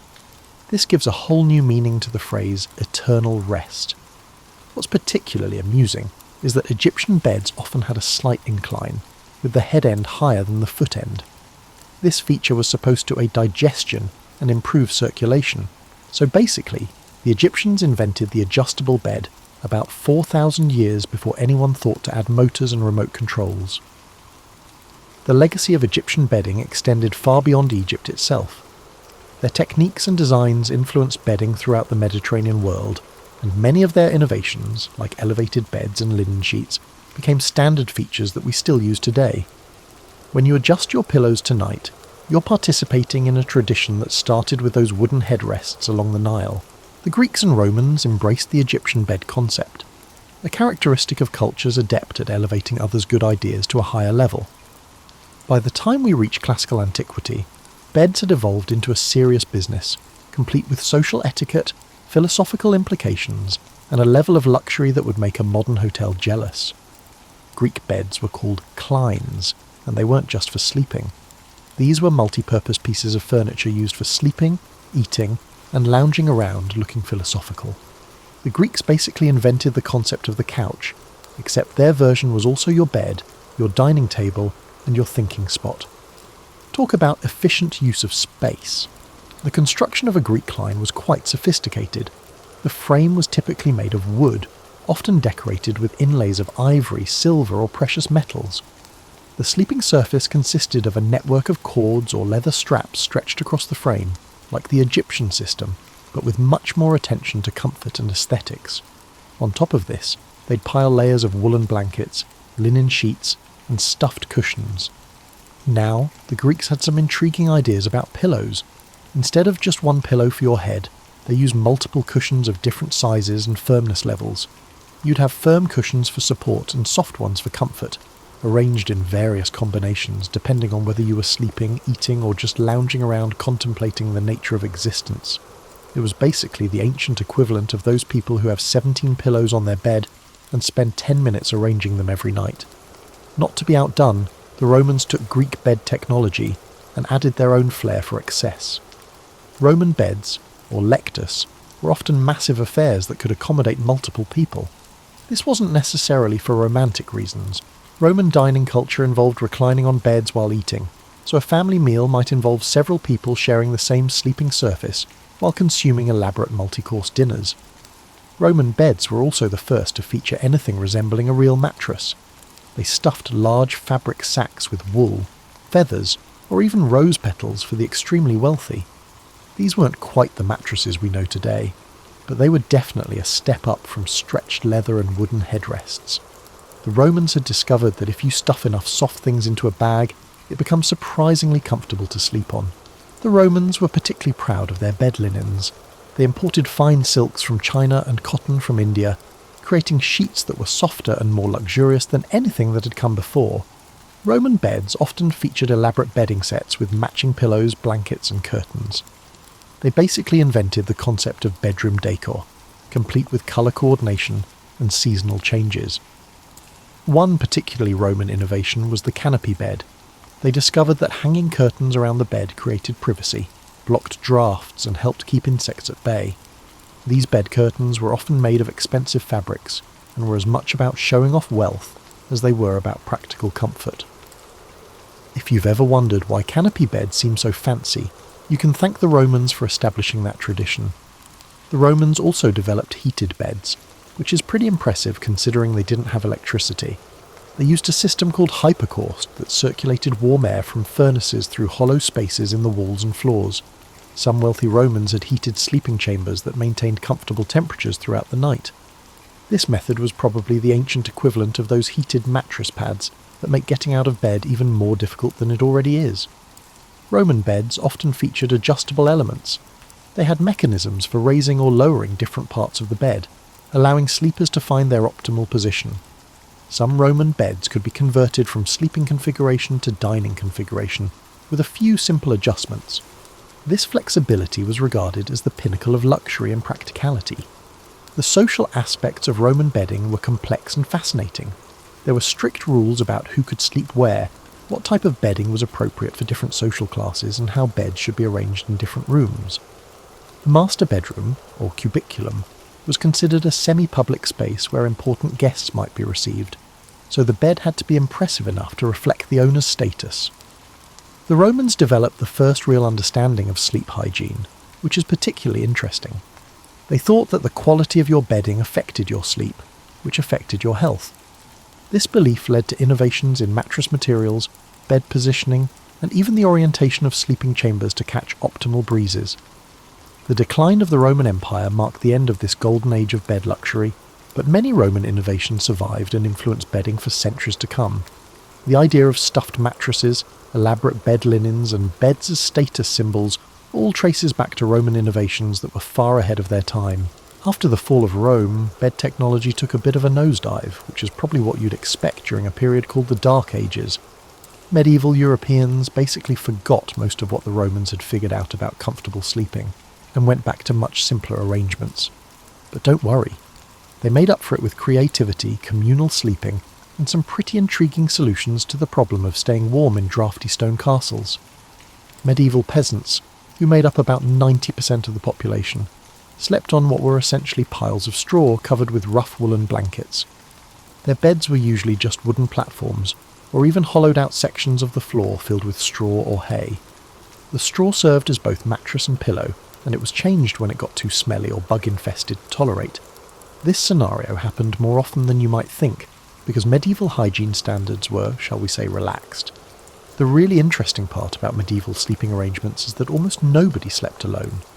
Families would pile into one big bed, often with parents, children, and sometimes even servants all sharing the same sleeping space. This wasn't just about saving space, it was about staying warm. Medieval houses were cold, drafty places, and body heat was often the only reliable source of warmth available during winter months. Even wealthy medieval nobles didn't have private bedrooms as we understand them today. The enormous hall of a castle or manor house would be filled with beds, and everyone from the lord's family to visiting guests to household servants would sleep in the same room. Privacy was a luxury that simply didn't exist. You learned to sleep through other people's snoring, talking, and various nocturnal activities, or you didn't sleep at all. The wealthy did have somewhat better sleeping arrangements, of course. Noble beds were often large, elaborate affairs with carved wooden frames and thick curtains that could be drawn for privacy and warmth. These bed curtains were crucial because they created a microclimate around the sleeper, trapping body heat and blocking drafts. Medieval beds were essentially small, portable rooms within the larger sleeping space. Medieval mattresses, when they existed at all, were usually large fabric sacks stuffed with straw, feathers, or wool. The wealthy often possessed mattresses filled with down feathers, regarded as the epitome of luxury. Wills and inheritance documents often specifically mentioned these feather mattresses due to their high value. Imagine being so excited about your mattress that you want to ensure it goes to the right person after you die. Medieval people also developed some creative solutions to common sleeping problems. They discovered that certain herbs, when mixed with straw, helped repel insects and provided pleasant scents. Lavender, mint and rosemary were popular choices, so medieval beds were essentially aromatherapy stations, long before anyone called them that. One important medieval innovation was the trundle bed. These were low beds that could be rolled under larger beds during the day and pulled out at night. Servants, children or guests would sleep on trundle beds, which saved space and allowed for flexible sleeping arrangements. It was basically the medieval equivalent of a pull-out couch, except much less comfortable. The concept of changing sheets was pretty foreign to medieval people. Bed linens, when they existed, were expensive and difficult to clean. Most people slept directly on their mattresses or under rough woolen blankets that were washed infrequently, if at all. The wealthy might have linen sheets, but even these were changed only occasionally. Medieval people had a much higher tolerance for what we would consider unsanitary conditions. Medieval beds were also surprisingly portable. Wealthy nobles travelled frequently, and they often took their beds with them. A proper medieval bed could be disassembled, packed onto wagons, and reassembled at the next castle or manor house. This meant that your bed was literally your most important piece of furniture, because it went everywhere you did. The height of medieval bed luxury was the state bed used by royalty and the highest nobility. These beds were enormous, elaborate constructions that resembled architecture more than furniture. They had carved posts, embroidered curtains, and sometimes even small chambers built into the headboard for storing valuable items. These beds were so impressive that they were often considered works of art in their own right. What's particularly fascinating about medieval sleeping arrangements is how they reflected social hierarchy. The closer you slept to the lord of the castle, the higher your social status. The most important guests would sleep in the same room as the lord, while servants and lesser nobles would sleep in progressively more distant locations. Your sleeping spot was a direct reflection of your place in society. Medieval people also had some intriguing beliefs about sleep and dreams. They thought that sleeping with your head pointing east was healthiest, and that certain materials in your mattress could influence your dreams. They believed that sleeping on a mattress stuffed with particular herbs could promote prophetic dreams or ward off nightmares. Whether or not this approach actually worked, it certainly made bedtime more interesting. The Renaissance brought a revolution in sleeping comfort that would have made medieval peasants weep with envy. Suddenly, people rediscovered the Roman love of luxury and comfort, but with medieval practicality and some genuinely new innovations. This was the period when sleeping went from being a basic survival necessity to something that could actually be enjoyable. Renaissance Italians were particularly obsessed with comfortable sleeping. They developed the first real mattresses that would be recognisable to modern sleepers, large fabric cases stuffed with combinations of wool, cotton and feathers, sewn into sections to prevent the stuffing from clumping. These mattresses were placed on top of rope or wooden slat bed frames, creating a sleeping surface that was both supportive and comfortable. The rope bed frame was a Renaissance innovation that deserves special mention. Instead of the solid wooden platforms of medieval times, Renaissance beds used networks of ropes threaded through holes in the bed frame. These ropes could be tightened or loosened to adjust the firmness of the sleeping surface. This is where the phrase "sleep tight" comes from. It literally meant to tighten the ropes on your bed to ensure a firm, comfortable sleeping surface. Renaissance beds were also the first to feature multiple layers of bedding. Instead of just throwing a blanket over a straw mattress, people began using systems of sheets, blankets, and coverlets that could be added or removed depending on the weather and personal preference. This layered approach allowed for much more precise temperature control and comfort customization. The Renaissance also saw the development of the first real pillows as we know them today. Instead of wooden headrests or simple cloth bundles, Renaissance pillows were carefully constructed fabric cases stuffed with down, feathers, or fine wool. These pillows were designed specifically for comfort and support, and wealthy households would have multiple pillows of different sizes and firmness levels for different sleeping positions. Privacy became increasingly important during the Renaissance, and this led to innovations in bed curtains and canopies. Renaissance bed curtains were often made of expensive fabrics like silk or velvet, and they were designed to create a private, intimate space within the larger bedroom. These curtains served practical purposes too. They blocked drafts, provided insulation, and helped keep out insects and light.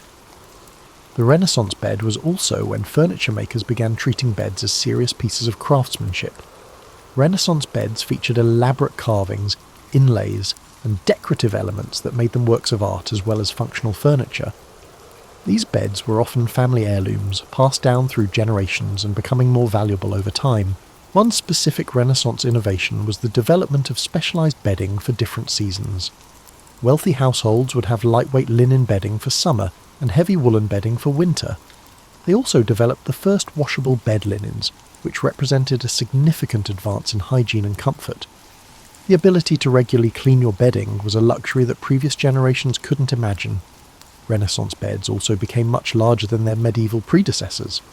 The Great Bed became a status symbol among the wealthy, with some beds measuring 8 feet square or larger.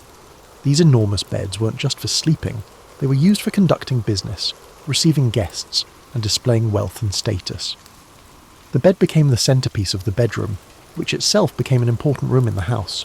The Renaissance period also saw the development of the first adjustable beds. Some Renaissance beds featured mechanisms that allowed sleepers to raise or lower their heads and feet, providing comfort for people with medical conditions or simply allowing for more comfortable reading or dining in bed. These adjustable beds were complex mechanical devices that demonstrated the period's growing understanding of engineering and comfort. Renaissance sleeping arrangements also reflected changing social attitudes. While medieval people saw nothing wrong with communal sleeping, Renaissance sensibilities increasingly valued privacy and individual comfort. Married couples began sleeping in their rooms, and children were given their beds rather than sharing with parents or siblings. This shift toward individual sleeping spaces was a significant cultural change that would continue into the modern era. The Renaissance also saw the development of the first specialized children's beds. Instead of just making smaller versions of adult beds, furniture makers began creating beds specifically designed for children's needs. These beds were lower to the ground, had protective railings, and were designed to be safe and comfortable for young sleepers. The idea that children might have different sleeping needs than adults was revolutionary. Renaissance beds were also the first to feature storage solutions. Many Renaissance beds had built-in chests or drawers underneath the sleeping surface, providing storage for bed linens, clothing, and personal items. This innovation held significant importance during a period when closets were scarce and storage space was highly valued. The Renaissance period established many of the basic principles of comfortable sleeping that we still use today. The idea of layered bedding, supportive mattresses, comfortable pillows, and private sleeping spaces all trace back to Renaissance innovations. During this period, we essentially figured out what makes a good bed, despite the dramatic improvements in technology. The Industrial Revolution fundamentally transformed the way people slept, with most of the changes occurring more quickly than you could say, factory-made mattress. Suddenly beds that had been luxury items for the wealthy became available to ordinary people, and innovations that had taken centuries to develop were being improved upon every few years. The 1850s saw the development of the coil spring mattress, marking the first major change. This breakthrough was revolutionary because it provided support and comfort that was far superior to anything that had come before. Instead of sleeping on stuffed fabric sacks that gradually compressed and lost their shape, people could now sleep on mattresses that maintained their support and bounce back night after night. The coil spring mattress quickly established itself as the standard, with variations still in use today. Mass production meant that mattresses could be made consistently and affordably. Instead of having to commission a custom mattress from a local craftsperson, people could buy ready-made mattresses from stores. This democratization of comfort meant that working-class families could have sleeping arrangements that were comparable to what only the wealthy had enjoyed in previous centuries. The Industrial Age also brought significant improvements in bedding materials. The development of cotton mills made cotton sheets and pillowcases widely available and affordable. Cotton was softer, more breathable, and easier to clean than the rough linen or wool bedding most used. The ability to have soft, washable sheets represented a major advance in both comfort and hygiene. Iron and steel bed frames became popular during this period, replacing wooden frames for many people. These metal frames were stronger, more durable, and less likely to harbour insects than wooden frames. They were also much easier to mass produce, which made them more affordable. The classic iron bed frame, with its distinctive vertical bars and simple design, became a symbol of the Industrial Age. The Industrial Revolution also brought the first real understanding of sleep hygiene and health. Medical professionals began studying sleep and its effects on health, leading to recommendations about mattress firmness, room ventilation, and sleeping positions.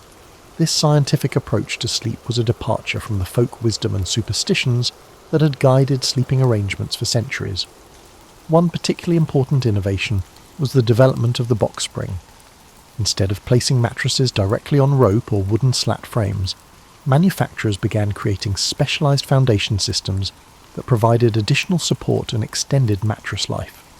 The box spring, combined with the coil spring mattress, created a sleeping system that was far superior to anything that had existed before. The Industrial Age also saw the development of specialized bedding for different needs. Manufacturers began producing mattresses for children, for people with medical conditions, and for different climates. This specialization represented a recognition that different people had different sleeping needs, and that technology could be adapted to meet those needs.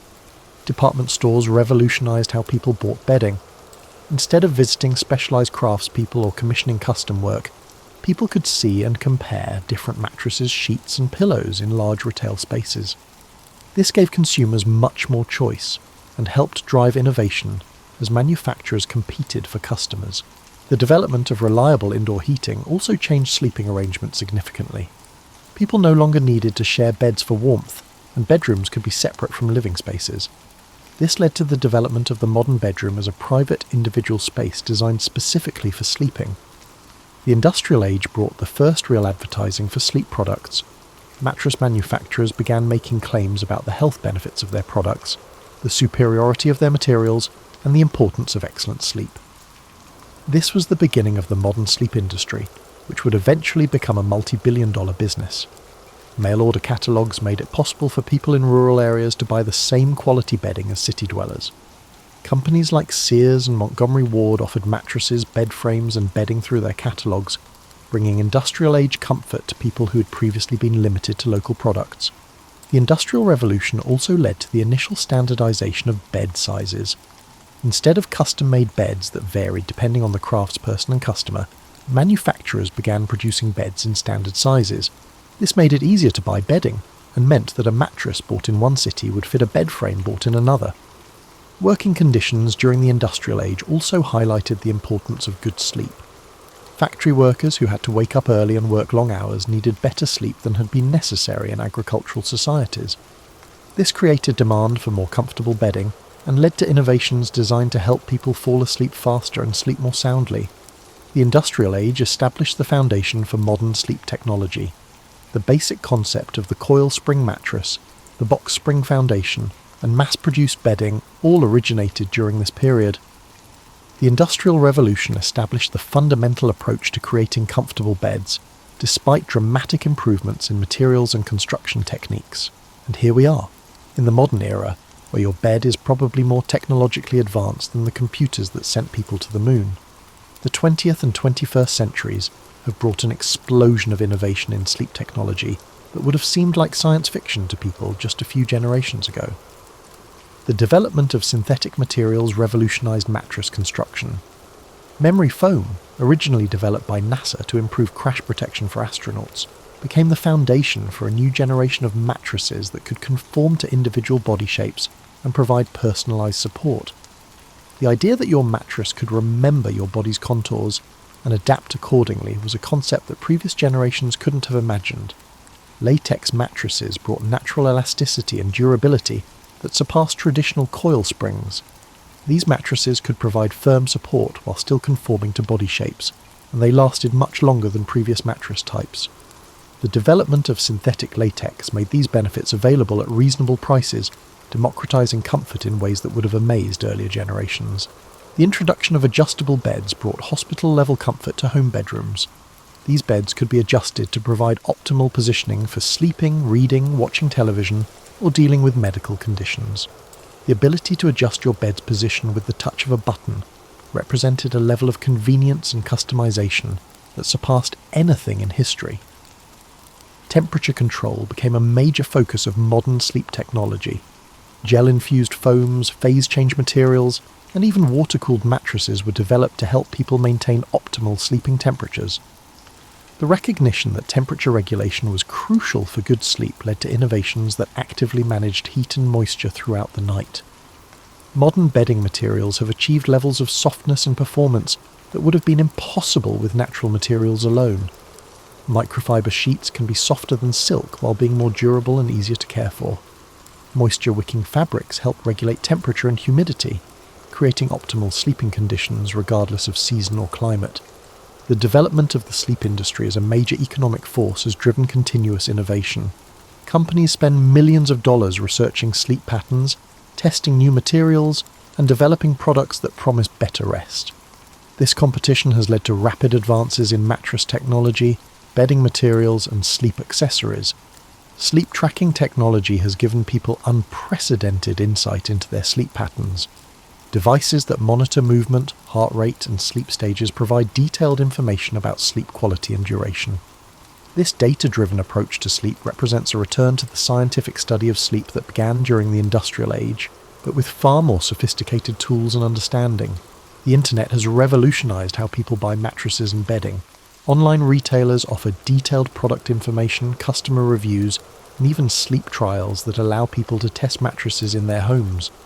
The internet has made it easier for people to find products that meet their specific needs and preferences.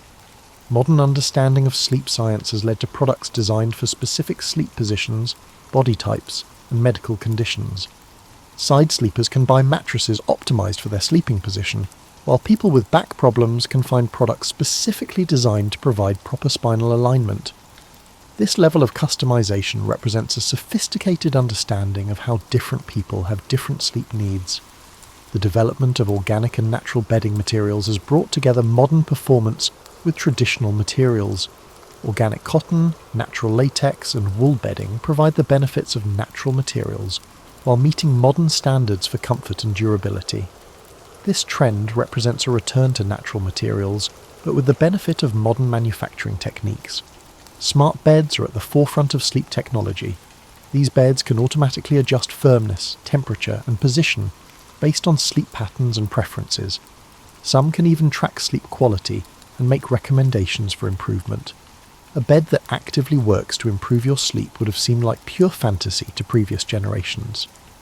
The modern sleep revolution has also brought an understanding of the importance of sleep for overall health and well-being. Research has shown that adequate sleep is crucial for physical health, mental performance, and emotional stability. This awareness has led to increased investment in sleep technology and a recognition that good bedding is an investment in health, not just comfort.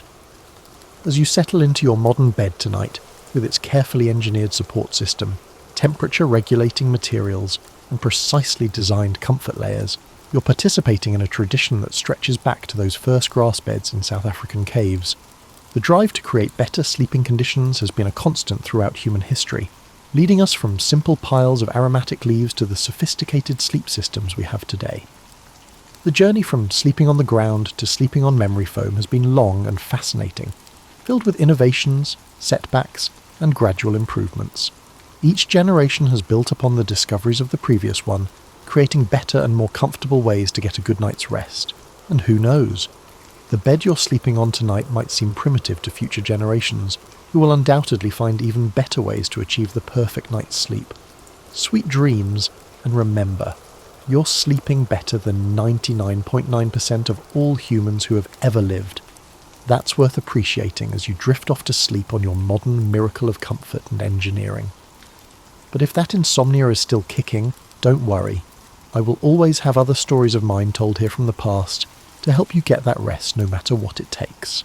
Sleep well, my friends, and I will catch you later, as I always do.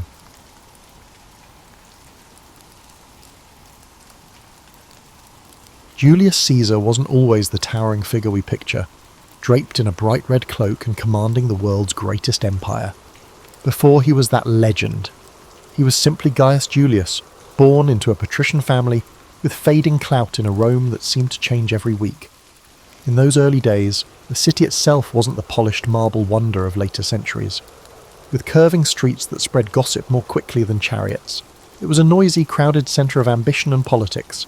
People lived on top of each other in shabby apartments, while aristocrats planned lavish feasts in their villa courtyards, hoping to lure allies for the next election. Gaius Julius was shaped by it all. The noise of street vendors hawking figs and fish, the heated oratory in the forum, and the whispers behind every statue's column. Even as a child, Caesar had a curiosity that led him to corners of Rome others avoided, dimly lit taverns, the muddy banks of the Tiber River, and rows of cramped bookshops where scribes copied scrolls for hours on end. These experiences seasoned him with a knowledge of everyday life that most upper-class Romans rarely bothered with. He'd watch workers at the docks, fascinated by the different languages from traders coming in from the east. It gave him an early taste for the diversity that existed beyond Rome's walls, and no matter how chaotic it got, he never seemed overwhelmed. Instead, he'd carefully absorb how each piece of society functioned and file the information away. In his early teens, while many aristocratic boys took lessons in rhetoric under famed tutors, Caesar did too, but he did more than rehearse speeches from ancient Greek texts. He peppered his teachers with questions about how words could shift emotions. He realized that to command respect in Rome, you needed to shape minds and hearts, not just bodies on a battlefield. This flair for oratory would become one of his trademarks. Before he wore the laurel wreath, Caesar was already making a name for himself in smaller legal cases. He wowed the courts with a perfect blend of reason, passion, and style that made older, more experienced pleaders look foolish. His household wasn't exactly a fortress of tranquility. Tensions brewed under its roof, fed by old feuds and expectations that could suffocate a young man. If you were a patrician, tradition dictated you climb certain ladders, hold a few offices, curry favour with the Senate, play by Rome's unwritten rules. Yet Caesar's mother, Aurelia, sensed something different in him. His eyes sparked with ambition beyond the norm. Quietly, she encouraged him to break moulds, but do so intelligently. She knew that living like a chameleon in Rome's political ecosystem, switching shades when necessary, was the path to real power. Of course, Caesar's early journey wasn't smooth. He found himself ensnared in the civil disputes between Marius, his uncle by marriage, and Sulla, which tore Rome into factions. As a teenager, Caesar had to flee or risk execution when the dictatorial Sulla took over. But even on the run, he refused to remain hidden in a corner of Italy. Instead, he travelled discreetly, learning about local communities, forging bonds with minor officials and gaining a sense for the shifting alliances that propped up Roman government. Ever cunning, he avoided Sulla's men by staying a step ahead of them, sometimes disguising himself or travelling in the company of improbable companions, like foreign traders or even wandering performers. Eventually, Caesar returned to Rome after Sulla's death, but he'd learned that when power is on the table, trust is a fragile commodity. He had seen men switch loyalties for a promise of gold or turn in a friend to keep their own head. That lesson never left him. Upon coming home, he immediately set about re-establishing his social ties, attending banquets and forging friendships with men who had once eyed him with suspicion. Yet Caesar was adept at reading faces. If he caught even a flicker of duplicity, he dodged that bond elegantly, perhaps with an extravagant greeting followed by a subtle distancing. One could never be too careful in Rome's swirling politics. A remarkable moment came when he took on the role of priest to Jupiter. only to lose it during Sulla's purges. It was a blow. Public piety, after all, was a stepping stone for an aspiring politician.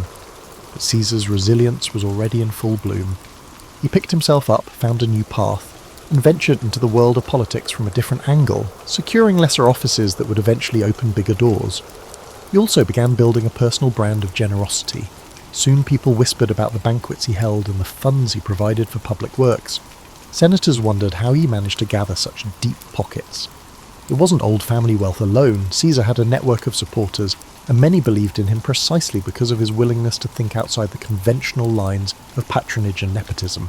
By his mid-20s, Caesar had cultivated a reputation for being both bold and adaptable. He hadn't yet reshaped Rome, but the seeds were there. His path wasn't about simple heroics or the typical childhood prophecy that he was destined for greatness. Rather, it was a quieter accumulation of experiences that prepared him for the challenges ahead. Each piece, his exposure to everyday Romans, his brush with danger during Sulla's regime, his love of rhetoric, lined up perfectly to form a foundation. Rome, full of swirling rivalries and unspoken rules, had no idea that this relatively unremarkable young man with a quick tongue and quick mind was about to upend everything. Before he was a seasoned commander or the Colossus striding across the Rubicon, Caesar had an escapade that shaped his perspective on the power more than any lecture in the Senate ever could: his abduction by Cilician pirates in the Aegean Sea. It's a tale rarely told in the mainstream, but it offers a raw glimpse into his character. Caesar was travelling to strengthen his oratory skills under a renowned teacher on the island of Rhodes, something aristocrats often did. But the seas teemed with pirates who thrived on ransom, and it wasn't long before his ship was seized. The pirates who captured him expected a frightened Roman aristocrat. Instead, they encountered a man whose boldness made them question who'd truly been captured. When they demanded a ransom of 20 talents of silver, Caesar reportedly scoffed that they were underselling him. He insisted they ask for 50.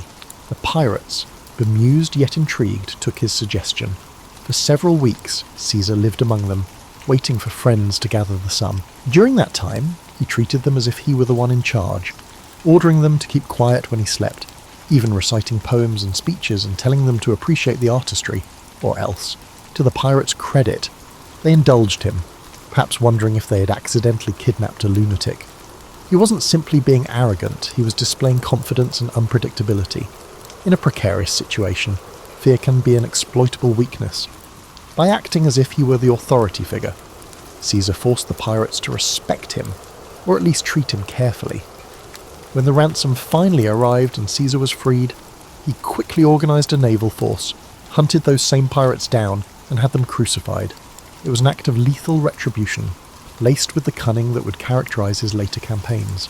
The memory of that ransom demanded, and of Caesar's outlandish performance on the pirates' island, helped shape his entire approach to dealing with adversaries, dramatic, strategic, and always with an eye to the outcome.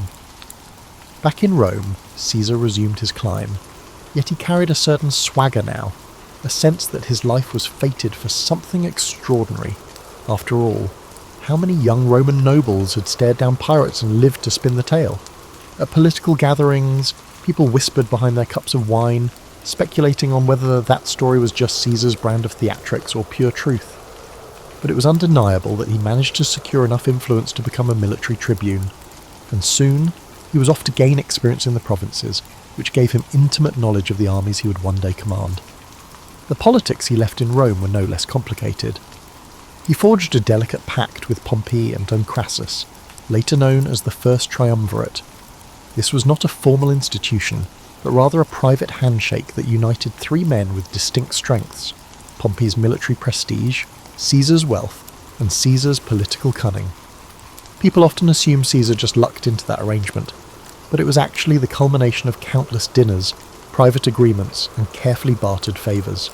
Caesar knew that if he wanted to climb higher, he needed to bring Rome's big players into his corner, at least temporarily.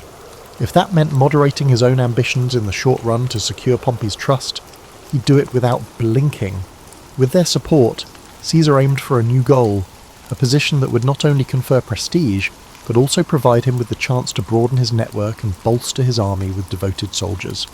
The governorship of Hispania Ulterior or Gaul, where fortunes could be made and reputation cemented, seemed ideal.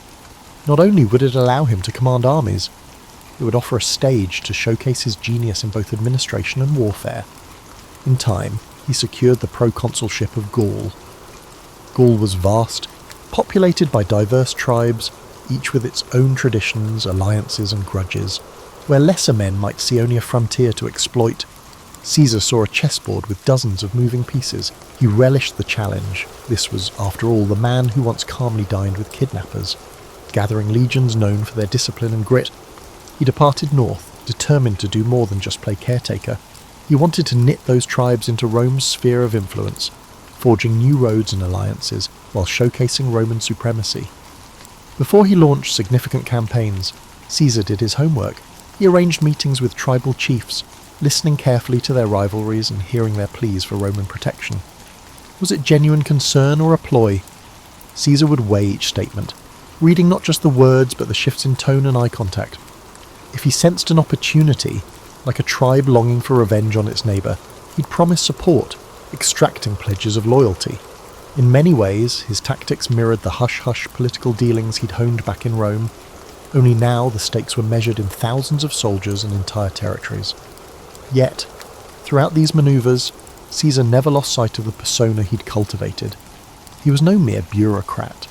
He was that daring aristocrat who'd outwitted pirates, the dynamic orator who electrified the courts, and the cunning negotiator who'd found common ground with Pompey and Caesar. Each success in Gaul was reported back to Rome via sensational dispatches, commentarii, so written with clarity and flair. People in the city devoured them as if they were tabloid headlines. He dramatized his victories just enough to capture the public's imagination. The Senate, reading the official versions, found themselves both impressed and wary. Caesar was quickly becoming too big to ignore. These initial steps in Gaul, some alliances struck, some small skirmishes won, emboldened him. He sensed that if he could bring all of Gaul under Roman control, he'd move from being just another ambitious politician to a legendary conqueror. That knowledge spurred him on. Caesar might have left behind the pirates who once threatened him, but the memory of that captivity fueled his hunger for absolute control. If he had his way, no one, be they a tribal chief or a Roman senator, would ever have the power to hold him captive again.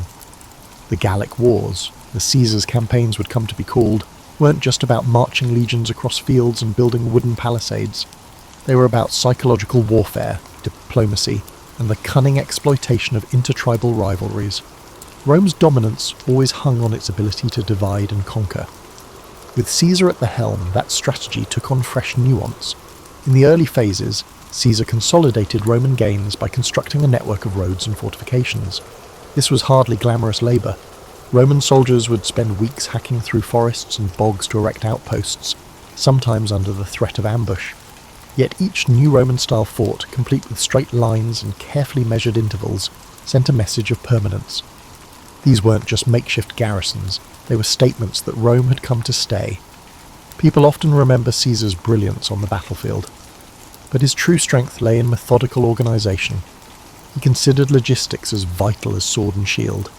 The various Gallic tribes watched uneasily, some rushing to Caesar's side, others forming alliances against him. Caesar capitalised on the smallest of division.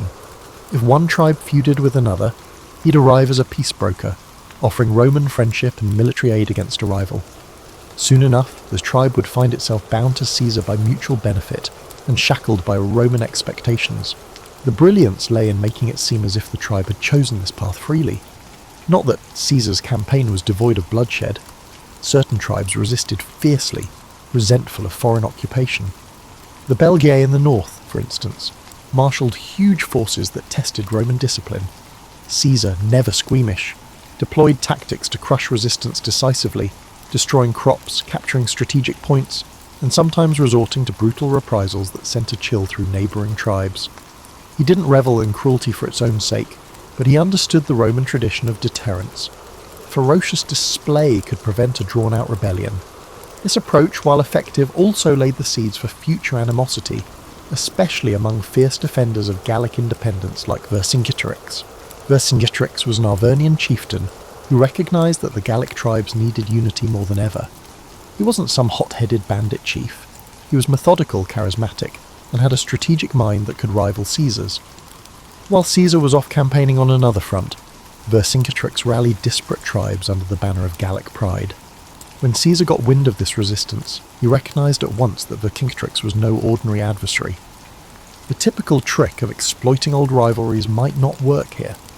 The confrontation between Caesar and Vercingetorix escalated into one of the defining struggles of the Gallic Wars. Vercingetorix adopted a scorched earth policy, instructing villagers to destroy their own supplies and towns to starve the Roman legions of resources. It was a grim strategy, burning fields and uprooting harvests, but it slowed Caesar's advance, creating logistical nightmares for Roman soldiers accustomed to living off the land. For a man who prided himself on controlling every variable, Caesar found himself confronting the unpredictable factor of a charismatic local leader who matched him in cunning. Still, Caesar was a master of adaptation. Recognizing the challenge, he consolidated his troops and chose to besiege key Gallic strongholds. Most famously, he surrounded the fortress town of Alesia, where Vercingetorix had taken refuge with tens of thousands of warriors. The siege of Alesia would become a testament to Caesar's ability to think in layers. He constructed a ring of fortifications around the city to starve out Vercingetorix's forces, and, anticipating a Gallic relief army, he built another ring facing outwards to protect his legions from an attack from outside. This double fortification was an audacious engineering project, involving miles of ditches, ramparts, and watchtowers, enough to give any modern city planner pause.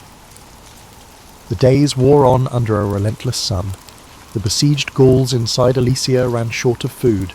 Women and children were turned out of the fortress, hoping for mercy, only to be left stranded between the city walls and the Roman lines.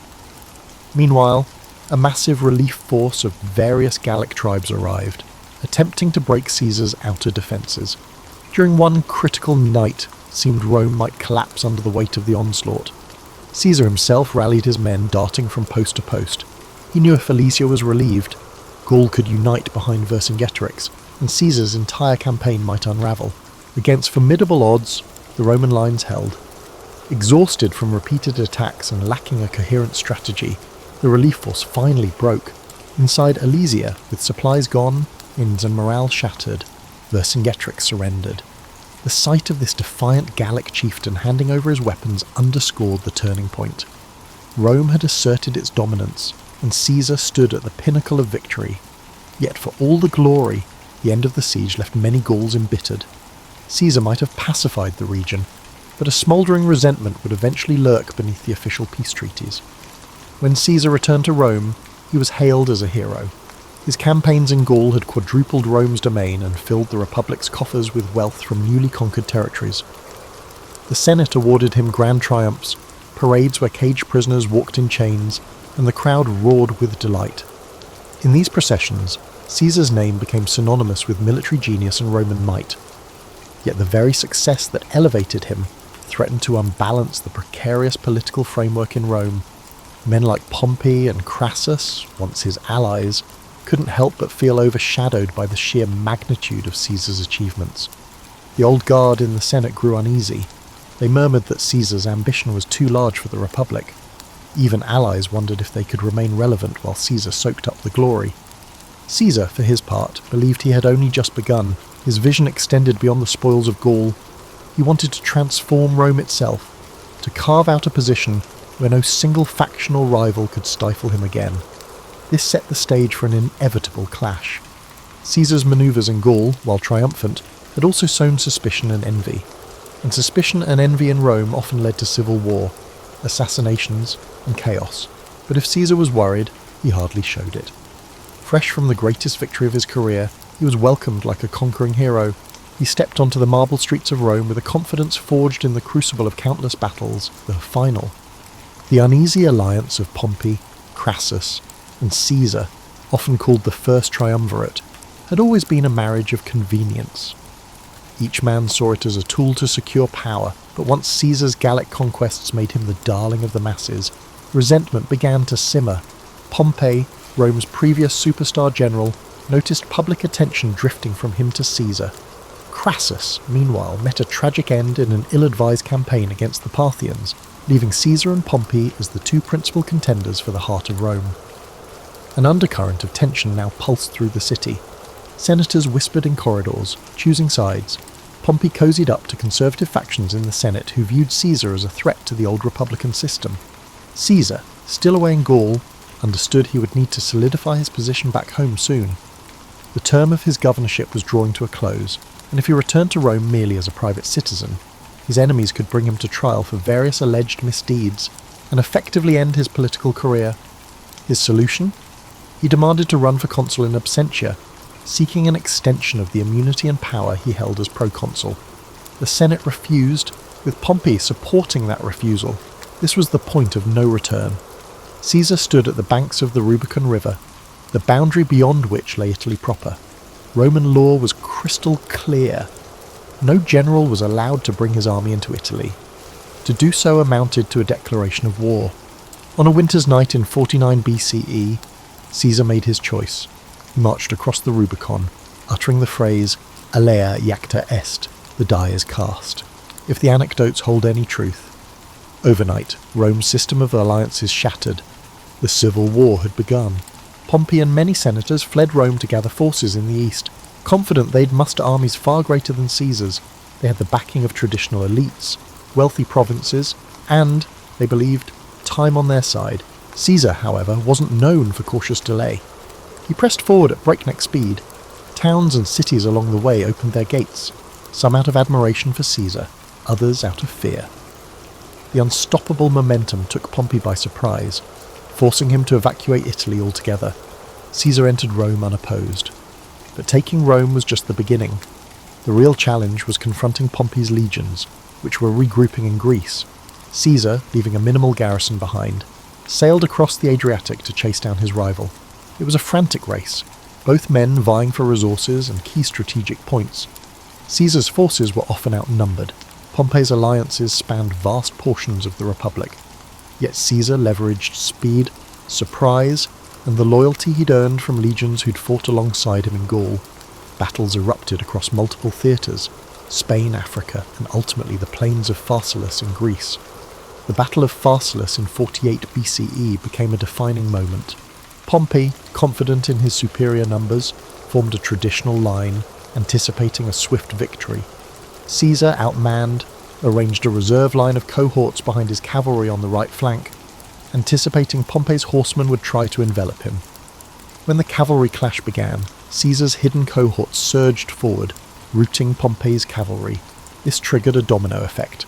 Pompey's infantry, once they saw the cavalry in flight, lost cohesion.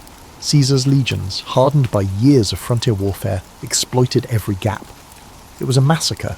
Pompey escaped, but the psychological damage was done. Men who had once sworn loyalty to Pompey began to slip away or switch sides, sensing the tides of fate had turned. Pompey fled to Egypt, hoping to regroup, but the Ptolemaic officials, keen to appease Caesar, betrayed him. On his arrival, Pompey was assassinated. His head presented to Caesar as a perverse gift. Caesar was horrified. Despite their rivalry, Pompey had once been his son-in-law. Caesar's daughter Julia had been married to Pompey. Caesar publicly wept at the sight of Pompey's severed head, then ordered the execution of the men responsible for the betrayal. This act conveyed a message. Caesar might be ruthless, but he upheld the dignity of Roman nobility and detested dishonour. Egypt, however, offered its own labyrinth of politics. Cleopatra and her brother Ptolemy were locked in a power struggle. Caesar, now the most influential Roman in the region, found himself arbitrating their dispute. Cleopatra saw an opportunity. She smuggled herself into Caesar's presence, wrapped in a carpet, so the story goes, and charmed him with her intellect, wit, and grand vision for Egypt. Caesar, never one to resist audacity or intelligence, sided with Cleopatra. The pair consolidated power in Alexandria, defeating Ptolemy's forces and installing Cleopatra as queen. Their liaison was more than romantic, it was a strategic alliance that gave Caesar access to Egypt's wealth while securing Cleopatra's throne. Rome watched these events with fascination and growing anxiety. Caesar was off forging alliances and fathering a child with a foreign queen, Caesarion, while Italy braced for whatever came next. Though Pompey was dead, segments of the Roman Republic still resisted Caesar's rule. Caesar marched on, quelling resistance in Asia Minor, with such speed that he famously declared, "Veni, vidi, vici," I came, I saw, I conquered. Then he headed to Africa, clashing with remaining Pompeian forces and eventually subduing them. By 45 BCE, Caesar stood unchallenged as Rome's paramount leader. The Senate, most of whose members owed him their lives or careers, filled his hands with powers that stretched the limits of Rome's traditions. He was named dictator for 10 years, eventually dictator for life. Some called it a tyranny. Caesar, for his part, claimed he was trying to restore order. He enacted sweeping reforms, revising the calendar into the Julian model, restructuring debts, expanding the Senate, granting citizenship to loyal allies in distant provinces, and planning massive building projects that aimed to beautify the city. He also introduced social measures, like distributing land to veterans. In these moves, Caesar walked a tightrope, consolidating power while giving just enough to the masses and Senate to keep them largely compliant. But something in the Roman psyche chafed at one-man rule. Rome prided itself on hating kings. Their entire identity was built around a republic, even if that republic was often manipulated by the powerful. Caesar's acceptance of lavish honours and his centralisation of power made some worry that he sought to crown himself. Others found him dangerously modern, someone who might change Rome beyond recognition. And behind Caesar's unstoppable force lay a silent question. Was the Republic just a stage for one man's ambition, or could it endure? When Caesar finally returned to Rome in triumph, the city was abuzz with rumours and festivals. Though war still simmered in the distant corners of the Republic, Caesar's personal magnetism and the promise of stability temporarily silenced most discontent. He orchestrated spectacular public games and feasts, showering the populace with free grain. Statues and monuments sprang up in his honour. Yet beneath the gleaming facade, the core of Roman tradition, those unwritten rules guarding the Republic from monarchy, felt under siege. One example of Caesar's larger-than-life persona was his attempt to reshape the calendar, which was no small matter in Rome. The old lunar calendar had become hopelessly misaligned with the seasons, creating confusion in festivals and civic life. Caesar, advised by astronomers including Sosigenes of Alexandria, introduced the Julian calendar, a solar-based system with a leap year cycle. This was a major administrative reform that didn't just tidy up dates. It demonstrated Caesar's willingness to override centuries of practice if he believed he had a better way. People marvelled at the clarity the new calendar offered, but they also sensed that if Caesar could reorder time itself, what else might he feel entitled to reorder? He poured money into construction. Under Caesar's direction, new buildings, temples, and public spaces sprouted, symbolising a Rome reborn. The Forum grew more magnificent. He commissioned grand projects that not only beautified the city but gave work to thousands of labourers, elevating Caesar's popularity among the common folk. At the same time, he expanded the Senate from roughly 600 to as many as 900 members, adding allies from the provinces and diluting the power of the old aristocratic families. Some saw this as an inclusive move, broadening representation within the Roman state. Others viewed it as an egregious power play, a way for Caesar to stack the Senate with loyalists who owed their positions to him alone. All these changes stirred the question, was Caesar still just a leading citizen, or was he inching toward kingship? Rome had a cultural aversion to the very word rex, king. Generations were taught that their ancestors had exiled the last Roman king and vowed never to kneel before another. So when statues of Caesar began appearing in public places, crowned with diadems, some citizens felt a chill. Caesar claimed these were tokens of respect from admirers, not declarations of monarchy, but doubts lingered. At a public festival, Marcus Antonius, a favoured lieutenant, attempted to place a diadem on Caesar's head. Caesar dramatically refused, stating, "Only Jupiter is king of the Romans." But the crowd's reaction was mixed. Some cheered his refusal, others suspected a theatrical performance designed to test public opinion on a monarchy. The dissonance grew sharper as Caesar took on the title dictator for life. In theory, a dictator in Roman history was an emergency measure, appointed for 6 months in times of dire threat, and then required to relinquish power. By extending this temporary position indefinitely, Caesar strained the very definitions of Roman governance. His supporters insisted Rome needed strong leadership given all the unrest, but his critics argued that Caesar was snuffing out the Republican flame. The seeds of conspiracy began to sprout. Senators who longed for a return to the old order, such as Gaius Cassius Longinus and Marcus Junius Brutus, started meeting discreetly. Brutus stood out. He descended from Lucius Junius Brutus, the fabled founder of the Republic who drove out the ancient kings. Caesar had shown Brutus remarkable favour, even rumoured to have paternal affection for him. Yet this complicated bond didn't stifle Brutus's conviction that Caesar's power threatened the Republic's core values. Cassius, a cunning figure with a far darker edge, fanned the flames, reminding Brutus of his ancestors' legacy and the sacred duty to protect Rome from a tyrant. Meanwhile, Caesar seemed to sense an undercurrent of danger. He went about with guards, but he also believed that living in constant fear would diminish his stature. On the surface, he continued orchestrating elaborate plans. He was preparing a massive campaign against Parthia in the east and intending to surpass even Pompey's conquests. Returning to Rome from that victory, Caesar likely envisioned a final consolidation of power, an unassailable legacy. His mind overflowed with new ideas for governance, law codes and expansions of citizen rights. He confided in close allies that his rule would transform Rome into a cohesive empire rather than a loose confederation of territories. Yet those grand visions collided with the simmering resentment of the senatorial class. Many of them had gone along with Caesar out of pragmatism, biding their time, waiting for a chance to assert the old ways. They resented how Caesar's reforms undermined their prestige, how his populist measures made the people less reliant on senatorial patrons. Some conspirators hoped to reinstate a pure republic with limited terms of office and carefully balanced powers.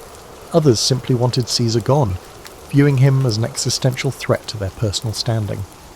So as Caesar walked the marble floors of the Curia, conferring with senators, not all who greeted him warmly were true allies. The facade of unity was just that, facade. Whispers circulated about the Ides of March, a date the conspirators had marked as pivotal. Caesar, distracted by preparations for upcoming campaigns, either dismissed or downplayed the signs of looming treachery. He was, after all, Julius Caesar, the man who escaped pirates, conquered Gaul, and overcame Pompey. To him, fear was a cage he refused to live in. To the conspirators, his confidence was both an insult and an opportunity. The stage was set, and all of Rome felt the tension in the air. The days leading up to the Ides of March had a strange energy in Rome. Senators bustled about with forced smiles, while scribes noted a flurry of edicts and proposals Caesar aimed to finalise before departing on campaign. Craftsmen laboured on newly commissioned statues and inscriptions praising Caesar's achievements.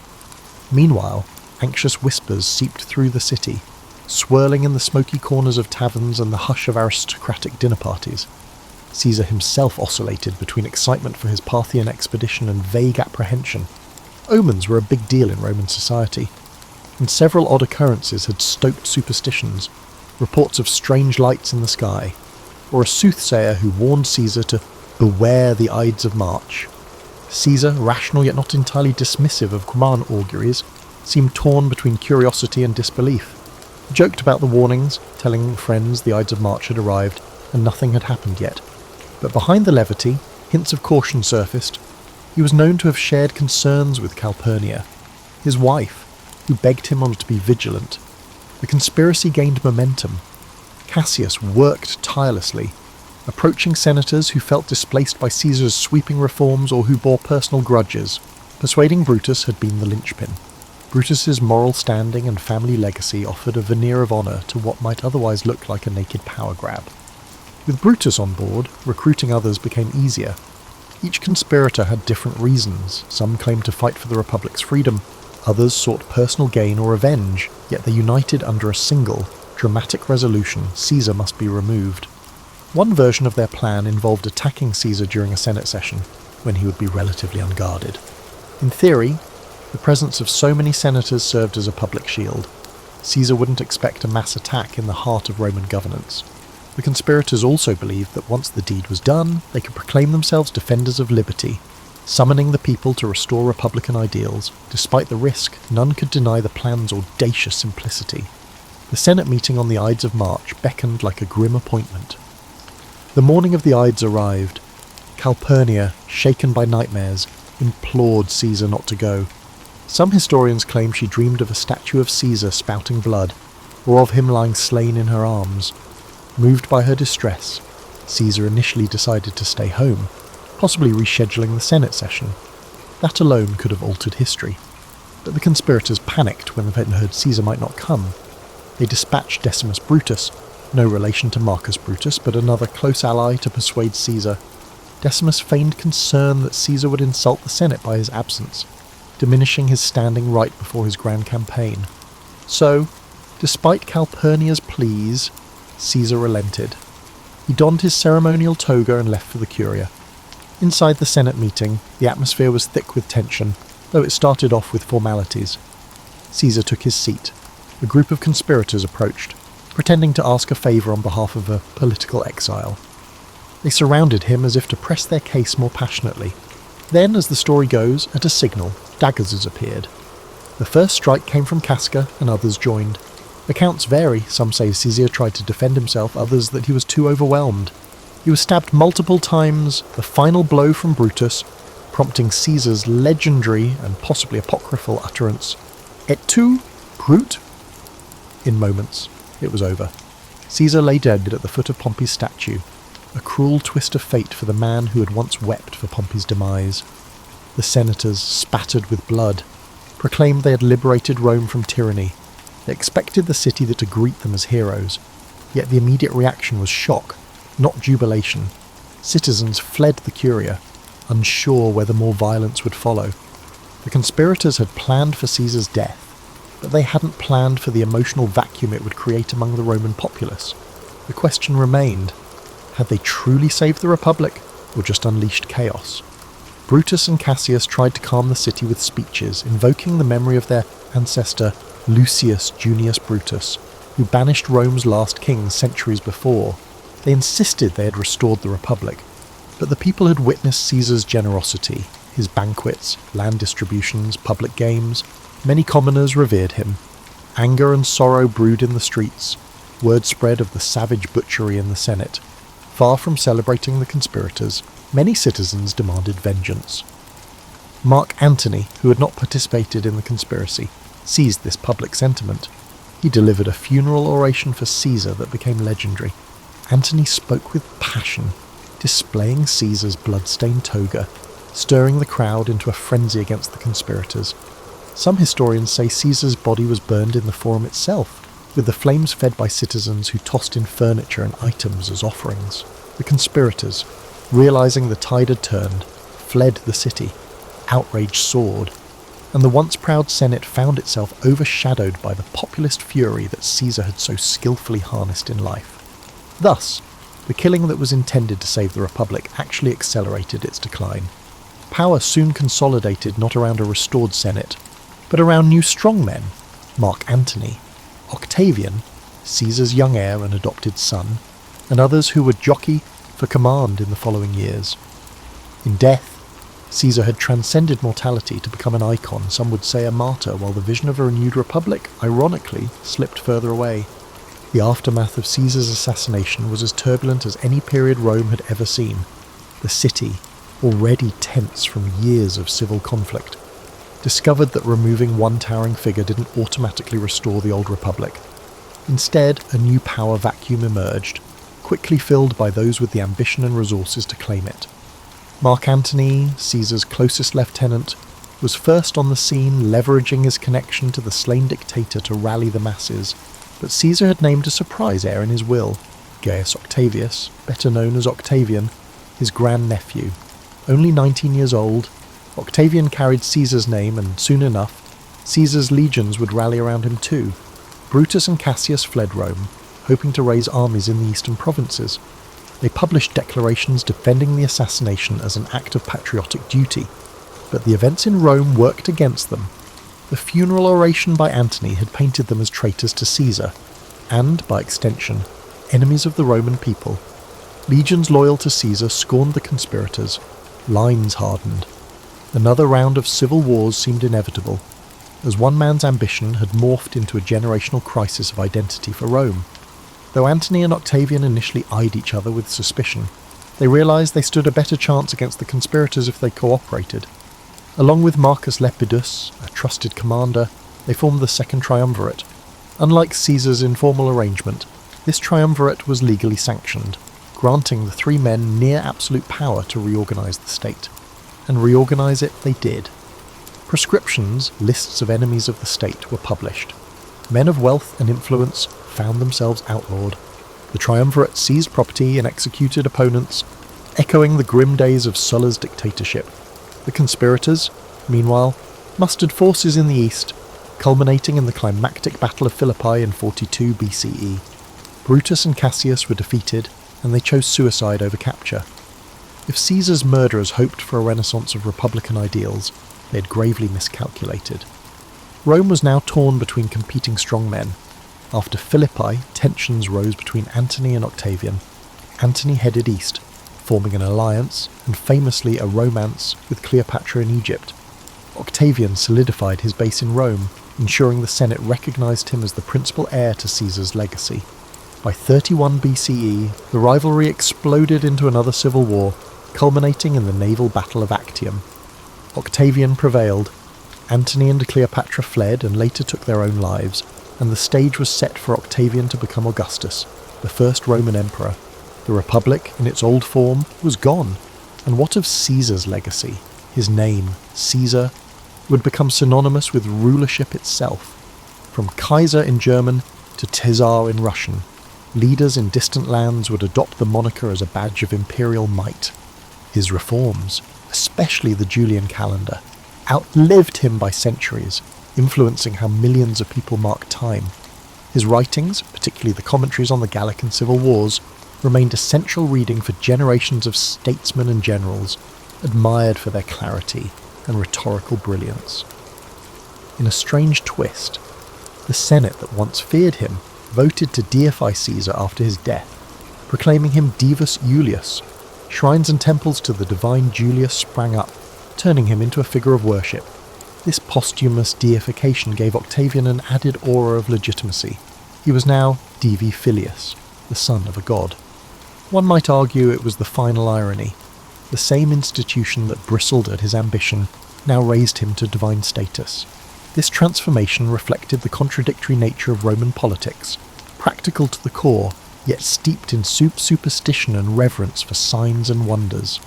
Public memory of Caesar remained divided. Many admired him for championing the lower classes, taking decisive action to end Rome's internal strife, and extending Roman influence abroad. Others condemned him as the man who shattered the Republic's checks and balances, making a single-man rule inevitable. Over time, historians, playwrights, and orators distilled his story into dramatic beats.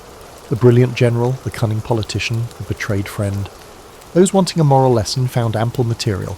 Some used him as a warning against unchecked ambition, others as an example of visionary leadership undone by a petty jealousy. Yet there's a deeper layer to Caesar's life, one less recounted in popular lore. He was profoundly curious about the world, about languages, cultures, and the mechanics of governance.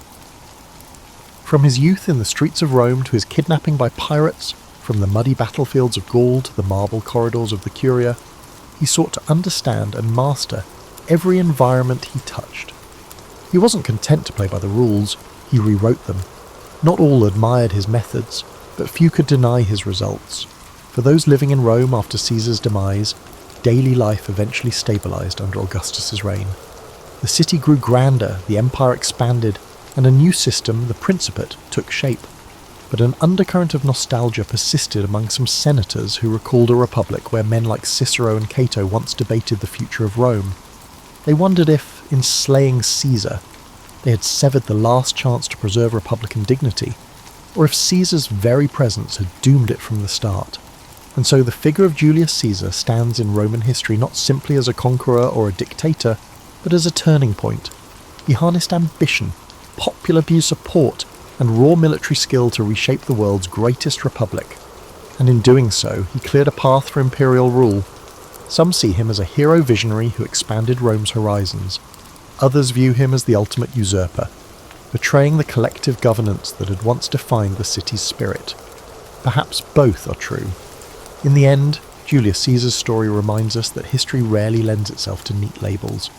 The arcs of power, destiny, and personal will often weave together in ways that defy easy categorization. And if there's one lesson that resonates across the centuries, it might be this. When a single individual grows too large for the existing order, transformation, however exhilarating or destructive, becomes inevitable. Charles Darwin, one of the most influential figures in science, is often remembered for his groundbreaking work on evolution. But his journey to understanding the origins of life on Earth was anything but straightforward. Born in 1809 in Shrewsbury, England, Darwin grew up in a world where scientific exploration was on the rise, but the idea of evolution was not yet widely accepted. His life was filled with scientific curiosity, challenging ideas, and a journey across the world that would forever alter the way humanity viewed itself. Darwin was born to a family of notable individuals. His father, Robert Darwin, was a wealthy physician, and his mother, Susanna, came from the Wedgwood family, known for their pottery business. Tragically, Darwin's mother passed away when he was just 8 years old, leaving a profound impact on him. His father, who had high hopes for him to follow in his footsteps as a physician, sent him to medical school at the University of Edinburgh when he was 16. But Darwin's interests lay elsewhere. He found the practice of medicine distasteful, particularly surgery, which he thought was barbaric. But it wasn't just medicine that failed to capture his imagination, it was the traditional academic curriculum. Instead, Darwin was drawn to the natural sciences, particularly geology and biology, subjects that were not typically emphasised in the medical field. He would spend his free time collecting specimens and studying the natural world around him. However, despite his deepening passion for natural history, Darwin did not excel in his medical studies. His father, frustrated with his son's lack of progress, sent him to Christ College in Cambridge, hoping that he might find a new direction in life. It was there that Darwin's fascination with natural history truly took off. Under the guidance of influential professors, including botanist John Stevens Henslow, Darwin began to focus his attention on the study of nature, a decision that would eventually lead him to the discovery of the theory of evolution. During his time at Cambridge, Darwin formed a close friendship with Henslow, who encouraged him to pursue a career in natural history. Darwin graduated with a Bachelor of Arts degree in 1831 and, despite having no formal training in the field, decided to join the HMS Beagle on a voyage around the world. It was on this journey that Darwin would begin to develop his ideas about natural selection and the evolution of species. The voyage of the Beagle began in 1831 and lasted nearly 5 years, taking Darwin to places as far as South America, the Galapagos Islands, Australia, and Africa. The trip provided Darwin with an unparalleled opportunity to observe the natural world in its most diverse forms. He meticulously collected specimens of plants, animals, and fossils, and took detailed notes on his observations. It was during his time in the Galapagos Islands, however, that Darwin made a discovery that would change everything. He noticed that the finches on the islands were all similar, but had distinct variations in their beaks depending on the type of food available. This observation led him to question the idea that species were fixed and unchanging. Darwin began to develop a theory that species were not created in their present form, but evolved over time, adapting to the environment in which they lived. He proposed that the differences between species were a result of small changes accumulated over generations, with those organisms better suited to their environments surviving and passing on their advantageous traits. This idea, known as natural selection, became the cornerstone of Darwin's theory of evolution. Upon returning to England in 1836, Darwin began to work on his observations from the voyage. He spent the next several years analysing his findings, corresponding with other scientists and developing his ideas. It was a slow and meticulous process. He was reluctant to publish his ideas, knowing that they would be controversial.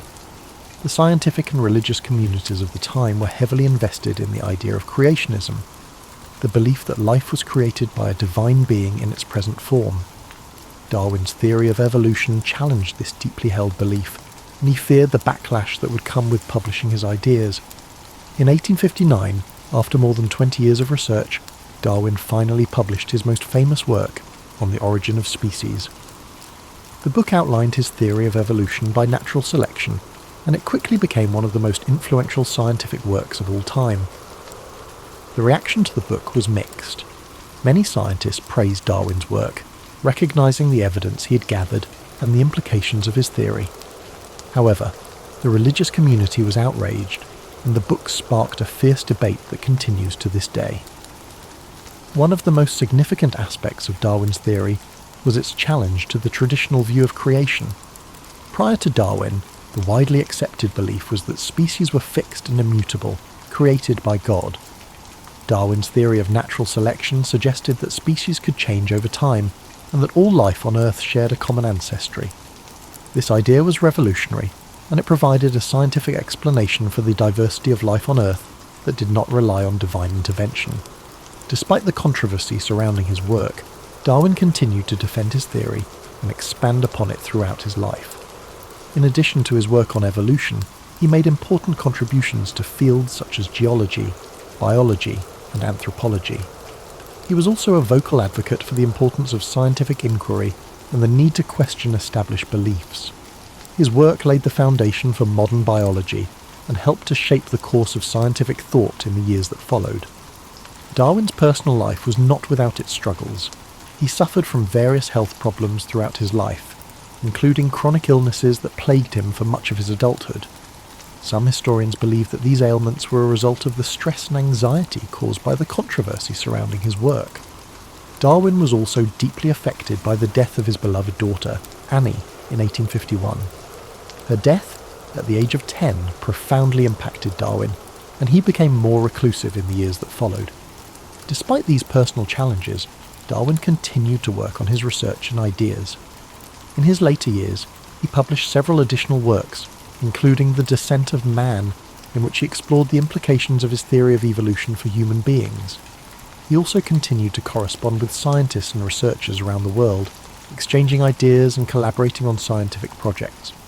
Charles Darwin passed away on April 19, 1882, at the age of 73. His death marked the end of a remarkable life dedicated to understanding the natural world. He was buried in Westminster Abbey, a testament to the profound impact his work had on the scientific community and the world at large. His theory of evolution by natural selection continues to shape our understanding of biology, genetics, and the history of life on Earth. Though Darwin's ideas were controversial in his time, they have since become widely accepted and have fundamentally altered the way we view the natural world.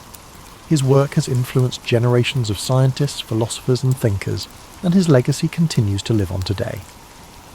Charles Darwin may not have had all the answers, but his relentless curiosity and dedication to scientific inquiry have left an indelible mark on human history. As we reflect on the profound impact of Darwin's life and work, it's important to consider not only his scientific contributions, but also the broader implications his ideas had on society. Darwin's theory of evolution challenged not just the scientific community, but also deeply held beliefs about human existence, our place in the world, and the origins of life itself. At the time Darwin published On the Origin of Species, the idea of evolution was not new. The concept had been suggested by other thinkers before him, such as Jean-Baptiste Lamarck and Alfred Russel Wallace. However, it was Darwin who provided the most compelling evidence and a cohesive theory of how evolution occurred, through natural selection. His work brought together ideas from various fields of biology, geology, and paleontology, making a case for evolution that was based on observable evidence rather than conjecture or religious dogma. While the controversy surrounding Darwin's ideas was significant in his time, it's also important to understand how these ideas influenced the course of modern science. Today, the theory of evolution is a cornerstone of biology, and its principles apply to everything from genetics and genetics-based medicine to the study of animal behavior in the environment. Evolution has shaped how scientists understand the relationships between species, the mechanisms of genetic inheritance, and the patterns of life on Earth. But Darwin's influence extends far beyond biology. His ideas have left an indelible mark on philosophy, ethics, and even social sciences. For instance, Darwin's theory of natural selection has had a significant impact on discussions around human nature and society. His ideas were taken up by social theorists like Herbert Spencer, who coined the term survival of the fittest, though it's important to note that Darwin himself never used this term in relation to human society. In the years following the publication of On the Origin of Species, Darwin's ideas became increasingly important in various fields. The study of genetics, which would come to prominence in the early 20th century, provided further support for Darwin's ideas as it became clear that inheritance patterns followed the principles of evolution. Additionally, the study of fossils and ancient life forms revealed a more complex and nuanced picture of the history of life on Earth, further validating Darwin's theory. However, despite the acceptance of Darwin's theory among the scientific community, challenges to his work have remained. One of the most enduring debates centres on the concept of human evolution. While the evidence for evolution among animals is overwhelming, questions about the specifics of human evolution, particularly the origins of human consciousness, continue to be explored and debated by scientists. While Darwin may never have fully anticipated the extent of his impact, his work laid the groundwork for numerous scientific advancements in the 19th, 20th and 21st centuries. His life serves as a reminder of the power of curiosity and the importance of asking bold questions, no matter how challenging the answers may be. As we continue to advance our understanding of life on Earth, Darwin's legacy continues to inspire new generations of scientists to think critically, explore deeply, and challenge established norms. Darwin's work was not without its personal struggles, as we have mentioned. His health issues, combined with the weight of the controversies surrounding his ideas, made his life difficult at times. Yet, his perseverance in the face of these challenges is something that stands as a testament to his dedication to science. Darwin's story reminds us that even in the face of opposition, persistence and a commitment to truth can lead to monumental discoveries that change the world. Looking at Darwin's life, it's clear that scientific discovery is not a lone pursuit. While Darwin's genius played a pivotal role in shaping his ideas, he was not working in isolation. He exchanged ideas with other thinkers, and his work was built upon the contributions of countless others, from the fossil discoveries of Georges Cuvier to the evolutionary ideas of Lamarck and Wallace. Darwin's theory of evolution by natural selection was a product of collaboration and cumulative knowledge. His ability to synthesize diverse information into a comprehensive theory is part of what makes his work so enduring. As we think about the life of Charles Darwin, it's helpful to consider how his legacy continues to shape the way we view the world. The theory of evolution is more than just a scientific idea. It's a lens through which we can understand the complexity and interconnectedness of life. From the smallest microbes to the most complex animals, the principles of evolution offer us insight into the forces that have shaped life on Earth. And as we relax, letting these thoughts wash over us, it's also worth remembering that Darwin's journey was not just about intellectual achievement, it was also about a lifelong pursuit of understanding the natural world, a curiosity that led him to travel to remote corners of the world, observe the diversity of life, and contemplate the profound questions about existence that we all share. In the end, Charles Darwin's story is a reminder that the quest for knowledge is a never-ending journey, and that even the most revolutionary ideas come from a deep sense of wonder and exploration. His life encourages us to question, to observe, and to appreciate the mysteries of the natural world, all while being open to new ideas that challenge the status quo. It's important to consider not only his revolutionary scientific theories, but also the broader context in which his work unfolded. Darwin lived in a time of significant social, political and intellectual change, and his ideas both reflected and contributed to these shifts. The 19th century was a period marked by advances in industrialization, the expansion of the British Empire, and the rise of new scientific disciplines. It was also a time when traditional beliefs about the natural world were increasingly being challenged, as new discoveries in fields such as geology, astronomy, and biology began to question the long-held notions of creation. In the years leading up to Darwin's voyage on the HMS Beagle, Europe was undergoing a scientific revolution. Scientists were increasingly looking beyond religious explanations for natural phenomena and seeking empirical evidence to understand the world. The work of figures like Sir Isaac Newton, who had established the laws of physics, and James Hutton, who had developed the theory of uniformitarianism in geology, set the stage for Darwin's own discoveries. Hutton's idea that the Earth was shaped by slow, gradual processes over time influenced Darwin's thinking on the gradual nature of evolution. Darwin's voyage aboard the Beagle in the 1830s was not just a scientific expedition. It was an intellectual journey that would shape his worldview. The places he visited, from the volcanic islands of the Galapagos to the diverse ecosystems of South America, provided him with a rich tapestry of evidence that would help him piece together the theory of evolution. However, Darwin's observations were not just about collecting data, they were about questioning the nature of life itself. As he witnessed the diversity of species and the variations within them, he began to realize that the differences were not merely superficial, but were the result of deep, underlying processes that could be understood through science. One of the most striking aspects of Darwin's work is the way he combined observation, experimentation, and theory. His meticulous attention to detail and his ability to synthesize information from various fields, botany, geology, zoology, and more, allowed him to develop a comprehensive theory of evolution. This interdisciplinary approach set Darwin apart from many of his contemporaries and paved the way for future scientific exploration. Yet, despite his groundbreaking ideas, Darwin was deeply aware of the potential repercussions of his work. He knew that the implications of his theory would challenge not only the scientific community, but also the broader cultural and religious views of the time. Darwin was not the first to suggest that species might evolve over time. Lamarck had proposed an early theory of evolution, and Wallace had arrived at similar conclusions independently. However, Darwin's theory of natural selection was different, because it provided a mechanism for how evolution occurred. Unlike Lamarck, who suggested that organisms could pass on traits acquired during their lifetime, Darwin argued that natural selection, whereby the fittest individuals survive and pass on their advantageous traits, was the driving force behind evolution. Darwin's caution in publishing his ideas is often noted by historians. He spent more than 2 decades refining his theory before releasing On the Origin of Species, in part due to the anticipated backlash. When the book was finally published in 1859, it created a storm of controversy. While many scientists, particularly those in the emerging fields of genetics and paleontology, quickly embraced Darwin's ideas, the religious community vehemently opposed them. The idea that humans were not created in the image of God, but were instead the result of a long process of natural selection was, and still is, a deeply contentious issue. This opposition did not deter Darwin, though.